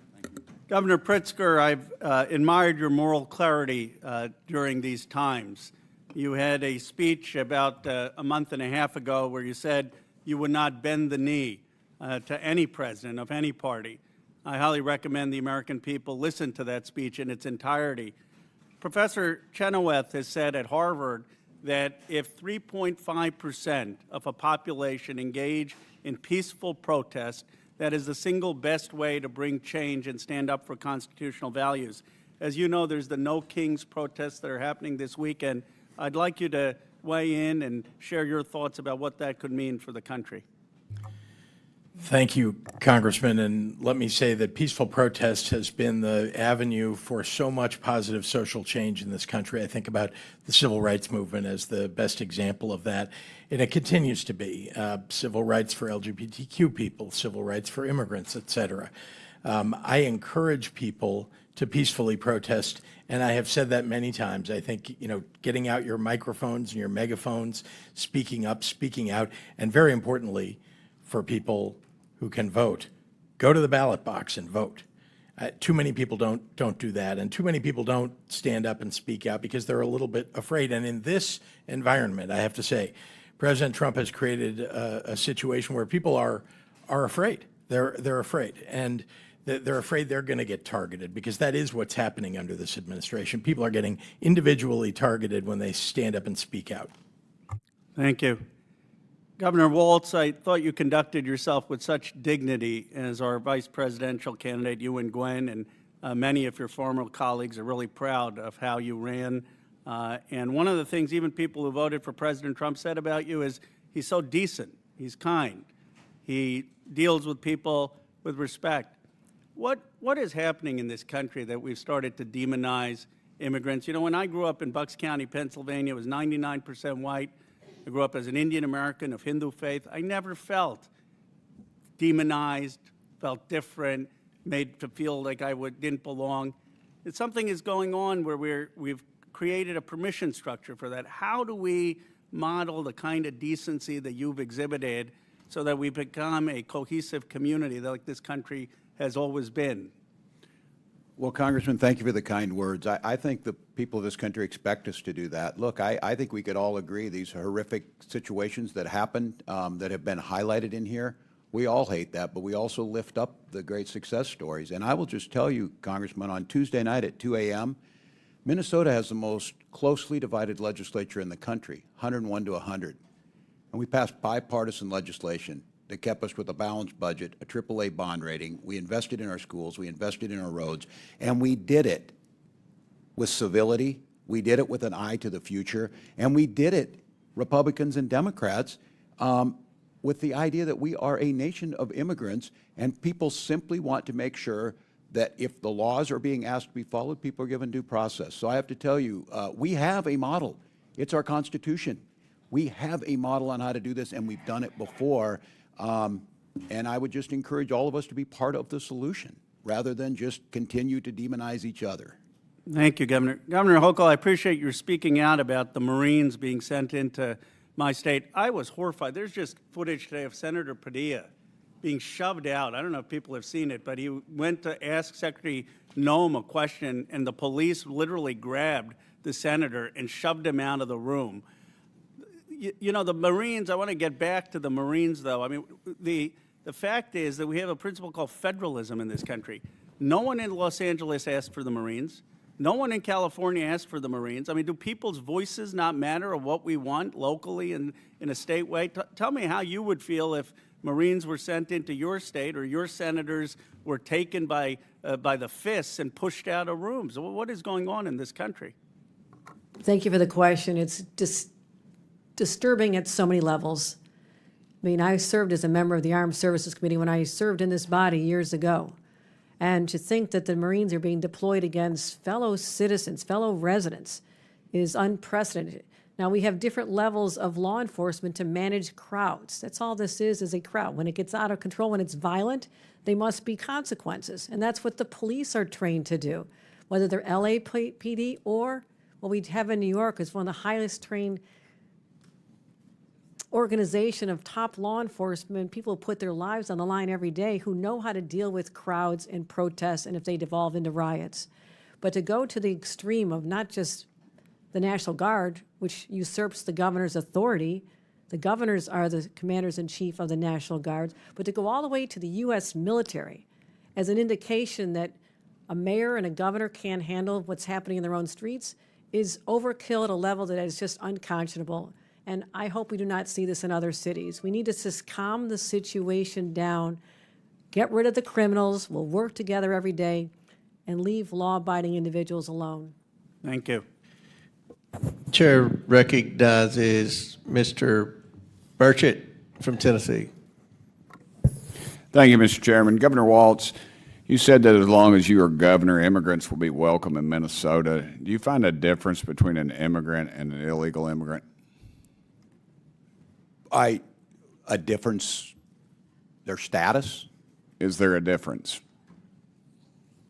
Legal status or otherwise? Well, the legal status is different, but in Minnesota, we have a long tradition of welcoming.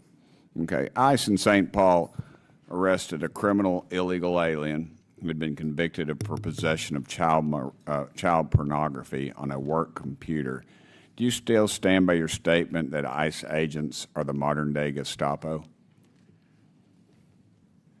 ICE agents need to do a job, but they need to do it within the realm of due process and the law, wearing masks, no notice of who they are, no notice of the vans, and picking people up off the streets without that due process.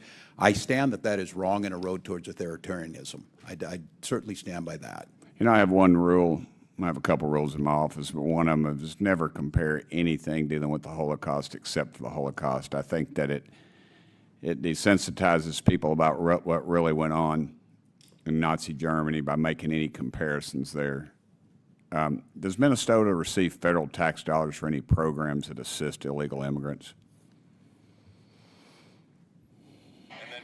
Minnesota's federal tax dollars are appropriated by you in Congress, and then we use state dollars under our laws. During the Biden administration, nearly $1.5 billion was sent to sanctuary states to pay for their illegal immigration policies, housing, health care. Governor Hochul, are crimes committed by illegal aliens preventable, in your opinion? Our law enforcement is highly trained in how to identify prospective perpetrators, but certainly we try to prevent crimes, and we also work to resolve them and make sure that if there's a crime committed, that people Okay. find their time in court and are incarcerated. That's Yes, how it's ma'am. always worked. By definition, illegal aliens are unlawfully present in the United States. They should not be here in the first place to commit crimes. Don't you agree with that?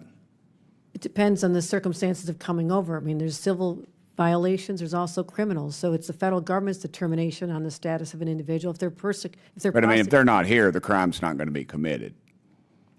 I think if there was If not they're a not going to single- be here, ma'am, the crime is not going to be committed. If there was a no one young in our man whose country, no fam- crimes would be committed. I suppose you could say the same thing. A young man in my district whose family is very close to me lost their son to an illegal alien, and I can guarantee you if that illegal alien, if we'd followed the laws of the land and there'd been some enforcement, that young man would be here today. Well, let me ask you this. Why did your state issue say that you are welcome with open arms in reference to illegal aliens? That was a direct quote attributed to you, ma'am. It's a 400-year history we have in the state of New York of welcoming all. I don't know why we would change that now. Okay, Governor Pritzker, you mentioned in your opening statement that criminals have no place in our country, but Cook County released numerous criminal migrants last year, including one that was charged with raping a minor. Why would you release a criminal rapist back into your community? Thank you, Congressman. First of all, we don't need to release somebody if ICE or another law enforcement authority shows up with a judicial warrant. Then that's just the fact. And if somebody gets released, it's usually because they've had due process and determined not to be eligible to be held. That's Okay, but do you know what happened after that individual was released? I don't, but again, a judicial warrant, if appropriate. I'll tell you, 17 days later, he was charged with a homicide. And in Cook County, he also released a migrant charged with domestic violence in August of 2024. You know what this individual was charged with 1 month later? No, sir, I'm not sure what. Aggravated criminal sexual assault and abuse of minor. And as governor, have you done anything to ensure local and county governments aren't releasing illegal immigrants charged with sexual or violent crimes? As a matter of fact, first of all, we chase down criminals every single day. We put them in jail. We try them, put them through due process. They get convicted. They get put into our correction system. We do that every single day. You're implying that we're not? We are. In fact, our law enforcement are some of the best in the country. They do their job. Well, if these laws were enforced, then I would assume these people wouldn't be back out on the streets so freely. How many programs does Illinois have that explicitly supports illegal immigrants?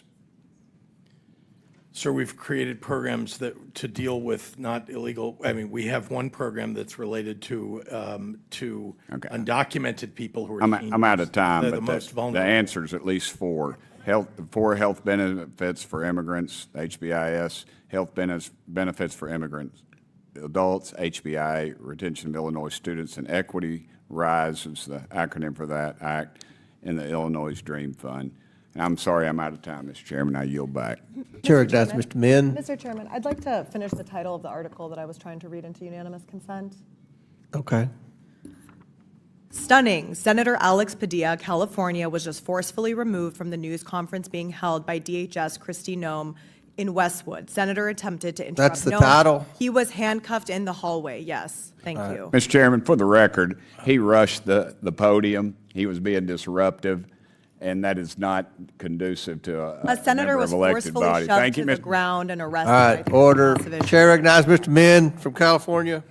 I just want to follow up my Republican colleague's comments since he's talking so much about sexual assault, and note that our current president was found civilly liable for sexual assault. I also want to note that Elon Musk, and for the record, just want to note that Elon Musk, who was once part of this administration, not so long ago, accused the president of being part of the Epstein files. So all of great interest and something perhaps we should look into some oversight on.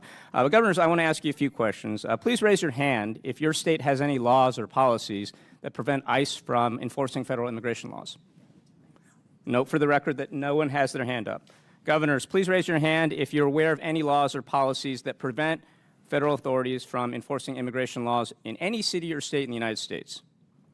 Again, no hands are up, and that's because there's no such thing as sanctuary from federal laws anywhere in this country.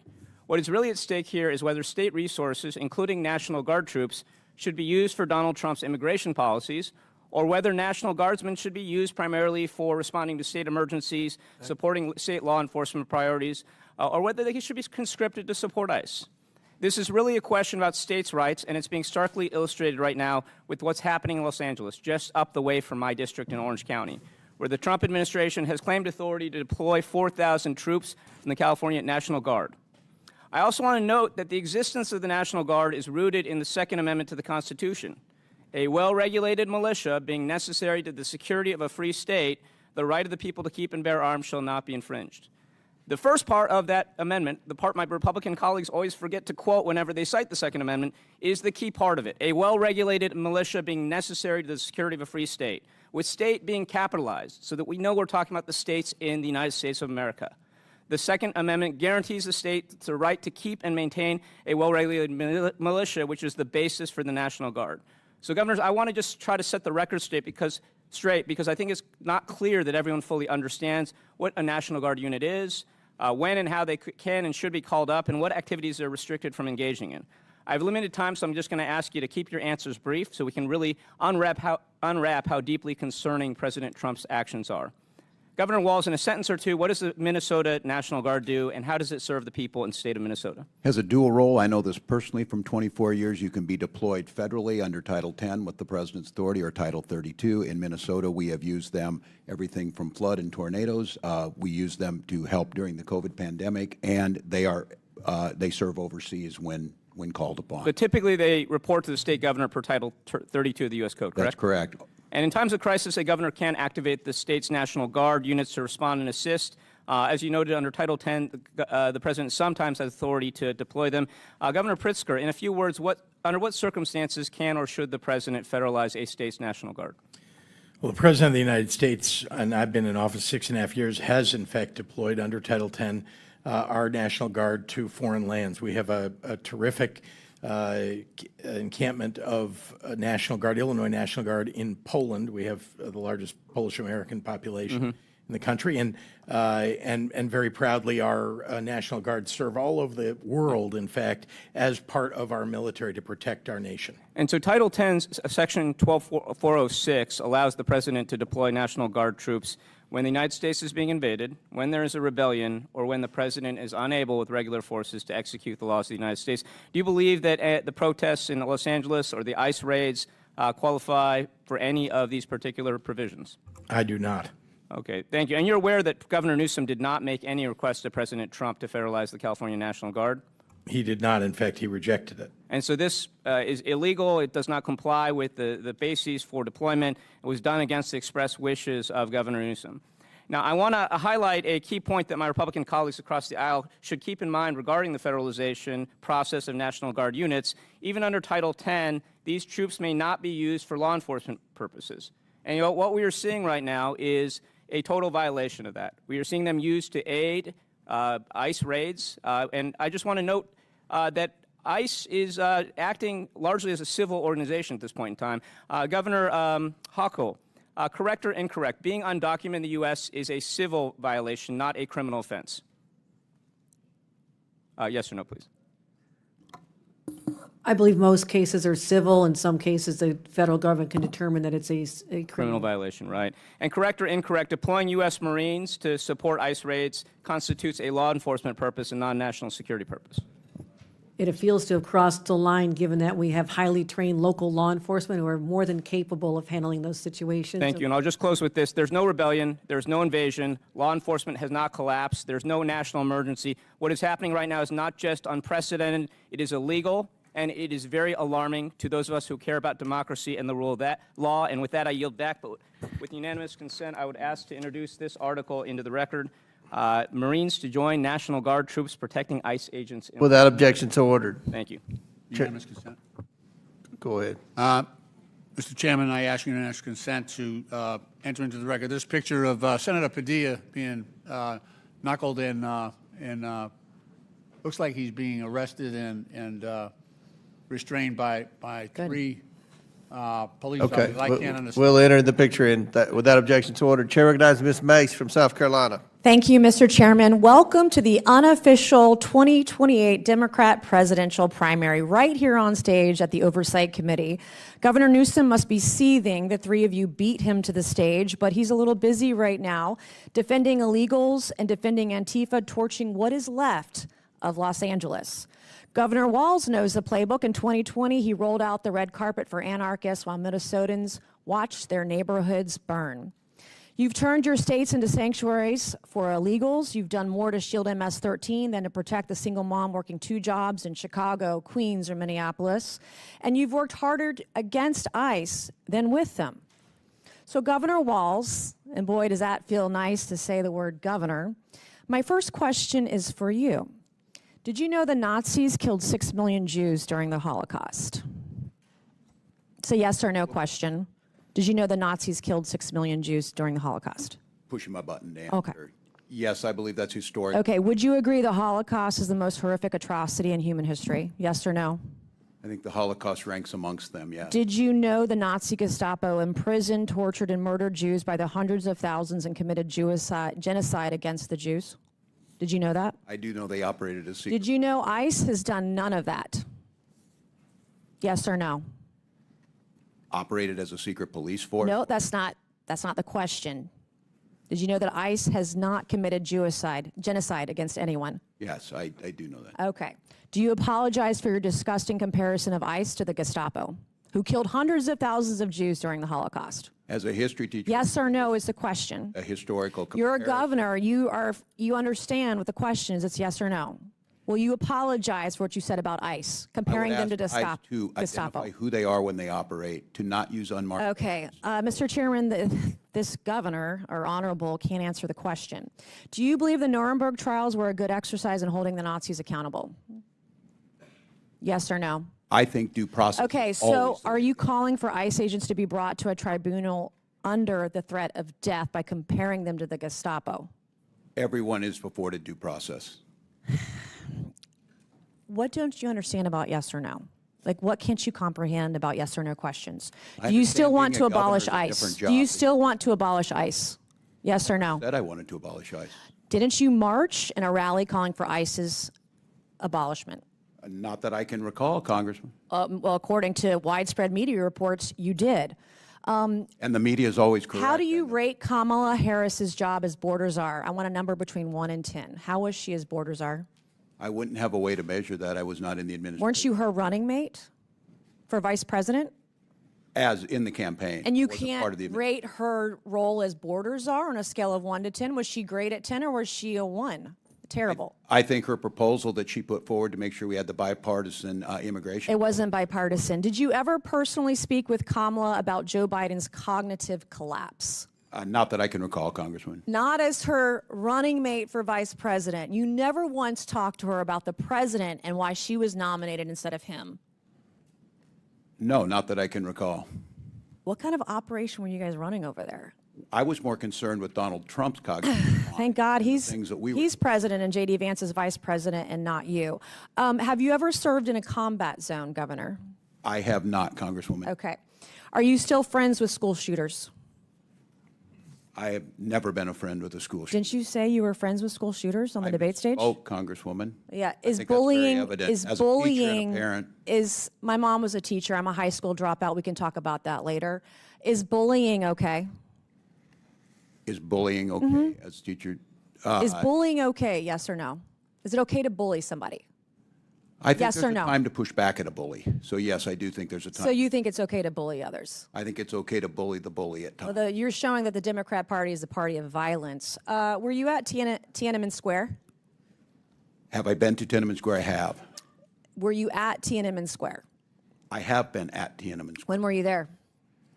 Oh, as I recall, January of 1990.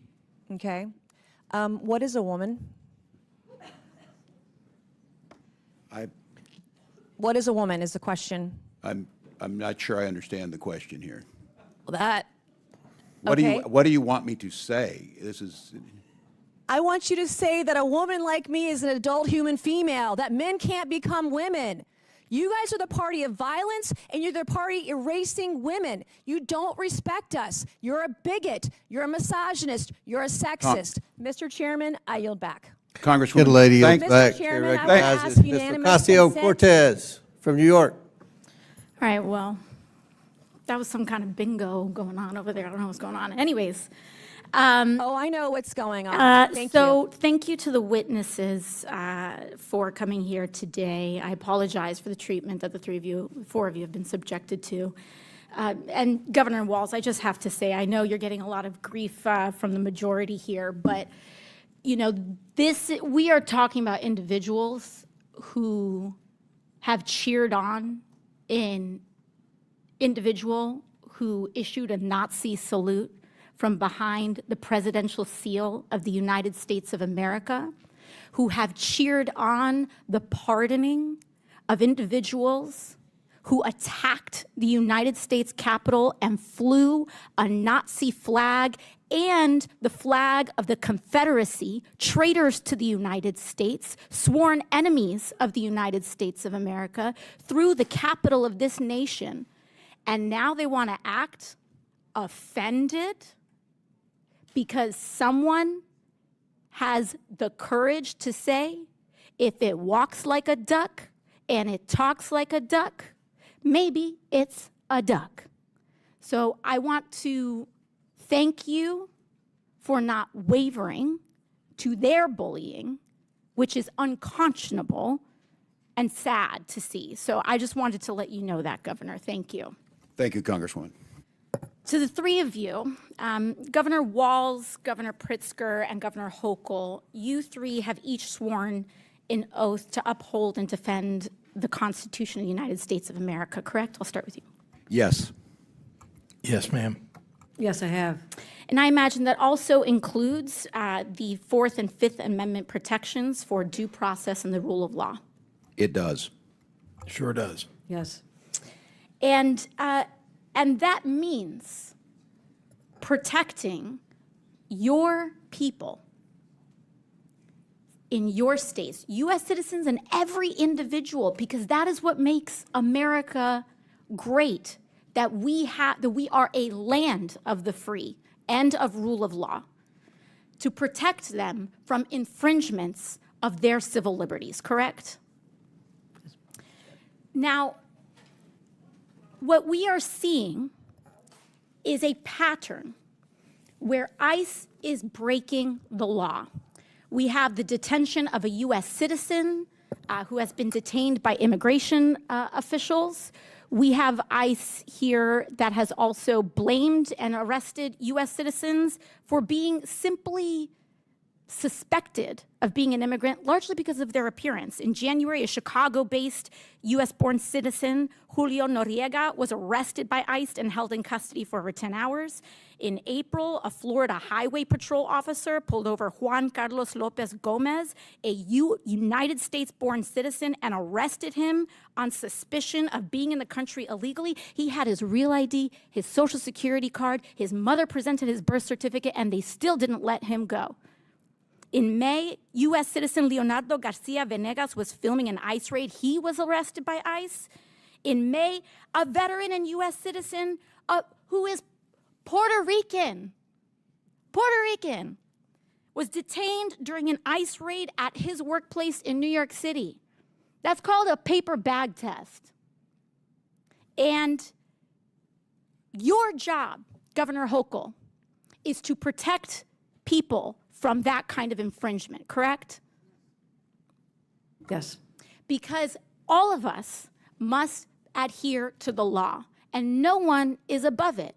So if a U.S. citizen tries to break the law, or if an ICE officer tries to break the law, your job is to uphold the law, correct? We absolutely uphold the laws of the United States Constitution and the Constitution of the State of New York.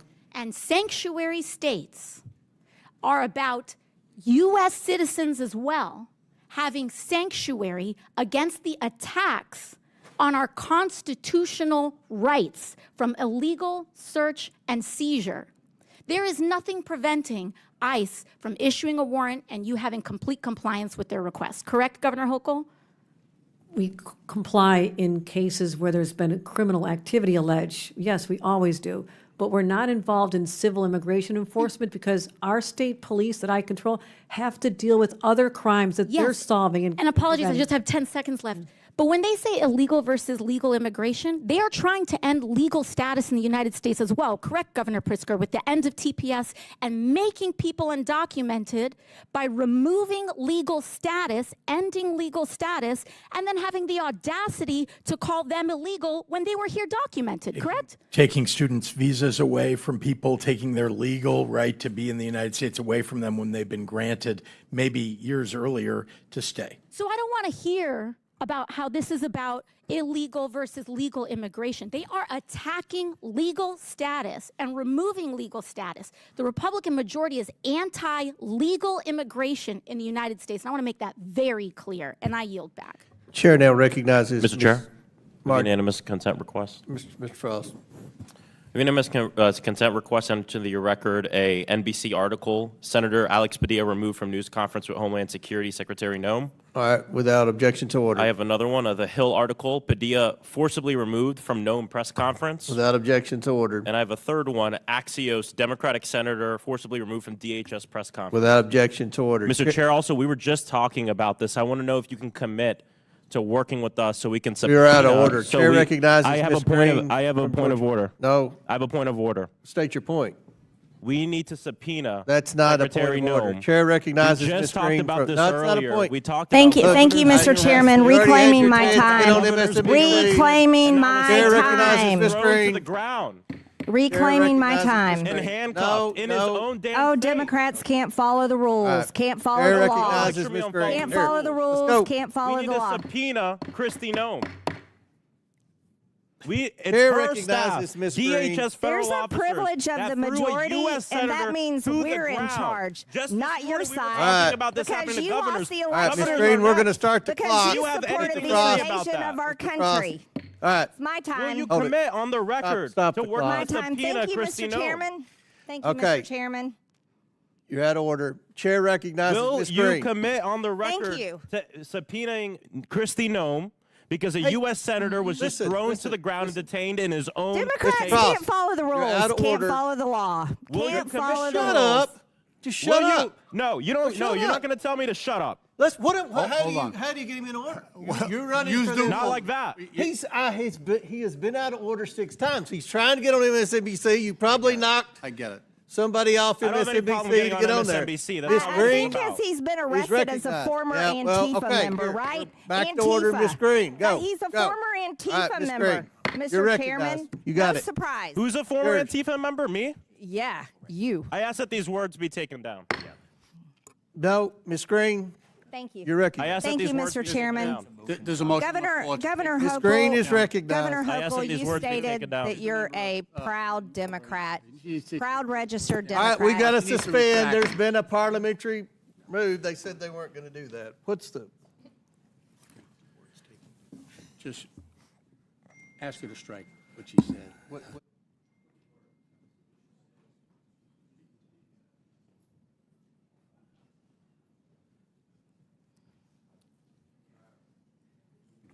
Okay. Suspend for 2 minutes.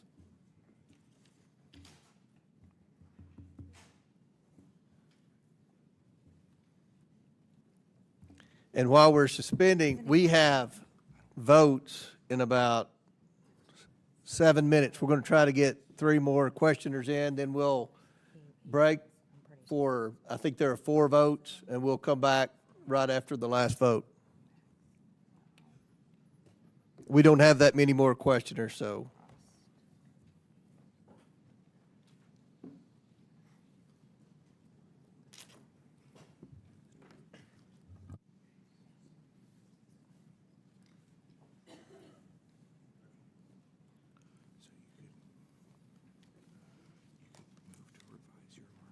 Let's see if that's the whole thing, though.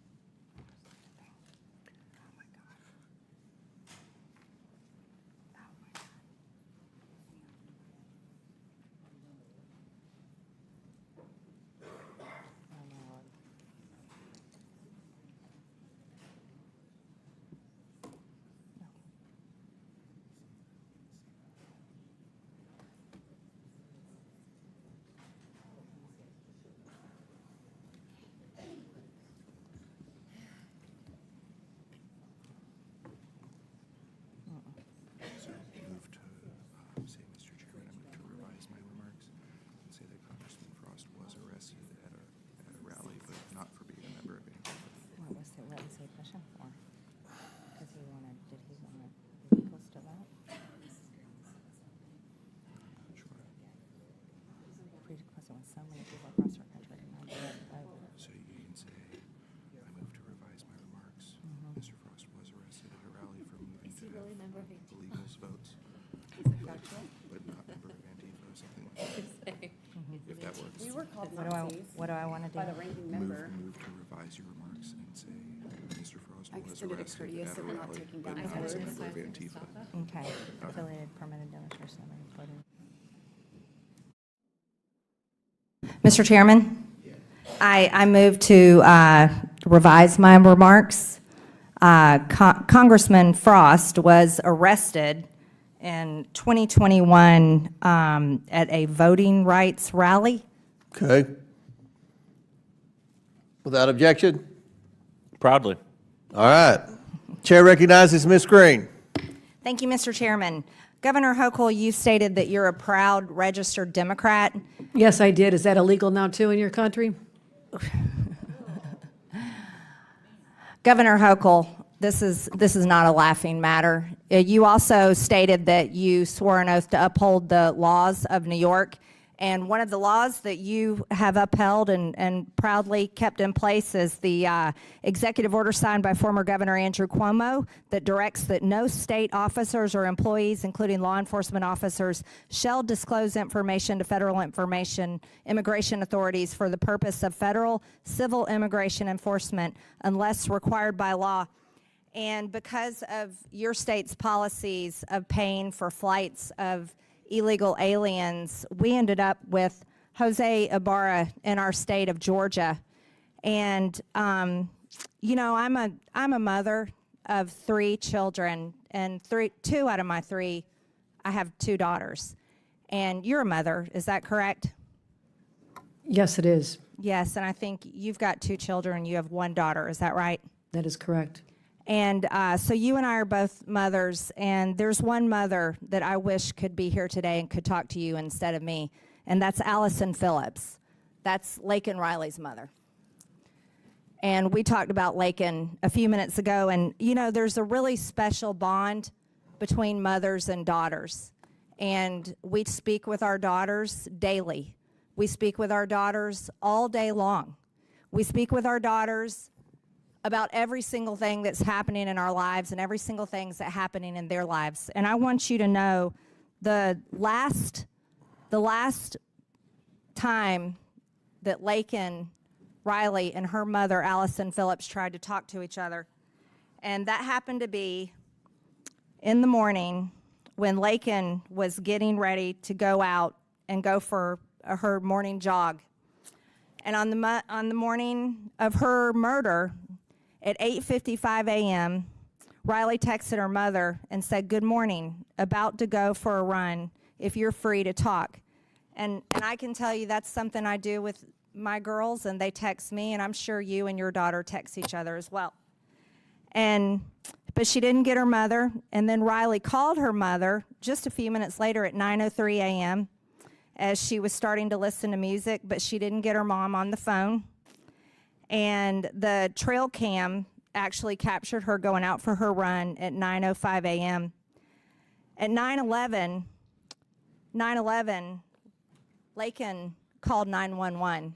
This was just not but a few minutes after she had tried to call her mother. And then at 9:24, Laken received a call from her mother, but it went unanswered. And at 9:28, Laken's heart stopped. And according to the smartwatch, the data of her smartwatch, Laken fought for her life for 17 minutes. 17 minutes. 17 minutes, this little girl fought for her life as she was being beat in the head by this monster, as she was being strangled by this monster, as she was being almost raped by this monster and drug off into the woods. She fought for her life for 17 minutes, and her mom tried to call during that time. And it was only a few minutes after she had tried to call her mother. And I think as mothers, not politicians, this is something that we should easily share with Allison Phillips. So when we are talking about the laws in place and the policies that we uphold as elected leaders in this country, do you know who we should be thinking about? We should be thinking about our daughters. And the fact that, look, everybody can fight all day long, Democrat, Republican. I got to tell you, though, it's so much bullshit when it comes down to the fact that this little girl fought for 17 minutes of the end of her 22-year-old life. The end of her 22-year-old life. And Governor Hochul, for the love of God, as you are a proud, registered Democrat, I don't know how on earth you can uphold laws that protect and give aid and comfort to monsters, especially one that was arrested in your state and let go because of your policies in your state. And I can't comprehend it, Mr. Chairman, just one more second. Laken Riley and her mother deserve to have one last chat. Like, you know what? Me and you get to have chats with our daughters. Mr. Chairman, I yield. Yield back. They've called votes. We're going to try to get 2 more questions in. I'll recognize Mr. Davis from Illinois and then Ms. Luna. Thank you, Mr. Chairman, and I thank you and the ranking member for letting me wave on to this hearing. I want to thank all of the witnesses, all of the governors who've been here and who've been here all day. But I also want to thank you, Governor Pritzker, for the outstanding leadership you have provided to the state of Illinois. Our state is characterized as being progressive and humane. Could you share why we think that's important, you as governor and I as a citizen resident? Well, we had to do a lot of reform of our state government in order to get there, but it's important to me that we provide health care, that we provide education for all of our people, that we have a policies and a government that take care of particularly those who are most vulnerable in our society, including working families, including the middle class. And it's very important to me that we be known for that. We are a state that is, frankly, cares a great deal about our fellow man. We are a state that is humanitarian in so many ways, and that stands up for the law. And so I'm very proud of our state. We have the greatest state in the country, the land of Lincoln, and we say that proudly because we know that Lincoln would be a Democrat today if he were alive. I'm a big believer in taking his values and promoting those, as well as the values now of today's Illinois, and promoting those. And we've done that and frankly succeeded in so many ways to lift people up. Thank you. Well, thank you. We're proud of you and your leadership, and I yield back, Mr. Will the gentleman yield? Gentleman yields back. Chair recognizes Ms. Luna Mr. from Chairman, Florida. point of inquiry, did you skip me in the order on purpose? Just curious. It must have been an oversight, Mr. Moskowitz. Well, this is the Chair Oversight recognizes Committee, Ms. which Luna. has lots of oversight. Gentlemen, please. Chair I'd like to ask recognizes my Ms. question. Luna. Just, suppressing free speech. It's Ms. Luna. Thank you very You're much, Chairman. First and foremost, I would like to take this opportunity to educate the American people on what's really happening right now with these riots. So I see right now there's a lot of back and forth and finger pointing, but the fact is that there is a financial tie to these riots, tied to immigration, that actually leads right back to the Communist Chinese Party. Straight up, the LA riots have been organized by an organization dubbed PSL, the Party for Socialism and Liberation, funded by billionaire Chinese activist Neville Singham, who spends parts of his year by living in Shanghai. In addition to that, although he is not a registered foreign agent, he accepts a lot of money from the CCP and then turns around and funnels it right into some of these violent protests that we're seeing. But it doesn't just stop there. This is not the only organized protest that's using brown people and immigrants as a ruse to push their communist and Marxist agenda. Mr. Walz, thank you for coming in today to testify, or Mr. Walz. Real quick, is it true, yes or no, that you are speaking at the June 14th Twin Cities No King rally? I can't confirm that right now. That Okay. could be true. Okay. Just so you know, they're advertising you speaking there. Okay. The graphic's actually on X right now. I'd be happy to provide it for you, so I'll take that as probably speaking. Is it true also, I know on your campaign, that you had admitted to visiting China anywhere from 15 to 30 times, sir? Yes or no, please? I did live in Okay. China and. No, visiting, sir, in addition to living there and in addition Yes, to having, okay. that's correct. All right, also too, I'd like to note that during your time in Congress that you filed for a $5 million earmark that actually was secured. $2 million of it went to the Harmel Institute that actually collaborated with the Wuhan Institute. Also, the Department of Homeland Security, sir, just to you, so that you're tracking, actually had an internal memo that was released that stated that the government of China considered you a prime target for influence operations. I'm letting you know that now because I do believe that you should be made aware of, if you are not already, that you are working with and going to be speaking at an organization and rally that not is just funded by Christy Walton, the heiress of Walmart, but also has ties to the Chinese Progressive Association, largely funding it, that actually brags on their website that they are pro-Maoist. Also, too, funded by the National Endowment for Democracy. I know there's a lot of people on this committee that don't like billionaires interfering in politics, but say nothing when George Soros gets over $260 million from USAID through the last administration that's then funneled into some of these nonprofits and organizations. So I guess my question for you guys is, now that I've made you aware that these riots are not about illegals and they're not about immigrants, if they did, they would have been protesting under Barack Obama, who's also dubbed the deporter-in-chief. And frankly, I think many of you would say that Barack Obama was a good president. Are you going to say that Barack Obama wasn't a good president? Yes or no, Governor Walz? Do you think he was a good president? Do I think Barack Obama was a good Correct. president? I think he did a good job. Okay, how about you, Governor Pritzker? I think he did a good job, yes. Hochul? Hochul, and yes, he did do a good job. Okay, next. Perryman? I think President Obama did a good job. So then you would understand that Barack Obama had the very same policies, for the most part, on immigration that Republicans are parroting today, and yet you guys are sitting here saying that we're Gestapo. And what I would tell you is that what happens with open borders is that the real people that are coming here, the ones that are exploited, actually it hurts people on both sides, not just Americans, but the illegals. Some of you had said here to the actual committee that you are doing what you can to assist these people, but what I would say is that your policies aren't actually done from a place of understanding and sympathy. I would say that it's actually doing the exact opposite.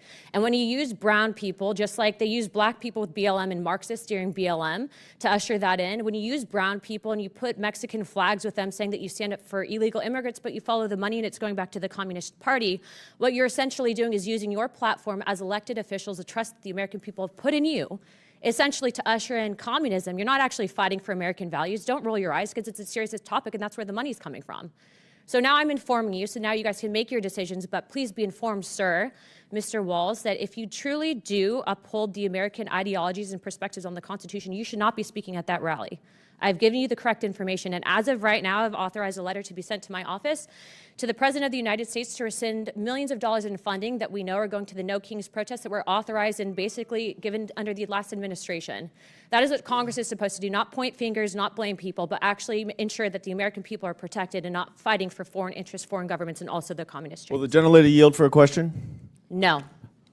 You don't want to tell us what your evidence is of all Yes, this connections? actually, no, I will yield. You know, to that. I appreciate No, Mr. no, Goldman, you'll get I 5 will- minutes. Take your let word me answer for the it. question. But Let me answer you'll the question. appreciate we might want actual evidence. I would be happy to provide that, and I'd also be happy to inform Chairman that actually we have a letter of which you can sign on to. I know you like to sign on to letters with us, especially on the Epstein stuff.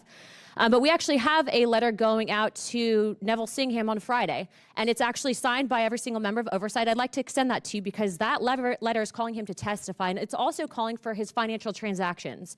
And do you agree, sir, that we should not be accepting money from the Communist Chinese Party? I think anyone on this platform would agree that that should not be accepted, correct? I would like for you to actually present evidence rather than just, quote, inform the witnesses. And now that they're informed, they should assume that I what don't you disrespect say is you. I'm true going to answer your question. when We are it's having a repeatedly hearing on it where we debunked. can It's present the all the right-wing evidence. ecosphere. No, but let's have this Yeah, dialogue. go ahead. You're question. recognized, Ms. Luna. We are going to be having a hearing, and you can gavel on to the hearing. I'd appreciate you to do it because the fact is that the Democrat Party, remember, Is look, it going to be as good as the Biden impeachment hearing? Mr. Goldman, you'll have 5 minutes in a let's moment. keep it focused real quick. Well, Mr. I'd Chairman, like to she's go out of time. I just think further. you're trying not to let me talk. Guys, if you guys want to talk about it, I'll answer the question. But Mr. Singham is also funding Code Pink through his wife. You know, it's my turn. Can we ask Elon Right. to divest from China That- while we're at the it? lady's time's Ties there. expired. The That's lady's Thank you time's very much. expired. We'll be having the hearing. Y'all are invited. We might have you guys All right, back. thank you. Before we go to votes, which have been called, I'm going to recognize Mr. Donalds for unanimous consent. Mr. Chairman, I want to submit a letter into the record from Congressman Richie Torres to Governor Hochul, speaking specifically about that the Penn Station Center is actually being led by MTA, where the chairman is actually appointed by the governor of New York, and the cost overruns are $7 billion. Without objection, so ordered. And again, the witnesses, I apologize. The votes were supposed to be at 4 o'clock when we scheduled this. They've been moved to 3. We have 4 or 5 votes. We'll come back here as soon as the votes are the last vote. So pursuant to the previous order, the committee will recess for floor votes. The committee will return 5 minutes after the last vote. There are only 7 or 8 more questioners, so the committee stands in recess.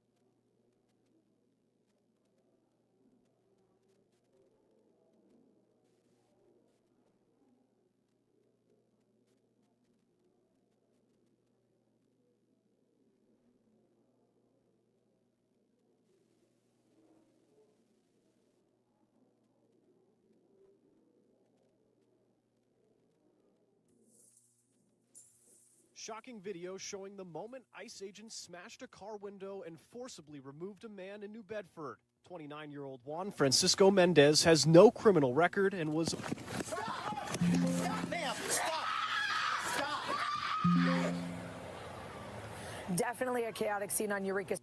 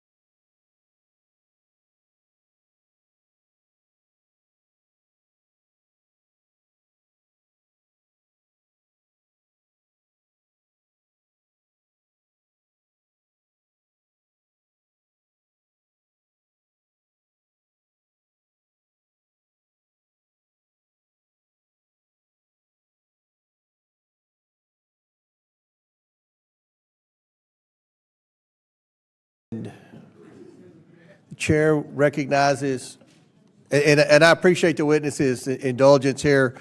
Again, we were told the votes would be at 4:15 and they were at 3 o'clock, so I apologize. We had 2 more votes than we were supposed to. So the chair recognizes Mr. Burleson from Missouri. Thank you, Mr. Chairman. I'm just still kind of trying to understand the connection between our ICE officers and the Gestapo. I think the statement was horrific.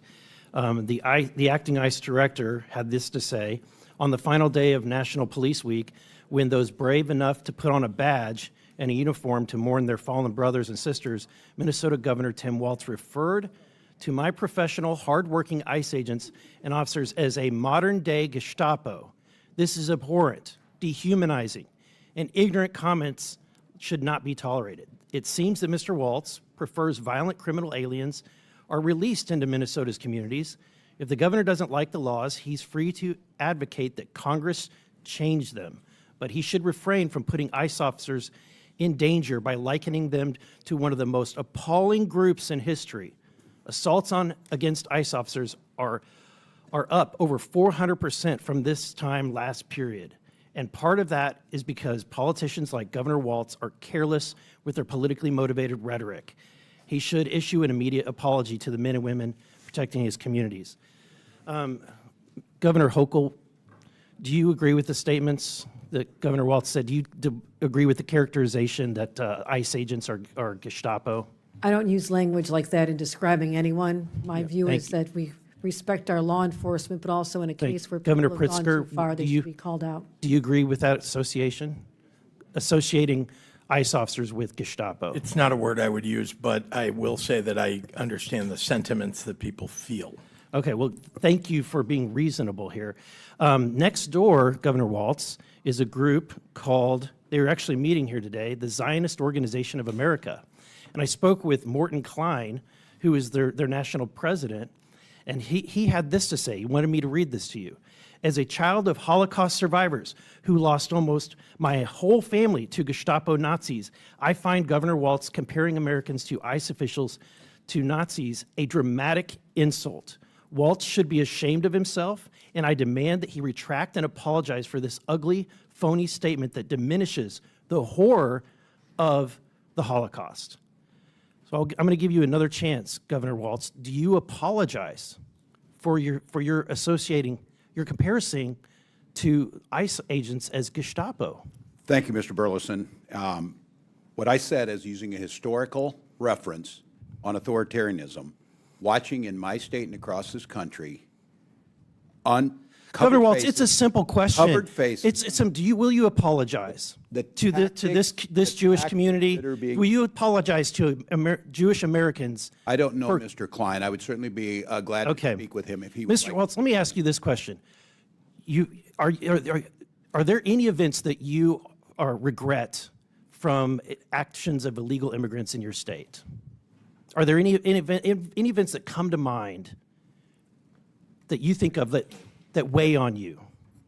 I certainly think any something that harms someone, all of So let me give you an idea. Minnesota, your state, April 25th, ICE arrested an illegal alien from Ecuador charged for criminal sexual conduct with a child. Again, in Minnesota, in May 8th, ICE arrested an illegal alien from Mexico for selling heroin, meth, and fentanyl.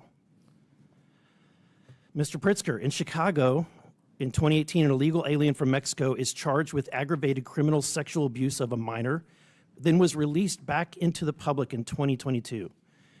And then Governor Hochul in New York, again, a Mexican national was charged, but this time for slashing a victim with a machete, and then released in January of this year, ignoring ICE detainers and federal warrant.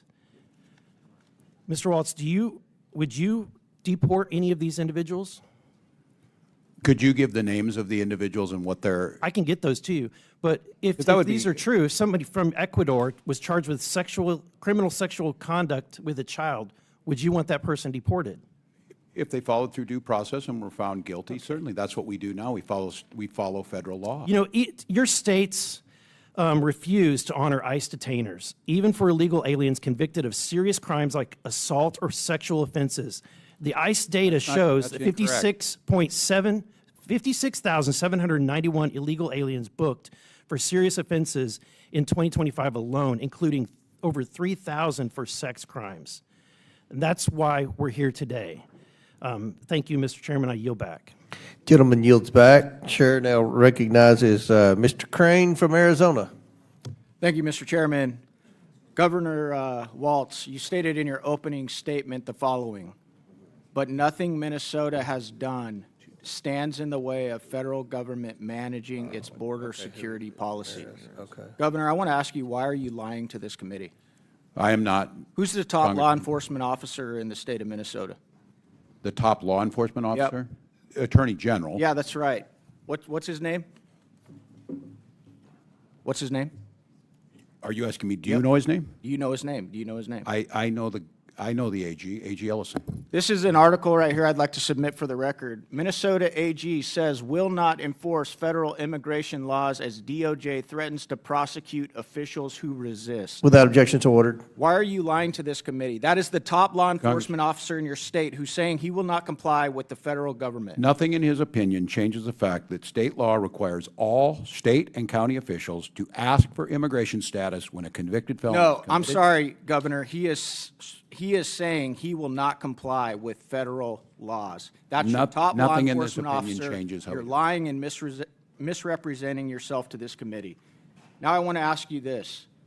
Do you think in that line of questioning, free health care, food assistance, free college tuition, driver's licenses, and cash assistance, do you think that that's helping or hurting this government manage its border security and policies? Well, Minnesota ranks first in health care. We rank third in safety on our roads. Let me answer that for you. It's actually hurting because what It's making you've my state created safer is and more you've created a prosperous. state that is now a magnet that is There's drawing no law. illegals There is no sanctuary to law in Minnesota. Minnesota, Congressman. I know you guys haven't put it that way on the books, but your state has everything, every element in it that is consistent with the sanctuary state. That's Moving incorrect. on, Mr. Walz.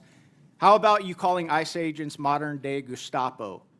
That also stands. Do you think that that helps our federal government carry out its law enforcement? I think best border practices in law security enforcement by policies? identifying who you are, identifying the vehicles, and making sure everyone has due process helps our law enforcement. I think covering your faces. So you think that rolling in the- you think that that helps calling our law enforcement agents that? What does ICE stand for, Governor? Immigration, custom, enforcement, right? These are the guys that are tasked with enforcing immigration, federal immigration That's right. laws? Federal. That's their job. It's So not you the think state's that job. calling them Gestapo is helping? You're not standing in the way. None of the messaging, none of the rhetoric is standing in the way of this administration doing what they've been tasked to do. Is that what you're saying? I think what would help them is to follow due process, and when they do these missions, do the things that we expect of law enforcement. How about when you Identify- went on Anderson Cooper, Governor Walz, and you said, how high is this wall? If it's 25 feet, then I'll invest in a 30-foot ladder factory. Do you think that that helps our federal government carry out its law enforcement, its border security and policy operations? When did I say that? You went on Anderson Cooper and said that. Do you not remember saying that? Because you've said so many outlandish things that you No, I can't don't even recall. keep track of them. The point being is The that you clip need is there more for than- everybody. It's there for all Americans. If you guys want to go watch it, it's an easy Google. All right, Governor, you recently went on Gavin Newsom's podcast. You stated in regards to MAGA voters, I scare them a little bit, which is why they spend so much time on me. No, I'm serious because they know I can fix a truck. That's your direct quote. You also said on the show, I think I could kick most of their asses. I want to be very clear with you, Governor. You do scare us a bit, but it's not because you can fix a truck or change a tire. It's actually because of your radical left-wing agenda. You supported putting tampons in boys' bathrooms. You advocated for the disarming of Americans of their Second Amendment rights. You're pro-sanctuary city, as we have uncovered here today. You claim there is no guarantee to free speech when it comes to misinformation and hate speech.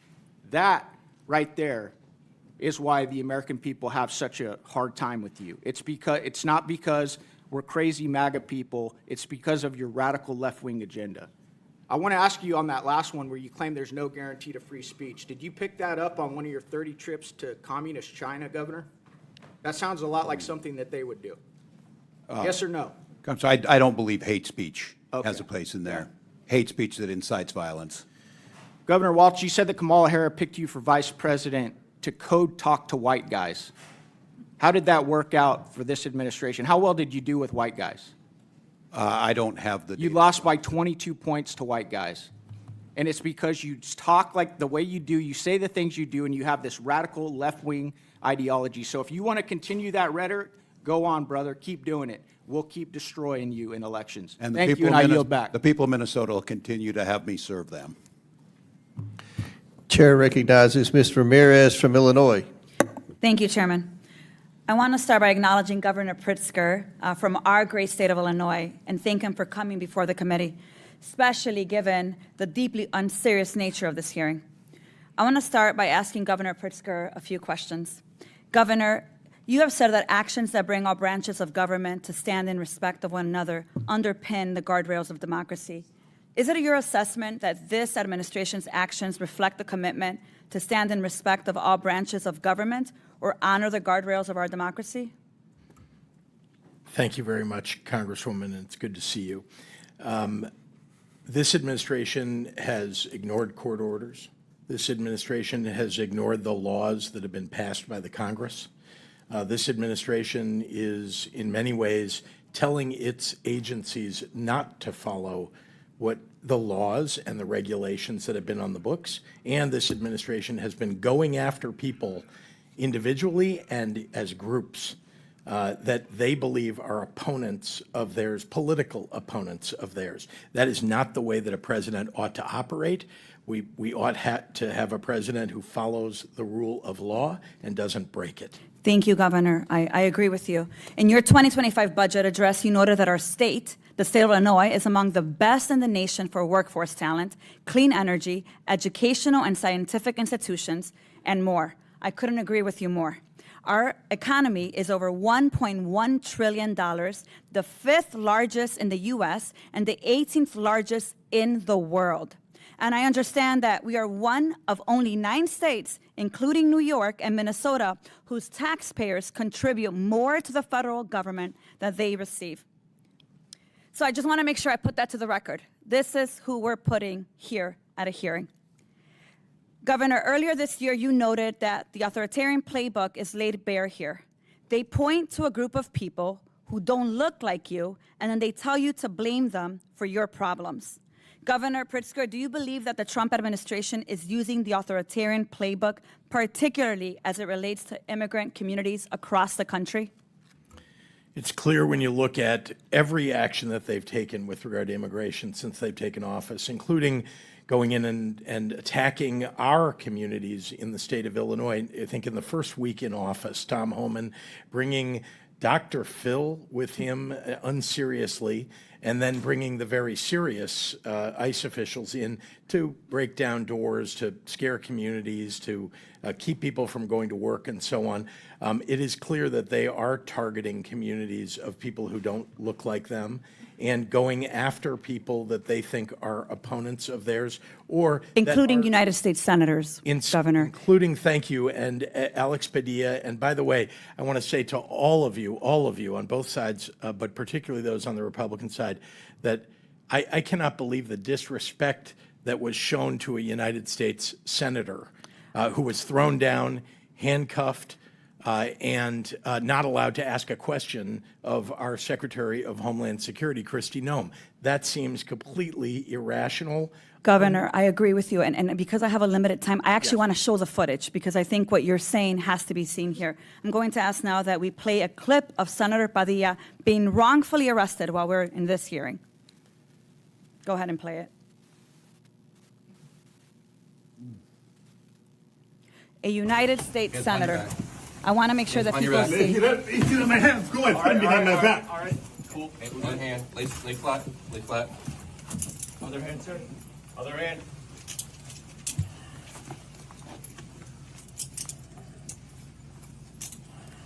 There's no recording allowed out here. What? I do not know. There's no recording allowed out here per FBI, right? They don't want you recording so that you don't see how they violate due process repeatedly. I want to make sure that you see that footage. This is a United States Senator asking a question of Secretary Noem, and in return, he is pulled from the press conference, shoved down to the floor, slammed to the ground with handcuffs, arrested for doing his job of oversight. So let me go ahead and make sure that I say this clear, because I serve in Homeland Security, and I can tell you for a fact, they are weaponizing the government and the military against U.S. citizens to exert control and suppress dissent. I call that authoritarianism. We've seen it before. Here's the point: terror. That's what they're doing here. This hearing is a witch hunt against the governors that run successful cities, and we need to call it what it is. What we need here right now is Secretary Noem answering questions and oversight on why the hell she thinks that what happened to the senator is acceptable. With that, I yield back. Gentlelady yields back. Hopefully you'll get to see the beginning of that tape when he approached the podium where the secretary was. You hadn't seen To that ask yet? a question.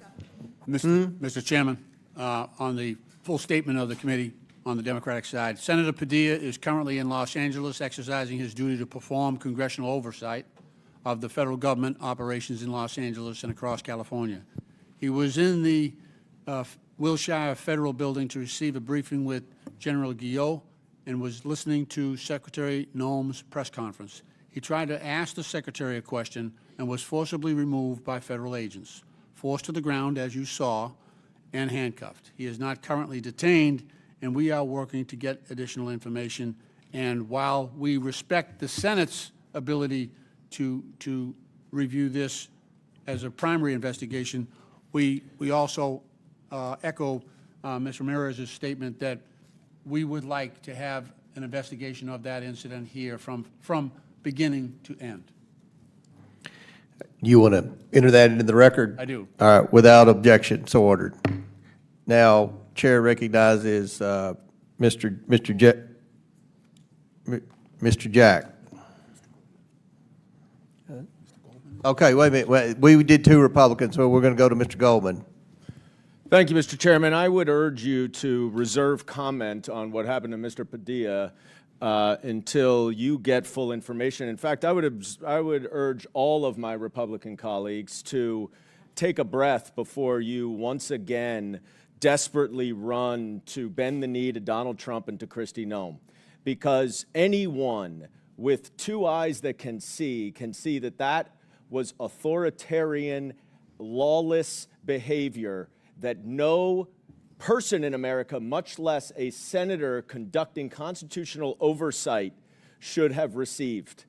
And I know it's hard for all of you to speak up against Donald Trump, and that's why we're here at this hearing talking all about Joe Biden, talking all about Joe Biden's policy this, Joe Biden's policy that, all these people who committed crimes under Joe Biden.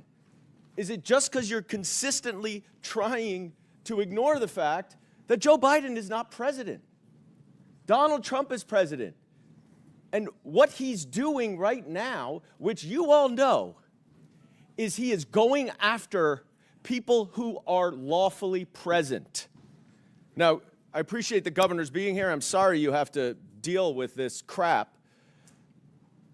Governor Hochul, especially, I want you to know, as a proud member of the delegation of your state, I am not going to use my 5 minutes to mount a campaign for governor against you, as my colleague from the North Country chose to do. I will give you the opportunity to actually answer some questions, unlike she did. And I will allow you to explain exactly what the policies in New York are as it relates to cooperation between the state and federal agents. First of all, glad you're not running against me. Thank you. Secondly, I appreciate the opportunity to break through all the noise here today and to stop the talking points that keep mischaracterizing our policies in the great state of New York. New York is not a sanctuary or a haven for criminals. We devote an enormous amount of our energy working to keep New Yorkers safe. $2.5 billion I've allocated just in the last few years. We do cooperate with ICE when it comes to investigating or building a case against criminals. We do this all the time. And when someone goes through the criminal justice system in the state of New York, they do their time in prison. We alert ICE as to when, 30 days in advance of when they're to be removed, and we send them away. That's how it's supposed to work. But what we do not do under our laws is divert our essential resources to protect everyday New Yorkers from crimes themselves and have that help ICE with civil immigration enforcement. That is their job. That is the federal government's job. And we cannot be told to enforce federal laws. It's not constitutional. Or to use all your limited resources to spend all that time doing their job. My concern is that every minute that ICE officers are going after moms and dads and kids and separating families, perhaps one more criminal is still out there at large. Well, it's Why funny don't you say that. focus I'm on sorry, them? I'm sorry to interrupt you, because I actually, in my district office down in Lower Manhattan, witnessed ICE officers waiting for immigrants to come out of a courtroom. These are immigrants who have asylum applications. And I'm sure you agree with me that asylum is a lawful pathway to immigrate to this country. Is that correct? That is absolutely correct. So in order to make these immigrants here unlawfully, the DHS is now dismissing their cases, their own removal proceedings against them, to void out the asylum process, the asylum claim. That way, when they go downstairs in the elevator, there are ICE agents that can be there and to arrest them and put them in expedited removal. And they don't have an asylum claim that is live anymore because they've just voided it out. These are non-criminal, these are non-violent immigrants who are here going through lawful process. And this is who the Trump administration is going after every single day. It's a disgrace. You said you were going to go after the worst of the worst. You were going to go after convicted criminals. You're here questioning about all these criminals. You're going after people who actually are going through the lawful process you say they should. But just because Donald Trump and Stephen Miller need to bump up their numbers because they can't do a good enough job in actually finding convicted criminals, you're going after moms, dads, separating parents from children. You have a voice, Republicans. Speak up. I yield back. Now Chair recognizes Mr. Jack. Is he here? Okay. Mr. McGuire from Virginia. Thank you, Mr. Chairman. This is a yes or no question, hopefully fast because I don't have much time. So each witness one at a time. If you break the law, are you a criminal?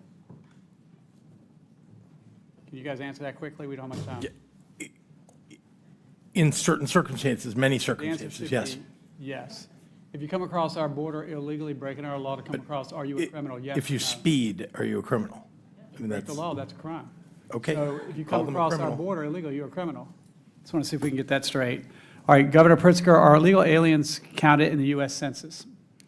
Every person in the United States is counted. The census decides how many members each state gets in the U.S. House of Representatives. Year after year, tens of thousands of U.S. Citizens are fleeing the state of Illinois. It ranks only behind Governor Hochul's New York and Governor Newsom's California. You all are protecting and harboring illegal aliens for political purposes. Governor Pritzker, would you support prohibiting illegal aliens from being counted in the census, yes or no? Your numbers are wrong, sir. Would you, yes or no? Your numbers are wrong, sir. Would you Constitution support says how you prohibiting count the illegal census. aliens from being counted in the census? Would you? Or No. is harboring illegal aliens part of the strategy to get more Democrats in Congress? The bottom line is this: all illegal aliens have committed a crime and should be deported. Any additional act of violence committed by an illegal alien is entirely preventable. All sanctuary jurisdictions are unlawful. Each of you are breaking the law. And my message to you, or the message from the people, is you need to get it straight. Governor Walz, just over 3 weeks ago, you compared ICE agents to Donald Trump's modern-day Gestapo. Governor, do you regret those comments? I regret that law enforcement is not following best practices, showing who they are, not taking people off the street, not giving due process. We It would puts not all have of a us at country risk. without our men and women in law enforcement. Yes That's or no? correct, Did you and know those who ICE show their officers faces. are did you know ICE officers are facing 413% increase in assaults? Don't wear the masks, identify yourself, and work with local law enforcement. You guys are doxing them. All right, your attacks on ICE officers are putting our law enforcement in deadly situations. It led to destructive riots breaking out in Los Angeles last weekend. President Trump had no choice but to step up and stop Los Angeles from burning buildings to the ground. Did you see videos of rioters throwing rocks through the windows of police officers' vehicles while they were driving on the highway? Did you guys see that? We wouldn't have a country without our men and women in law enforcement. In 2023, you signed legislation to expand eligibility to illegal aliens for taxpayer-funded health care, Minnesota driver's license, and free college tuition. America Last policies. Let's take a look at some of the illegal aliens you so boldly want to support with taxpayer funds. I'll probably say his name wrong, but Abrahashad Alimi, illegal alien from Somalia. Criminal history includes convictions of murder, DUI, and disorderly conduct. Eric Martinez Mondragon, illegal alien from Mexico and known member of 18th Street Gang. He served time in robbery and possession of a firearm. And Marco Granda, illegal alien from Ecuador. He was convicted for criminal sexual conduct of a child. The taxpayer-funded incentives you are providing in Minnesota bring in vicious thugs who are robbing, raping, and killing your citizens. The American people are tired of these America Last Marxist policies. We need more patriotism. You know, when I look at a MAGA, to me it means make America great again for all Americans, regardless of party, race, religion, or creed. America first, and that's why we won the presidency and we got the Senate and the House. If you had a basketball team and you hate your basketball team, you will never win. And we have a heart and love all people of the world, but if we can't take care of our country, if we're allowing these illegal criminal aliens to rob, rape, and kill the American people, that is wrong. And that's why we won, and if you guys keep that up, we'll keep winning. Congressman, can I respond to the two cases in Minnesota? I think it's important to the hearing we're having. You want to know what we're doing. Mr. Alami was held in Freeborn County Jail. So, Straight resources Governor paid for Hochul, that. Debrina Kwam fell asleep on a subway in New York. While she was asleep on a train, she was set on fire and killed by an illegal alien from Guatemala. This could have been prevented. And what upsets me or strikes me the most is that in Democrat-run cities, people are so desensitized by the violence and the policies that people just stood by and watched that happen. What can we do better? The entire situation sickens me to know that that happened in our state. I abhor all crimes, and that one was particularly heinous. And that's why my law enforcement are dedicated to keeping the streets, subways, and communities of our state safe. It's my #1 priority. It's how I've invested enormous amounts of resources. And just for the record, we do cooperate in criminal identification, prosecution, and removal of individuals who commit crimes who are not in this country legally. We want them deported. We cooperate with ICE every day of the week to make our streets safer. I'm not sure why that's not breaking through in this hearing. How many times can we say that? We're not supporting this. We don't want these individuals here. We abhor this violence and crime. So that's the message, should be the takeaway. How can we work together? How can you do your job and help us secure the border and have more legal pathways for people who want to be here legally and contribute to our economy, but not the criminals. We are not a sanctuary for any criminals. You go back. Gentleman, time's expired. Now, Chair recognizes Ms. Morrison from Minnesota. Thank you, Mr. Chairman. I want to thank the witnesses for being here today, especially you, Governor Walz. It's great to see you as ever. Welcome back to the People's House. Thank you for your distinguished service in the National Guard, 24 years, I believe. Thank you for your service here in Congress and as our governor. I'm sorry you haven't received the warmest welcome here today, but I'd like to start by taking a moment to correct the record on a few points. I think all of us here would agree that violent criminals who aren't citizens shouldn't be in this country, full stop. But that's not what this hearing is about. This hearing is about intimidation and striking fear in immigrant communities. This hearing, unfortunately, is not about moving forward with the comprehensive immigration reform our country so desperately needs. It's about distracting the American people from the disaster that has been the first few months of the Trump administration and his Republican majority in Congress. Much like our state, my congressional district is diverse. I represent many immigrant families who call our community home, and we welcome them because they make our community stronger.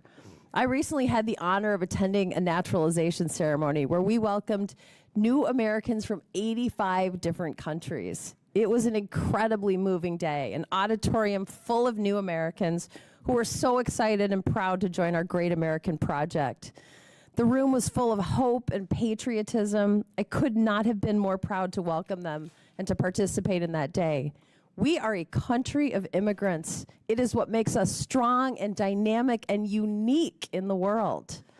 My colleague's characterization of our state bears no resemblance to reality. Would you agree, sir?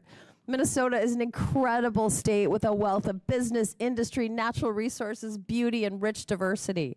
And it's a state where working families thrive. As you know, Governor, we worked together for 6 years when I was in the state legislature, and I am so proud of what we accomplished during that time. We delivered for the people of Minnesota the largest middle-class tax cut in the history of our state, historic investments in education, created a paid family and medical leave programs that allows working parents to care for their children and their loved ones, codifying the right to comprehensive reproductive health care, and providing school breakfast and lunches for K through 12 students so no child in Minnesota goes hungry. If we want to talk about protecting our children and families, let's talk about the chaotic tariff war President Trump started, which is serving only to make life less affordable for families and is decimating small businesses. Let's talk about the 16 million people who are going to lose their health care, or who are going to have their health care taken away from them by the Republicans and their ridiculously named Big Beautiful Bill. Let's talk about the millions of children who will go hungry if the Republicans are successful in taking away their food assistance. Governor Walz, since my Republican colleagues want to talk about threats to our children and families, let's talk about food insecurity. It's now been over 2 years since you signed the school meals legislation into law. What has been the impact of this program on fighting child hunger in Minnesota? Yeah, well, thank you, Congresswoman, and we miss you in Minnesota, but glad you're here. Well, the direct impact to families is a savings of about $1,700 a year to those families that they're able to see, and mostly middle class. But the real impact is on educational achievement. Last year, Minnesota was able to notch the highest graduation rates in our state history. We also see school attendance rates go up. We see better behaviors, less discipline from it. So it's a smart investment. It's the right thing to do. And the payoff for Minnesota is we have a healthier, better educated workforce, which is why Minnesota almost always ranks near the top in quality of life indicators. Thank you, Governor. Now I want to talk more about the Republican plan to take food assistance away from our children and families. If their budget becomes law, it will be the biggest cut to SNAP in history and jeopardize food assistance for millions of families across the country, including 100,000 Minnesotans, many of whom are children. Would you agree that the Republican proposal to cut SNAP is one of the biggest threats facing children and families in Minnesota right now? Yes, coupled with Medicaid and Medicare cuts. And also, Governor Walz, I just want to give you a moment to, if there's anything you'd like to clarify that's been said in this unbelievable committee hearing today. I don't even know what the adjective is. Well, thank you, Congresswoman. And we have like 30 seconds. Look, we're here to work with you. You've heard time and time again. We have a job to do as governors. The federal government has a job to do. Not doing ICE's job is not interference or not wanting to get these people. And the gentleman asked the question and then left. The gentleman he brought up with, we held him, we paid for it, we called DHS before he was released. The second one he mentioned, DOC called DHS prior to his release. We do that every single time in Minnesota. That law has been on the books for many years, and that's how we implement it. So I just don't understand why we don't want to work together to be successful. None of us want the criminals on the street, but I certainly want immigrants in Minnesota who are contributing to our quality of life. Gentlelady's time's expired. Thank you, Governor. Chair recognizes Ms. Boebert from Colorado. Thank you, Mr. Chairman. The Los Angeles riots are certainly a shameful explosion of lawlessness that we are once again seeing. The narrative has changed in these riots, but it's certainly the same type of actors. We're seeing businesses torched, cars torched, families uprooted, certainly communities that are scared. And this is by no means a peaceful protest. It is absolute chaos, and rioters don't get a free pass to burn down cities just simply because they're mad, because they are mad that our nation's laws are being upheld, that our federal agents are upholding their oath and doing what they were hired to do. Our first responders deserve respect. They do not deserve to have rocks thrown at them and to be injured. But, I mean, let's be honest, this violence didn't really spark in a vacuum. Sanctuary policies are a magnet for trouble. They shield criminals, undermine the rule of law.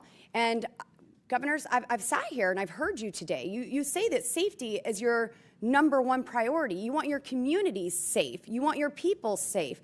And, Governor Hochul, you just asked, how can we work together to ensure that that happens?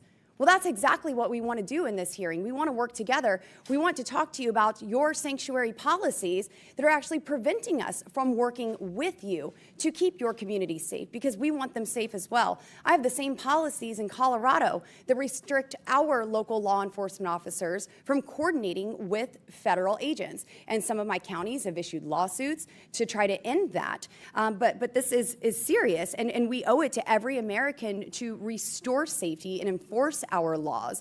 It's been stated that this is a federal law and it's not your job to uphold the federal law.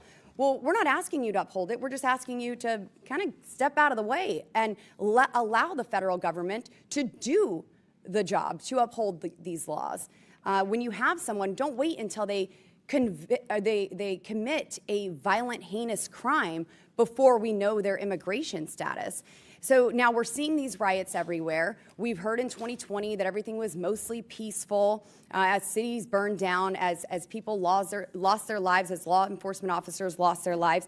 So I just want to ask you three governors, yes or no, is the destruction of private and governmental property, is that something that fits under your definition of a peaceful protest? Governor Walz, yes or no? No, it does not. Thank you. Governor Pritzker?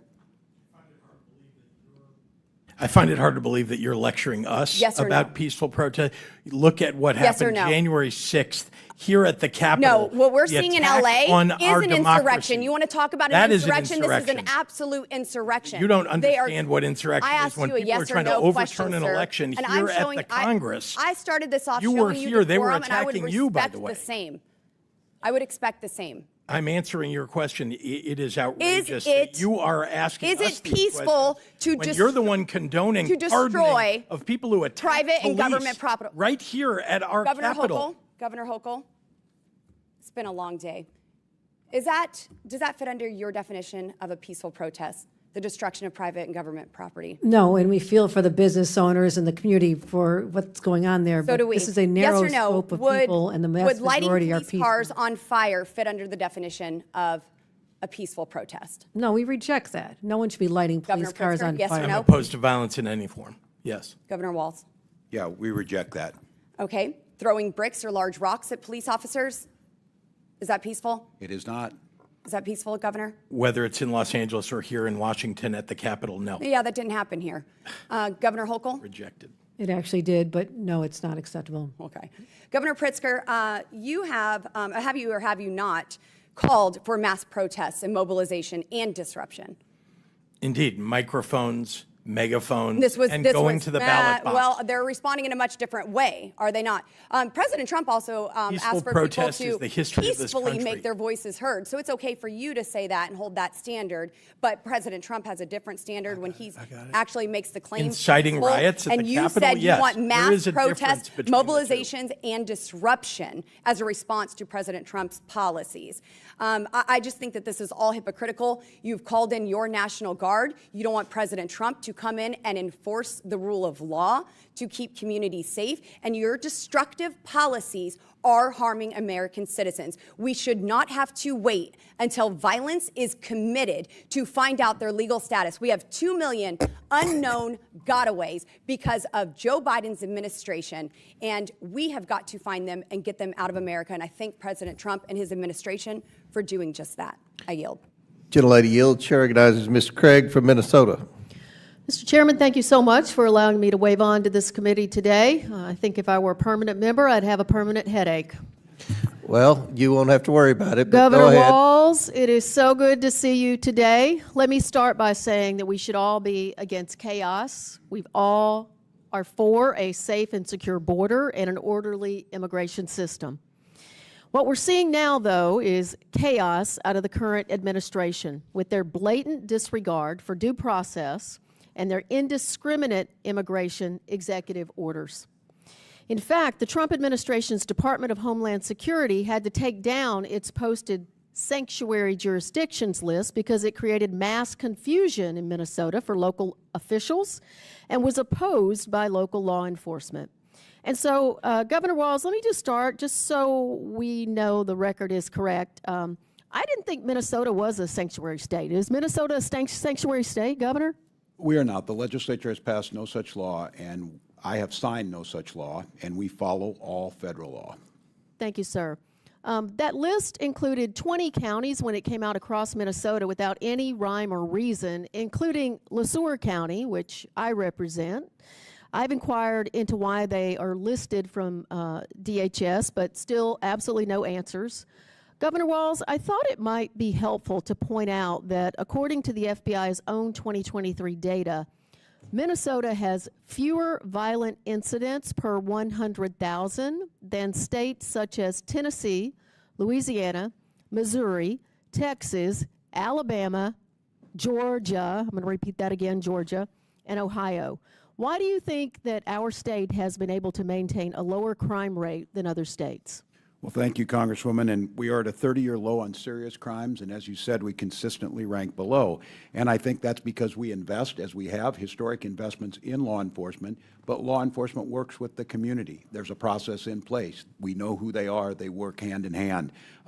We make sure that those laws are followed, and we also have policies where we show compassion to our neighbors. And it's not chaos, as you said. It's done right. So I am grateful, grateful for the law enforcement who does that work, but I'm also grateful to the legislature and my administration who have put in historic amounts of help to make sure they're able to deliver those services. And they are the ones that are best trained to do it.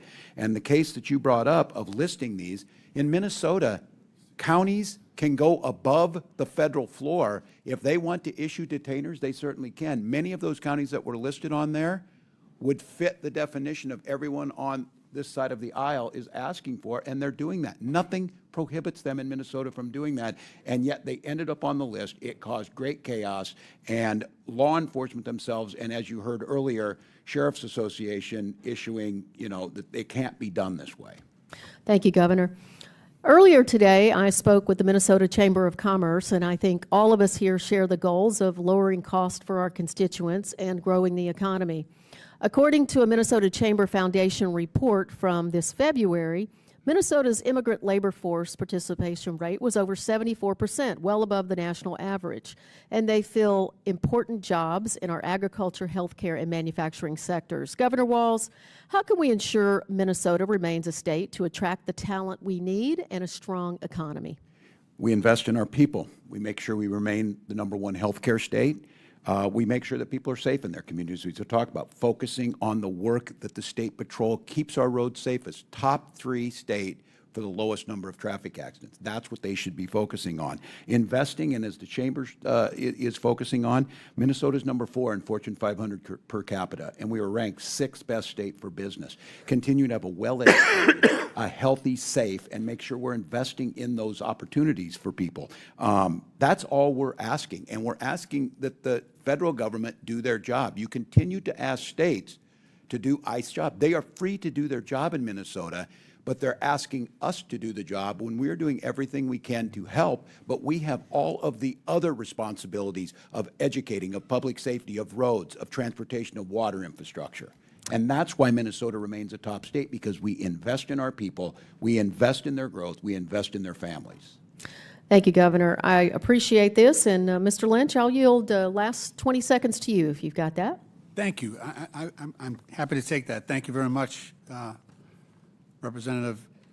For this 12 seconds, I just want to read, this is from the Minnesota Reformer from February 12th, 2025. The sanctuary bill that was offered in the Minnesota legislature is already dead, as House Speaker says it doesn't have the votes. So this was an attempt to actually make Minnesota a sanctuary state, and it, like the Speaker said, didn't have the votes and died very early in the process. And we got to the business of balancing our budget and investing in all of the other things we needed to do. All right, gentlemen, ladies, time's expired. Chair recognizes Ms. Miller from Illinois. Thank you, Chairman. Governor Pritzker, Illinois is at a crisis point. Illegal aliens in our state have overwhelmed local communities and schools, causing untold pain and suffering while costing the Illinois taxpayers billions. Governor, in a recent report by Capital News of Illinois, you called for mass protests, for mobilization, for disruption. Chairman, I ask unanimous consent to submit the Capital News of Illinois report titled Trump's 100 Days. Pritzker calls for mass mobilization as he grows his national profile. Without objection, so ordered. Governor, before we go any further, will you commit today to working with the Trump administration and ICE to ensure that the violence we've seen in Los Angeles does not occur in Chicago or anywhere else in our state? Yes or no? Thank you, Congresswoman Miller. We work every day with the federal government Yes to or keep no, our sir? streets safe. Will you commit to working with the We Trump do administration? all the time work with the federal government, law enforcement, Okay, I'm taking that as a yes.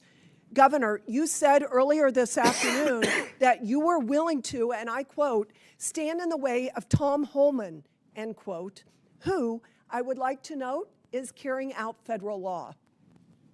I have before me numerous examples of illegal alien violence in Illinois, but I want to highlight the story of Joe Abraham, whose daughter was tragically murdered by an illegal alien in central Illinois.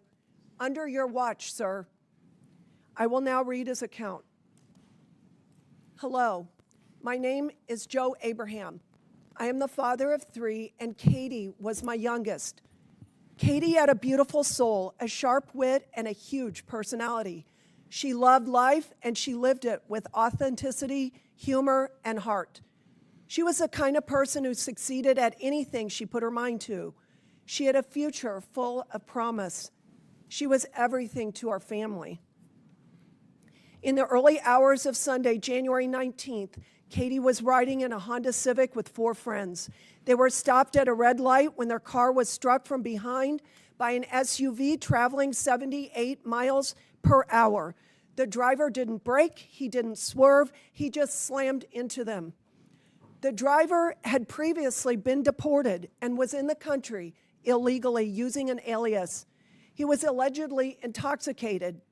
After the crash, he fled the scene on foot without calling 911, without offering any help to the 5 women he had just hit. Katie died at the scene. Another young woman passed away the next day at the hospital. Instead of staying to face what he had done, the driver fled Urbana, made his way to Chicago, and then boarded a bus headed to Mexico. Thankfully, he was captured before fleeing the country. We share Katie's story, not just to honor her memory, but to raise awareness and to seek justice. No family should have to endure this type of loss. Sir, the family is here.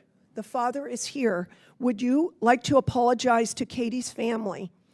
Feel free to direct your comments to me. I am very sorry for their loss. I really am. I can only imagine what other instances have taken place but have not been reported. You have stated that Illinois will not allow local police departments to assist ICE as they work to address the illegal immigration crisis that you helped to create. In light of the crimes that I have mentioned, do you stand by your policy of tying the hands of Illinois law enforcement? Yes or no, sir? You know, Congresswoman Miller, I am Yes or not no, going to sir? be lectured to by somebody I'm who extols reclaiming the my virtue time. of I'm reclaiming Adolf my Hitler, time, Chairman. of somebody In who has allowed the 2024, pardoning of January 6th. I'm reclaiming my time. In 2024, after the presidential election, you stated on MSNBC that, and I quote, "I am going to do everything that I can to protect our undocumented immigrants," end quote. Mr. Chairman, I ask unanimous consent to submit a Fox News report into the record titled, "Dem Governor JB Pritzker vows to do everything I can to protect our undocumented immigrants." Congresswoman, I was These talking about policies the people are who have not lived in our only state for deadly. decades These now. policies are not only deadly, but they have cost Illinois taxpayers billions to the tune of $3 billion since 2022. Governor, your state budget doesn't balance without massive yearly tax increases. This year, you hiked taxes by $800 million. Your budgets fund the services of illegal That's inaccurate, aliens, while Congresswoman. Americans Again, are left behind. inaccurate. With many Nearly everything choosing is to flee our mischaracterized state. in your statement.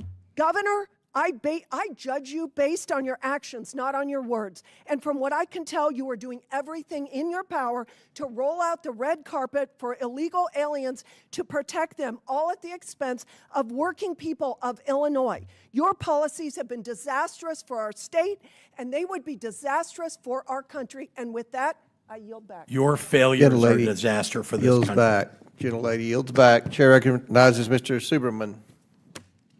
Thank you, Mr. Chair. I first want to say that what happened this afternoon, this afternoon's manhandling of Senator Alex Padilla after he sought to speak at a public press conference was wrong and should be condemned by both parties, by every member in this chamber. But it follows a pattern in this administration of weaponizing law enforcement and using excessive force to attack peaceful protests and political opponents. And it's terrible. I mean, you know, we're talking about what's going on in sanctuary states, quote unquote. But you know, I live in Virginia, and we're not a sanctuary state. But what is happening is that our sheriff's office has made a decision to participate in the 287G program, and basically working with ICE to show up in schools, show up in businesses, and try to basically attack kids, right? Detain kids. And this is wrong. And this is not what our country is about. And so I do not want us to be supporting these types of actions. Yesterday in Sterling, Virginia, we had masked men show up to a courthouse and detain people and arrest people. And a lot of this is peaceful, and this again follows this pattern of weaponizing law enforcement and weaponizing the DOJ and other places to attack political opponents, attack peaceful protests, and to go around trying to make a political point. And because I think that's what this is really about. This is about politics, and this is about using law enforcement to show strength, but that's not strength. That's not strength. And so the other thing about this is none of this is making our communities safer, and none of this is good for our country. And so I want to ask Governor Walz, do these raids and do these actions and this use of law enforcement, is it making the folks in Minnesota safer?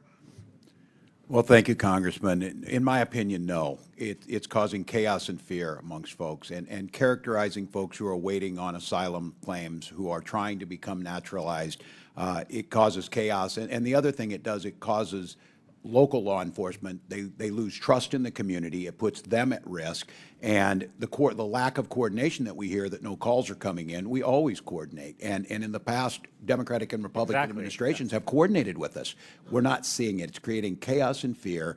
And yes, get these stories of these violent criminals. We hold them. We call DHS. but those violent criminals aren't at a preschool. That's what we have to get right. Go after why you're doing this. Get us a bipartisan bill that makes sure that folks can process and be documented, and let's make this country prosperous and continue to have a country. Exactly, because that's a great point, because if we really want to solve immigration, why don't we do a bipartisan immigration reform bill? We can strengthen our border. We can find a path for those who've been here for a long time. We can actually solve this problem in Congress, but instead we're going around with masked men, intimidating people, throwing U.S. senators to the ground, and not solving any problem. And Governor Pritzker, I've talked to a lot of businesses in my community who are really concerned about what's going on, and this is not good for our economy either. And so I'd ask you, Governor Pritzker, what do you feel, is this good for your state? Is this making folks in your state safer or well off or better off? Congressman, thank you. And no, this is making us worse off. It's actually harming public safety. It's frightening our communities. And frankly, if you're one of the people, the U.S. citizens that are getting taken off the streets, or people who are here in this country legally taken off the streets, I mean, imagine what effect that has on the rest of the population. And in my state, we reject that. I mean, the values of the people of the state of Illinois reject that. And I just want to say, because Congresswoman Miller would not allow me to, I just want to say very importantly that anyone who is condoning the $400 million airplane going to the President of the United States from the Qataris, who would spy on us in an instant if they were able to do this, anybody who's condoning the President of the United States accepting the Chinese Communist Party money to his family through his meme coin, I mean, that is corruption, and yet that is what Congresswoman Miller is condoning. She's the one who thinks it's okay to pardon people who attack police right here at the Capitol. Thank you for giving me that moment. Yield back. Gentleman's time's expired. Chair recognizes Ms. Fishback from Minnesota. Thank you very much, Mr. Chair, and I just want to say thank you so much for allowing me the opportunity to be waved on today, Mr. Chair. And I will just say that oversight is far livelier than Ways and Means. But, and Governor Walz, I want to say I thank you for being here, because I know you've been very, very busy running around the country, giving speeches and having town halls in Republican districts. Yeah, well, you were running around, though, I know, while they were trying to negotiate that. It's my time, Mr. Governor Walz, it's my time. But there has been a lot of discussion and questions about policies that provide benefits for illegal aliens. And I understand, Governor, that you're going to say Minnesota is not a sanctuary state per se because the legislation was not passed. And just a yes or no question, Ranking Member Lynch had mentioned that there was a bill that was introduced for a sanctuary state this year in the Minnesota legislature. Would you have signed that bill? Did you support that bill? Oh, thousands of bills introduced, hypothetical. We don't have it. I operate under the same law you operated under. Okay. Thank you, Governor Walz. But Governor Walz, we all know that you probably had some opinion on that bill. You're just choosing not to answer because the answer was probably yes. You would have signed that bill if it had passed.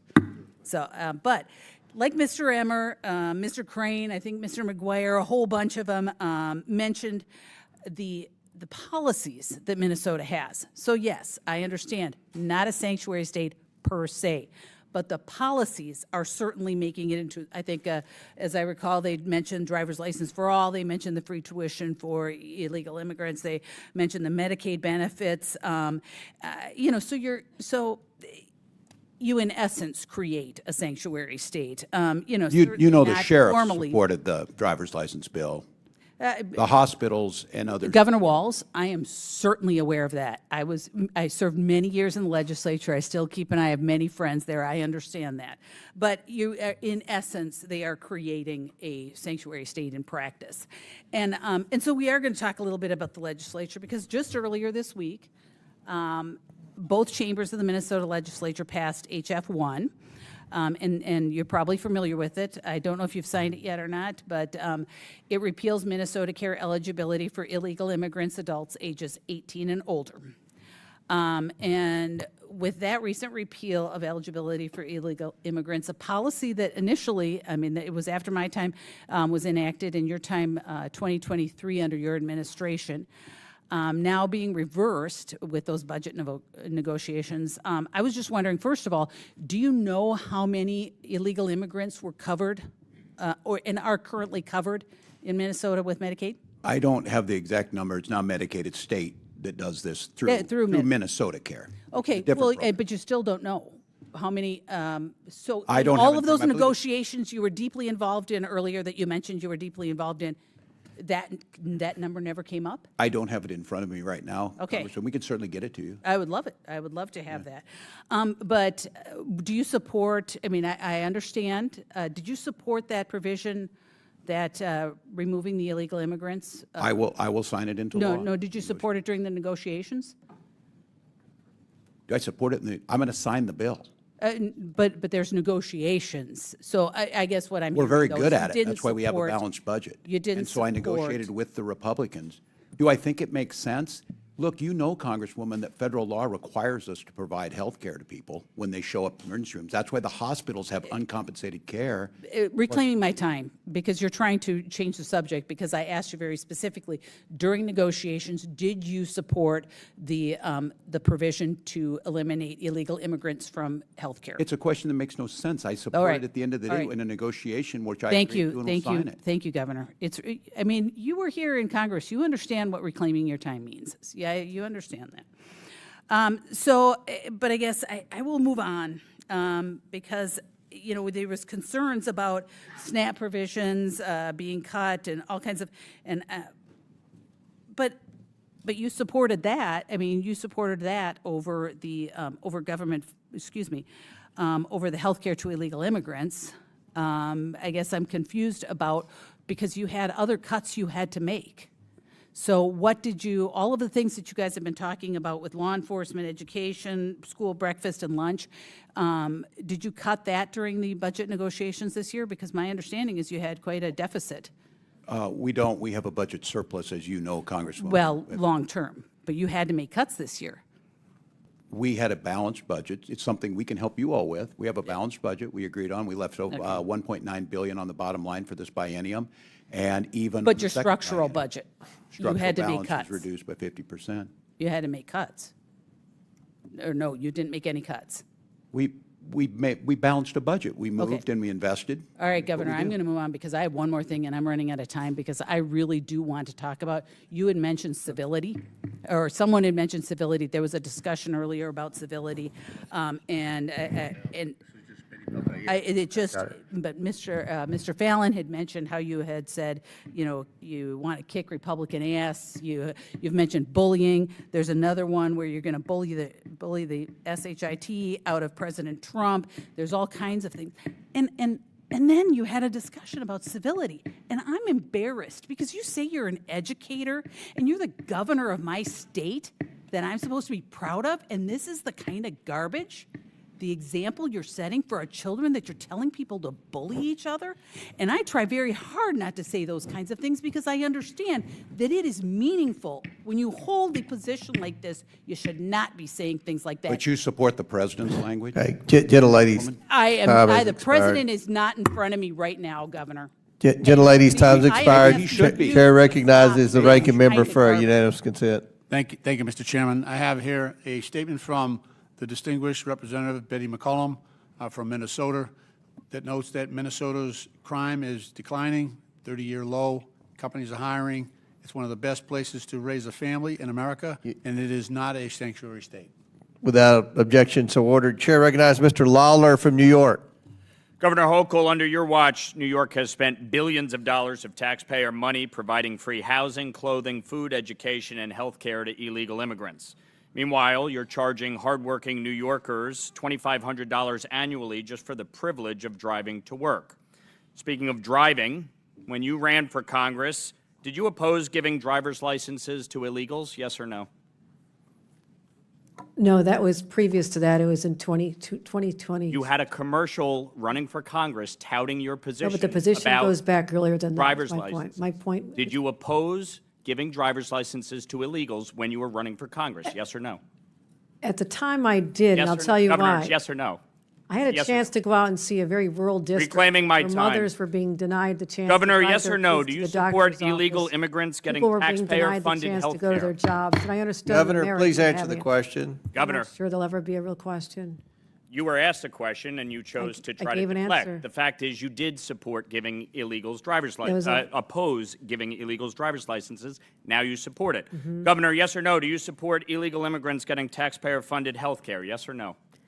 We provide health care to people in need, including moms with new babies. Do you support giving illegal immigrants taxpayer-funded health care? Yes or no? We support giving money, support The for answer is healthcare. yes. You expanded health care access in 2024 Yes, I did. under Medicaid. For senior Governor, citizens after and the moms with election, new you babies. said, I would do it all reclaiming over my again. time. Governor, after the election, you said, someone breaks the law, I'll be the first one to call up ICE and say, get them out of here. Governor, yes or no, have you personally called up ICE and asked them to get anyone out of New York? As the governor of New York, I have an entire state police force Have you that personally carries on called my anybody up directions. and asked ICE to get anyone out of New York? Yes or no? My state police acts as my agency and You my have surrogate. not, correct? When I say me, I'm referring to my entities such as the state Oh, police that handle you're like that. Governor Cuomo, I am the government? That's your position? characterization, not mine. Yes or no, should ICE have been called on Sebastian Zapata Cali? Can you refresh me as to the circumstances of the case? He's the individual who burned the woman alive on the train. Of course, Should they ICE should. have been called on him? NYPD was handling that situation. Should ICE have been called? That's my question. Yes or no? If there was an arrest made, he should have been deported after conviction, yes. Okay. So, Governor, when you were sworn in 2021, you signed an executive order keeping many of Governor Cuomo's executive orders in place, including EO 170. Interestingly enough, you did not include EO 170.1. Are you familiar with EO 170.1? I don't have it in front of me. I have thousands of executive orders. I have it right here, Governor. I'm sure you do. And what you did, you waited several years until this year, January 16th of this year, in which you finally signed it and reinstated it into law. Why did you wait until just 4 days before Donald Trump was sworn in as president to sign EO 170.1 into law? And to refresh your memory, it basically mandates that federal immigration authorities cannot enforce civil arrests in New York State buildings. Why did you wait several years to reinstate that? Because we had a high level of confidence that under the previous administration that people going into the courthouses, whether they're victims of crimes, witnesses of crimes, would have their rights protected. I had no In assurance other words, that that would you happen. believe they would not enforce federal immigration law, and you were concerned that President Trump and his administration would enforce federal immigration law? We thought it was important for victims of crimes and witnesses to murders, for example, that they have access to courts without being threatened or intimidated. Yeah. Speaking of crime, more than 3,200 illegal immigrants have been arrested in New York City for committing crimes while living in taxpayer-funded housing under your watch, Governor. Governor, are you aware of any law or executive order that would prevent a citizen of New York, a citizen of the United States, from facing criminal or civil enforcement in a state building? I'm not aware.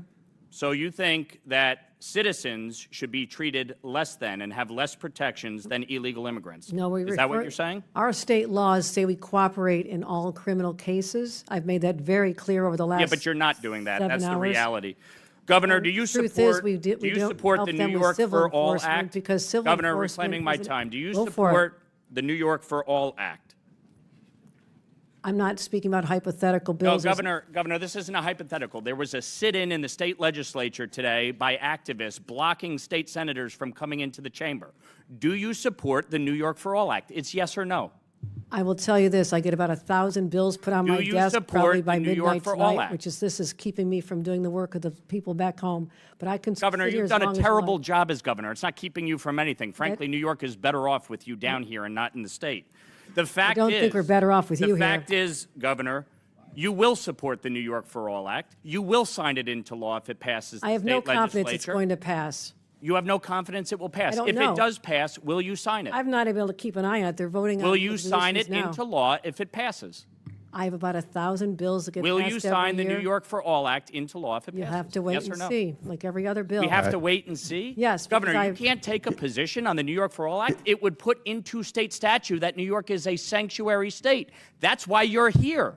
That is the exact reason why you're sitting in front of us testifying, because of your disastrous EOs, your disastrous pro-criminal policies that have resulted in the death Chairman. of New Yorkers. Mr. That is your failure. And the fact is that you can't even answer the question. No, the Will reason you I'm support sitting here the is New York because for All Act? Republicans are Gentlemen's looking Yes or no? to time's deflect from the expired. big, bad, ugly bill that's going to hurt people in Governor. your Governor, district. gentlemen's will time's you expired. Governor, are you going to support answer the New his York question for when you All sign the I don't know bill? what he's asking me. He asked if you were going to sign the bill. Ask anybody in the state of New York. I never say how I'm going to vote on decide on a bill until it lands on my desk. You are the governor of the state. You are supposed I'm to well lead. aware. You Well want aware New I'm York the to governor be a of the Gentlemen's state. time's sanctuary state. expired. It's shameful.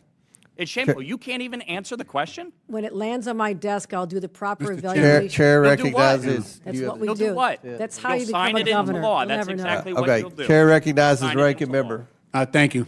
Mr. Chairman, I have a number of unanimous consent requests, one from the National Immigration Center, Without objection to ordered. National Immigrant Justice Center, and the Alliance for Immigrant Without Survivors. objection to They ordered. speak for themselves. Chair recognizes Mr. Stauber from Minnesota.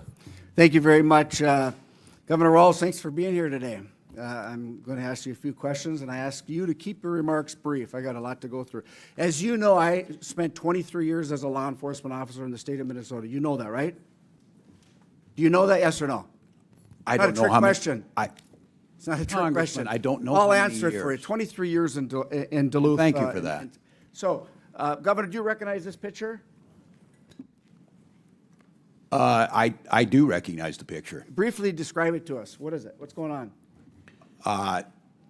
These were folks, I believe the people in the picture now are incarcerated in Minnesota. It's a to the best precinct of 3 my- burning down because of your decision. Was this a peaceful protest? Was this a peaceful protest? The gentleman standing there? Was this a That was a- peaceful protest? It was a criminal act that people were prosecuted for. So it wasn't a peaceful protest, right? As I watched lawlessness devastate Los Angeles this past week, I was reminded of your failure to protect Minnesota from similar riots. Governor Walz, on May 29th of 2020, during your own press conference, you described your response to the riots during the 2020 Summer of Love as, quote, an abject failure. Governor, I couldn't agree with you more. That's out of context. And on Congressman, May you know it. 17th, 2025, you were at the law school, graduating Minnesota Law School, talking to the graduates. And we've talked about this. You called the enforcement of illegal immigrants a modern-day Gestapo. You've been asked 3-4 times if you would rescind that, and you won't. Will you rescind it? This is like the 5th time, yes or no? Congressman, I was talking to law students about due process, and I So said you won't rescind it. you took an oath to due Governor, process. was there a violent al-Shabaab terrorist who entered our country illegally arrested in Minneapolis last year? Yes, there was. Were there 3 illegal child predators arrested by ICE in St. Paul earlier this year? I certainly hope so. That's their job. Yes, there was. Are the officers who arrested the al-Shabaab terrorists or the child predators, are they Nazis or the Gestapo? The tactics of wearing They're masks. not. The tactics of wearing masks. Why did you, unidentified. why due did you process. tell us that they were the Gestapo? Do you believe that any of the violent illegal immigrants I have mentioned have a right to be in this country? I don't know what their immigration status was. They're illegal, violent criminals that ICE took off the streets of Minneapolis. You did not say, Last week, Congressman, what their status Governor, was. last week, law enforcement officers in the state of Minnesota took 900 pounds of meth off the streets. Do you support that? We certainly do. Do you know that Fentanyl- ICE? Do you know that ICE assisted in that arrest, those arrests and investigations? Do you support the assistance of ICE in that enforcement action? Yes or no? I can't speak to that because we were not included in the briefing. You don't know if ICE was part of it? I'm telling you, they were. I don't have that data. I would have to trust you. Will you apologize to our constituents and law enforcement officers for making them and their families less safe with your incendiary actions. I'll congratulate them that they helped us work on the largest pension bill for Governor. Minnesota law enforcement in Governor. 30 years. Claiming my time. Governor, what weapons did you carry in war? Congressman, for 24 years, I carried. No. What weapons did you carry in war? What did you carry in What uniform? I'll You tell know you I what, Governor, misspoke. you're You know I barking down the misspoke. wrong tree, okay? You know I You misspoke. lied to the Minnesotans. You said that you carried weapons in war. Mr. That Chairman. is stolen valor. You know what? My wife Yeah, served 25, Mr. Chairman, 24 years in Iraq- the a little bit of military, respect for the and witness. she's an Iraq war veteran. You know what I mean? She was This over in the, hectoring is in not- the war not- zone. That's On a point stolen of- valor, and I'm so point of order, disgusted with Mr. you. Chairman. And so are the people that you served Point with. of order. Point of order. That's stolen Halt valor. just a minute. State Stolen the floor. valor. Mr. You didn't Chairman, carry weapons that's in not questioning war. the witness. Congressman, my 24 years was That's not public for Will you many, many apologize years. for lying? Objection. Will you No, I misspoke. apologize for lying? Objection. All right, hold on, pause. That's not questioning a witness. That's not questioning a witness. You think Point of so, order. huh? State your point, Mr. Ranking. No, you're State yelling your at point. him. You're There we hectoring. go. You're hectoring. You're hectoring. right. You're hectoring. State your Governor, That's- you didn't carry that's weapons not- in war, did you? State your point. You didn't Proceed. carry You weapons got in 24 war, seconds. did you? Congressman, you know I didn't carry misspoke. weapons in war, yes or no? You lied. Governor, what rank did you retire at? I What rank served, did you retire at? Congressman, I served my battalion as the command sergeant major. That's not the and question for I pay- asked. What rank did you retire at? I retired as a master sergeant in Okay, EA. here's your coin that says you're retired at a command sergeant major. That's Says your I wore challenge that. coin. It This says is- I wore the rank. This is, that's right. You didn't retire, did you? I did Stolen retire after valor. 24 years. Here is a picture of your coin, your challenge Jesus coin. Christ. I'm disgusted with you. I'm just. Mr. Governor, Chairman, the you time lie has when the expired. truth- Congressman, you lie I'm- when the Gentleman's truth is time's better. expired. You called half Trump supporters Nazis and fascists, and you know what? That's why the Minnesota Police and Peace Association did not support you in the last election because Well, I you're missing support in them. action. Gentleman's time's expired. On behalf of the folks from the land of rocks and cows, thank you. Now you back. Chair recognizes Ms. Tenney from New York.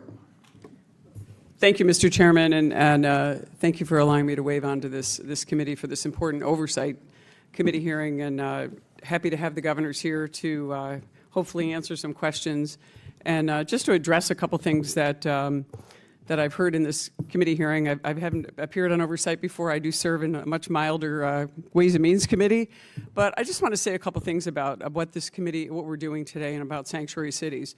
We are all children of immigrants. My grandparents met at Ellis Island. They sat in quarantine. They came from other countries. They came here to work. That's not what this is about. This hearing is about people who have taken advantage of our borders and our country, who have come in as illegal cartels, who have overrun our northern border, which is part of my district in upstate New York, in New York 24.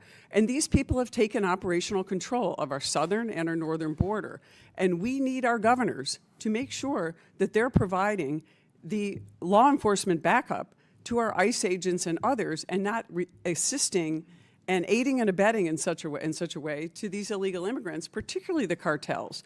And I think one of the most important things, I'm sick of hearing everyone defaming my constituent, actually, Tom Homan, who's doing an excellent job and who served our country honorably. His big concern, and I think it's a big concern for me, because when I served in the state legislature, Governor Hochul wasn't there as either the lieutenant governor or the governor, but I was one of the leaders on human trafficking. And one of the important questions that Tom Homan talked about repeatedly is, where are the 300,000 children who were human trafficked by people who are profiting off of this human trafficking? Not just drug trafficking, human trafficking, innocent children all through our interior. We don't know where they are.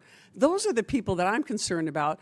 And what ICE is trying to do is get to those people who are taking these children and profiting off them and having no regard. And that's what worries me the most, is we've gotten off track on a number of things. And what concerns me is we have this defund and demoralize the police movement brought to a level where we're defunding and demoralizing ICE agents who are simply doing their job to protect our borders.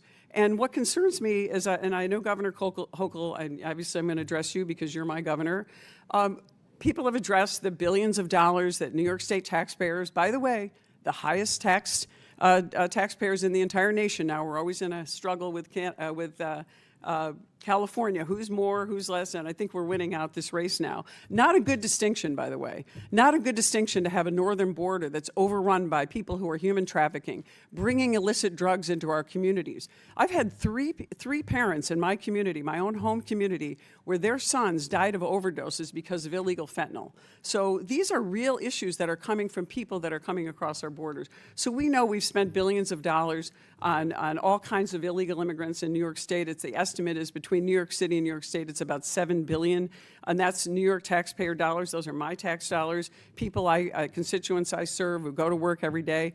And all we're trying to do is keep these communities safe. And you mentioned that, Governor Hochul, that you were talking about keeping these communities safe. But I'm going to ask you a question. And I've got a series of questions, and some of them have been asked by my colleagues. But I want to ask you right now, because you're the governor of our state, and you've been presiding over a pretty disastrous situation with our prisons, and many of those prisons, including one of the maximum security prisons, is actually in my district, and a number of other facilities. Are there any criminal, illegal gang members in the New York State prison system right now?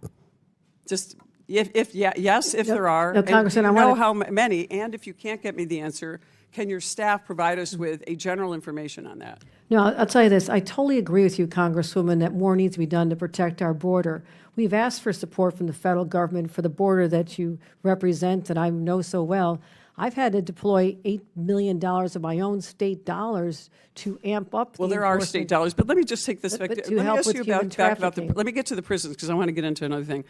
Are there criminal, illegal immigrant gang members in the New York State prison system right now? If there are, there will be a Do you know? 30-day No. Yes. Do you know if there are? I'm sure there are. But do you know? I've already sent that's all I want to know. Can you get I've me the already number? had ICE take 1,300 of them upon But I'm not asking you that. I'm asking you, no can we doubt get that the there's some there. information about how many of these, whether they're Trende or Aragua, whether they're MS-13, Crips, Bloods? I've toured the prisons. I've seen, people that they line up in rows. I want to know how many of our illegal immigrants that are putting not only other inmates at risk, but also our prison guards who are at risk. Because right now, these types of people are in our prison system are putting our corrections officers at risk. And by you shutting down and cutting off the ability of our corrections officers who are trained to deal with these kind of people there, we're losing the ability of having the trained people there. And our National Guard are wonderful people who serve our communities, but they're not trained to be able to do this, and many of them are underage in that. Can I get the information from you on that? Certainly, and again, I just want to reaffirm that if there's someone convicted of a crime in our prison, they will be deported. We let ICE know 30 days before the end of their sentence, and that's why I've sent 1,300 people already just since I've been governor out of our country. I don't want them here any more than you do. Okay, can I just ask you one last, because you talked about you don't support a sanctuary city. Right now you were lieutenant governor when this was signed into law under Governor Cuomo. We have the green light law. It prohibits the local DMVs, gives driver's licenses to illegal aliens, which you once didn't support, but now you do. You've admitted that today. Under the green light law, would you support repealing the green light law so that we could allow ICE agents to work with our DMV to find out when these people drive across the Canadian border and they have a carload full of innocent children and they can't find any information on them because they get a legal license? Can you just give me that information? Last question, but feel free to answer it. We Governor. absolutely share information on such situations with ICE. That is our job. Do you support repealing the green Get light a law? lady's time's expired. Chair recognizes Mr. expired. LaHood. Thank you, Mr. Chairman, and I appreciate your indulgence for letting me wave on the committee today. I know it's been a long day. I want to welcome our governors here today. Thank you. Governor Pritzker, on behalf of my constituents and myself, I have serious concerns about the current state of Illinois and the continued direction your administration is taking when it comes to sanctuary policies. And I know we've talked a lot about that today. And I want to be clear, your sweeping sanctuary policies are not just misguided in my view. I think they're dangerous. Your agenda puts ideology above public safety, ties the hands of law enforcement, and signals to violent, criminal, illegal immigrants that Illinois is a safe haven.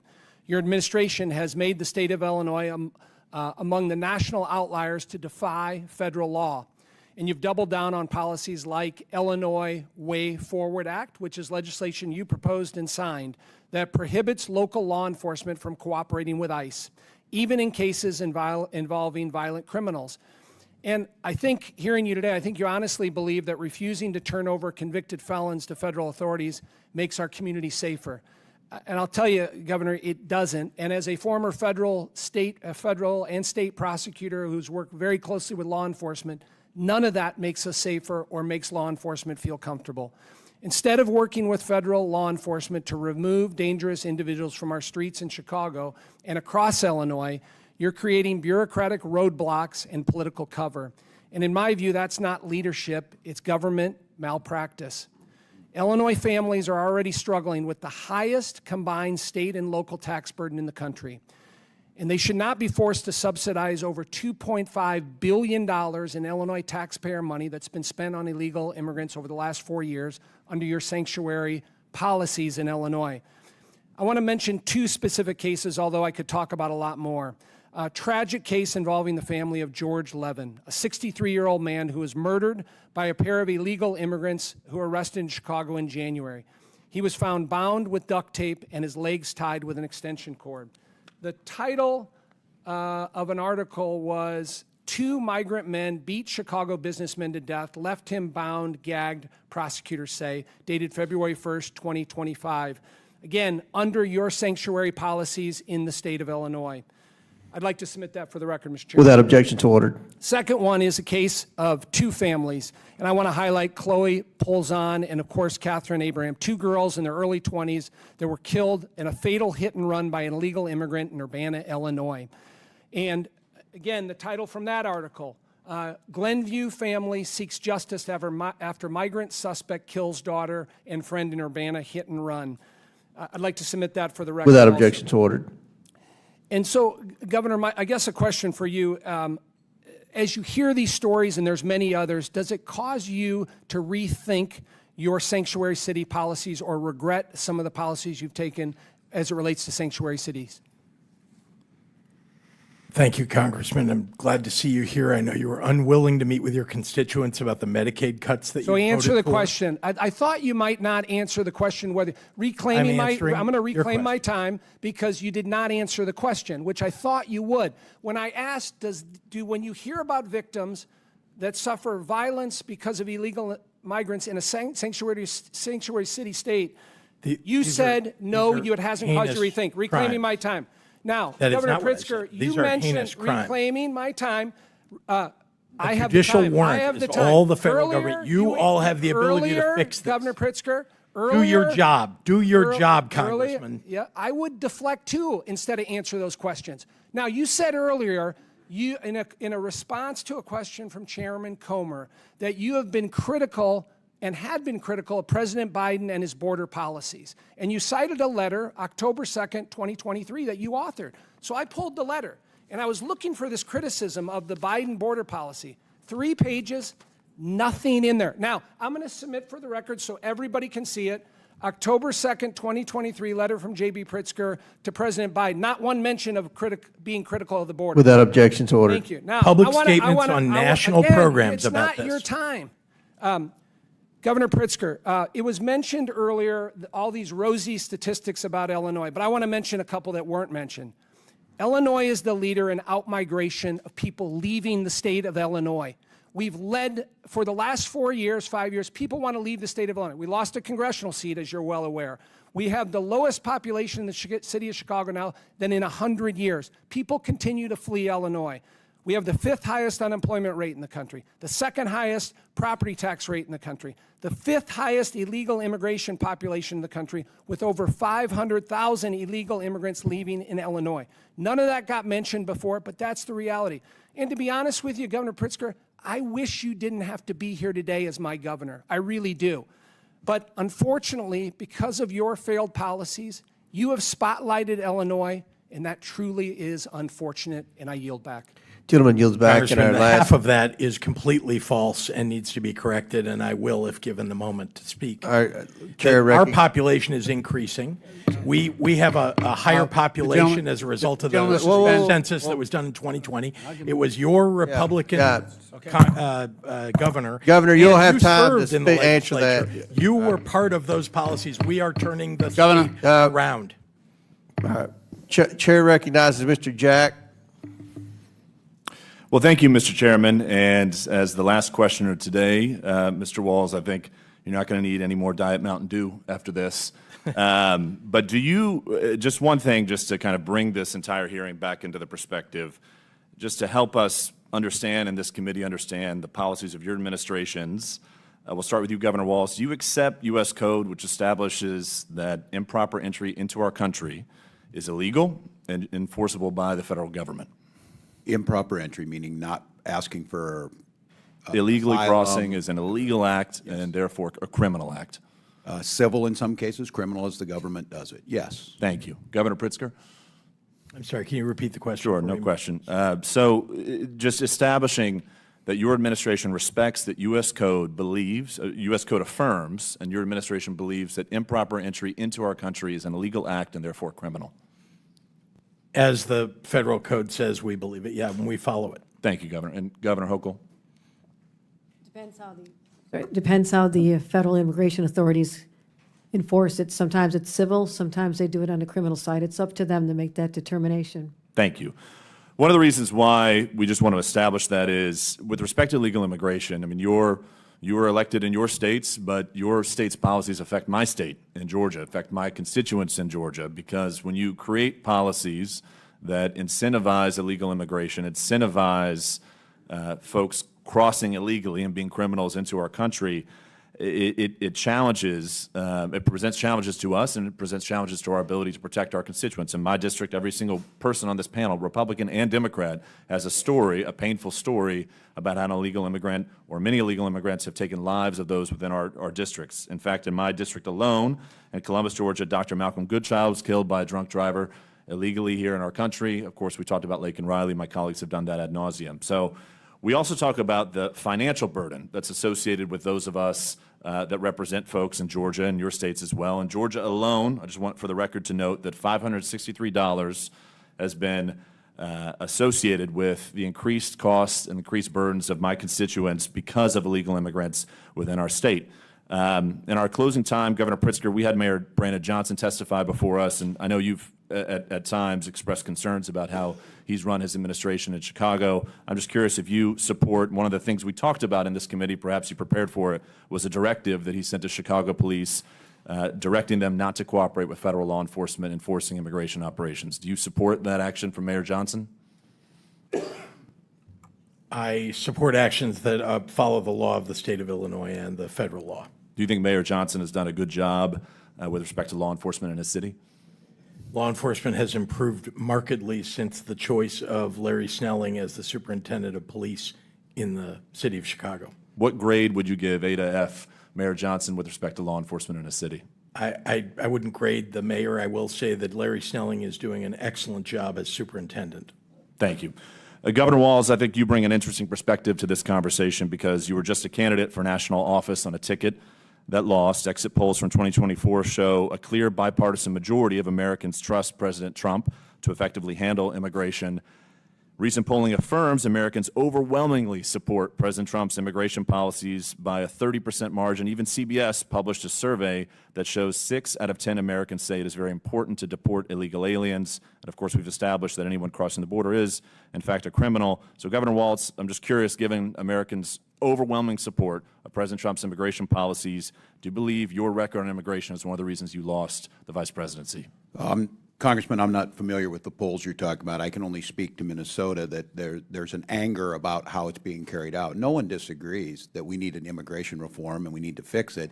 What they don't see is whether it's a United States Senator being taken down for asking a question or whether it's a 4-year-old girl with cancer being sent out of the country. Well, that's the frustration. Put another way, I'm just curious. I mean, you were on a national ticket that lost, and I'm curious, why do you believe, what issues do you believe you failed to litigate properly with the American voters? Oh, I'll let history relitigate that.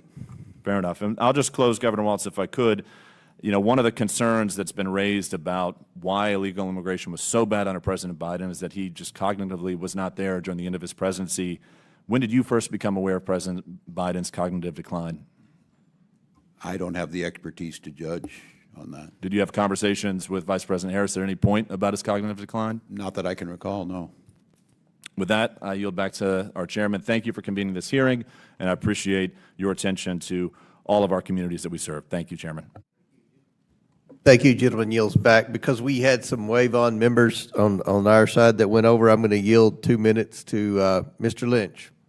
Thank you. I just want to update the gentleman on the most recent polls. You're right, the president did have favorable marks on his immigration policy early on, but since these snatch and grabs have started, he's underwater. 54% of the American people oppose him, his current policy, this active policy he's got going on right now.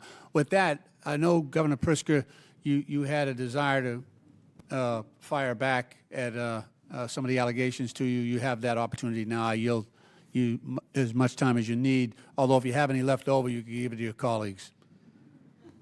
Appreciate it, and I am a sharer. I will thank you very much, Congressman, and let me just say that I'm so proud of my state and the way that we have operated, particularly in the last 6.5 years, to protect people. Public safety, so important in our state. I've increased the number of state police in Illinois, actually to highs that didn't exist even before my predecessor, the Republican governor. We also have done a lot to invest in violence prevention. And you've seen the result of that and the fact that we have banned assault weapons, that we have banned ghost guns. I would ask the members of Congress and the members of this committee to work to ban assault weapons across the United States. It worked back in the 1990s. It would work again if you pass it to lower the crime rate, lower the homicide rate. We have so much work to do as a country on immigration reform. And I don't understand why at about 50-50, this Congress is about 50-50 between the two parties. Isn't it about time that you got together and got comprehensive immigration reform done? We've seen it over the last 40 years, attempts along the way. It always fails. Every time it's because of Republican members walking away from the table. You all are in control of the Congress and the presidency. You can get together with Democrats and get something put together that will secure our border and have a big door that allows people to come who are working hard, who will raise families in the United States and help our economy. Governor Walz, I know you took some incoming today. You got any closing remarks? That's part of it. I would just say, Chairman Comer, Acting Ranking Member, thank you to you. And I would like those folks sitting behind you and along the wall, thank you to all of you for accommodating this. Chairman, thank you specifically for accommodating our state schedule on budget. I'm grateful. Thank you. Governor Hochul? No, thank you for the opportunity again, Chairman Comer, Ranking Member Lynch. Not sure what to say after today's experience, almost 8 hours of sitting here and not doing the work of the people of the state of New York, but here's what I want to say. My number one priority has always been and always will be keeping New Yorkers safe. I believe our policies and our laws as implemented do. Second point I want to make, I want to express my absolute outrage on what we've seen happen to a U.S. Senator in the United States of America.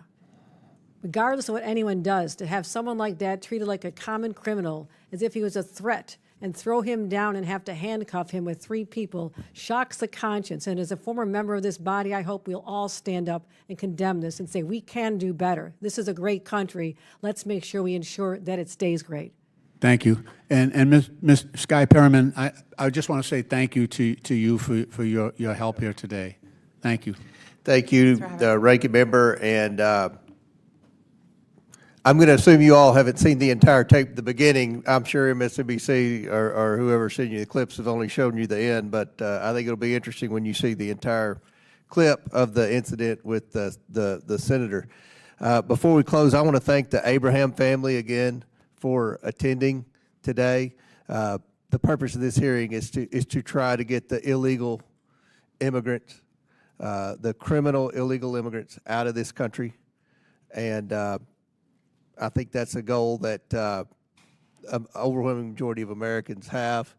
The governor said under oath that they were not sanctuary states and they would cooperate with the federal government. We'll see if that happens.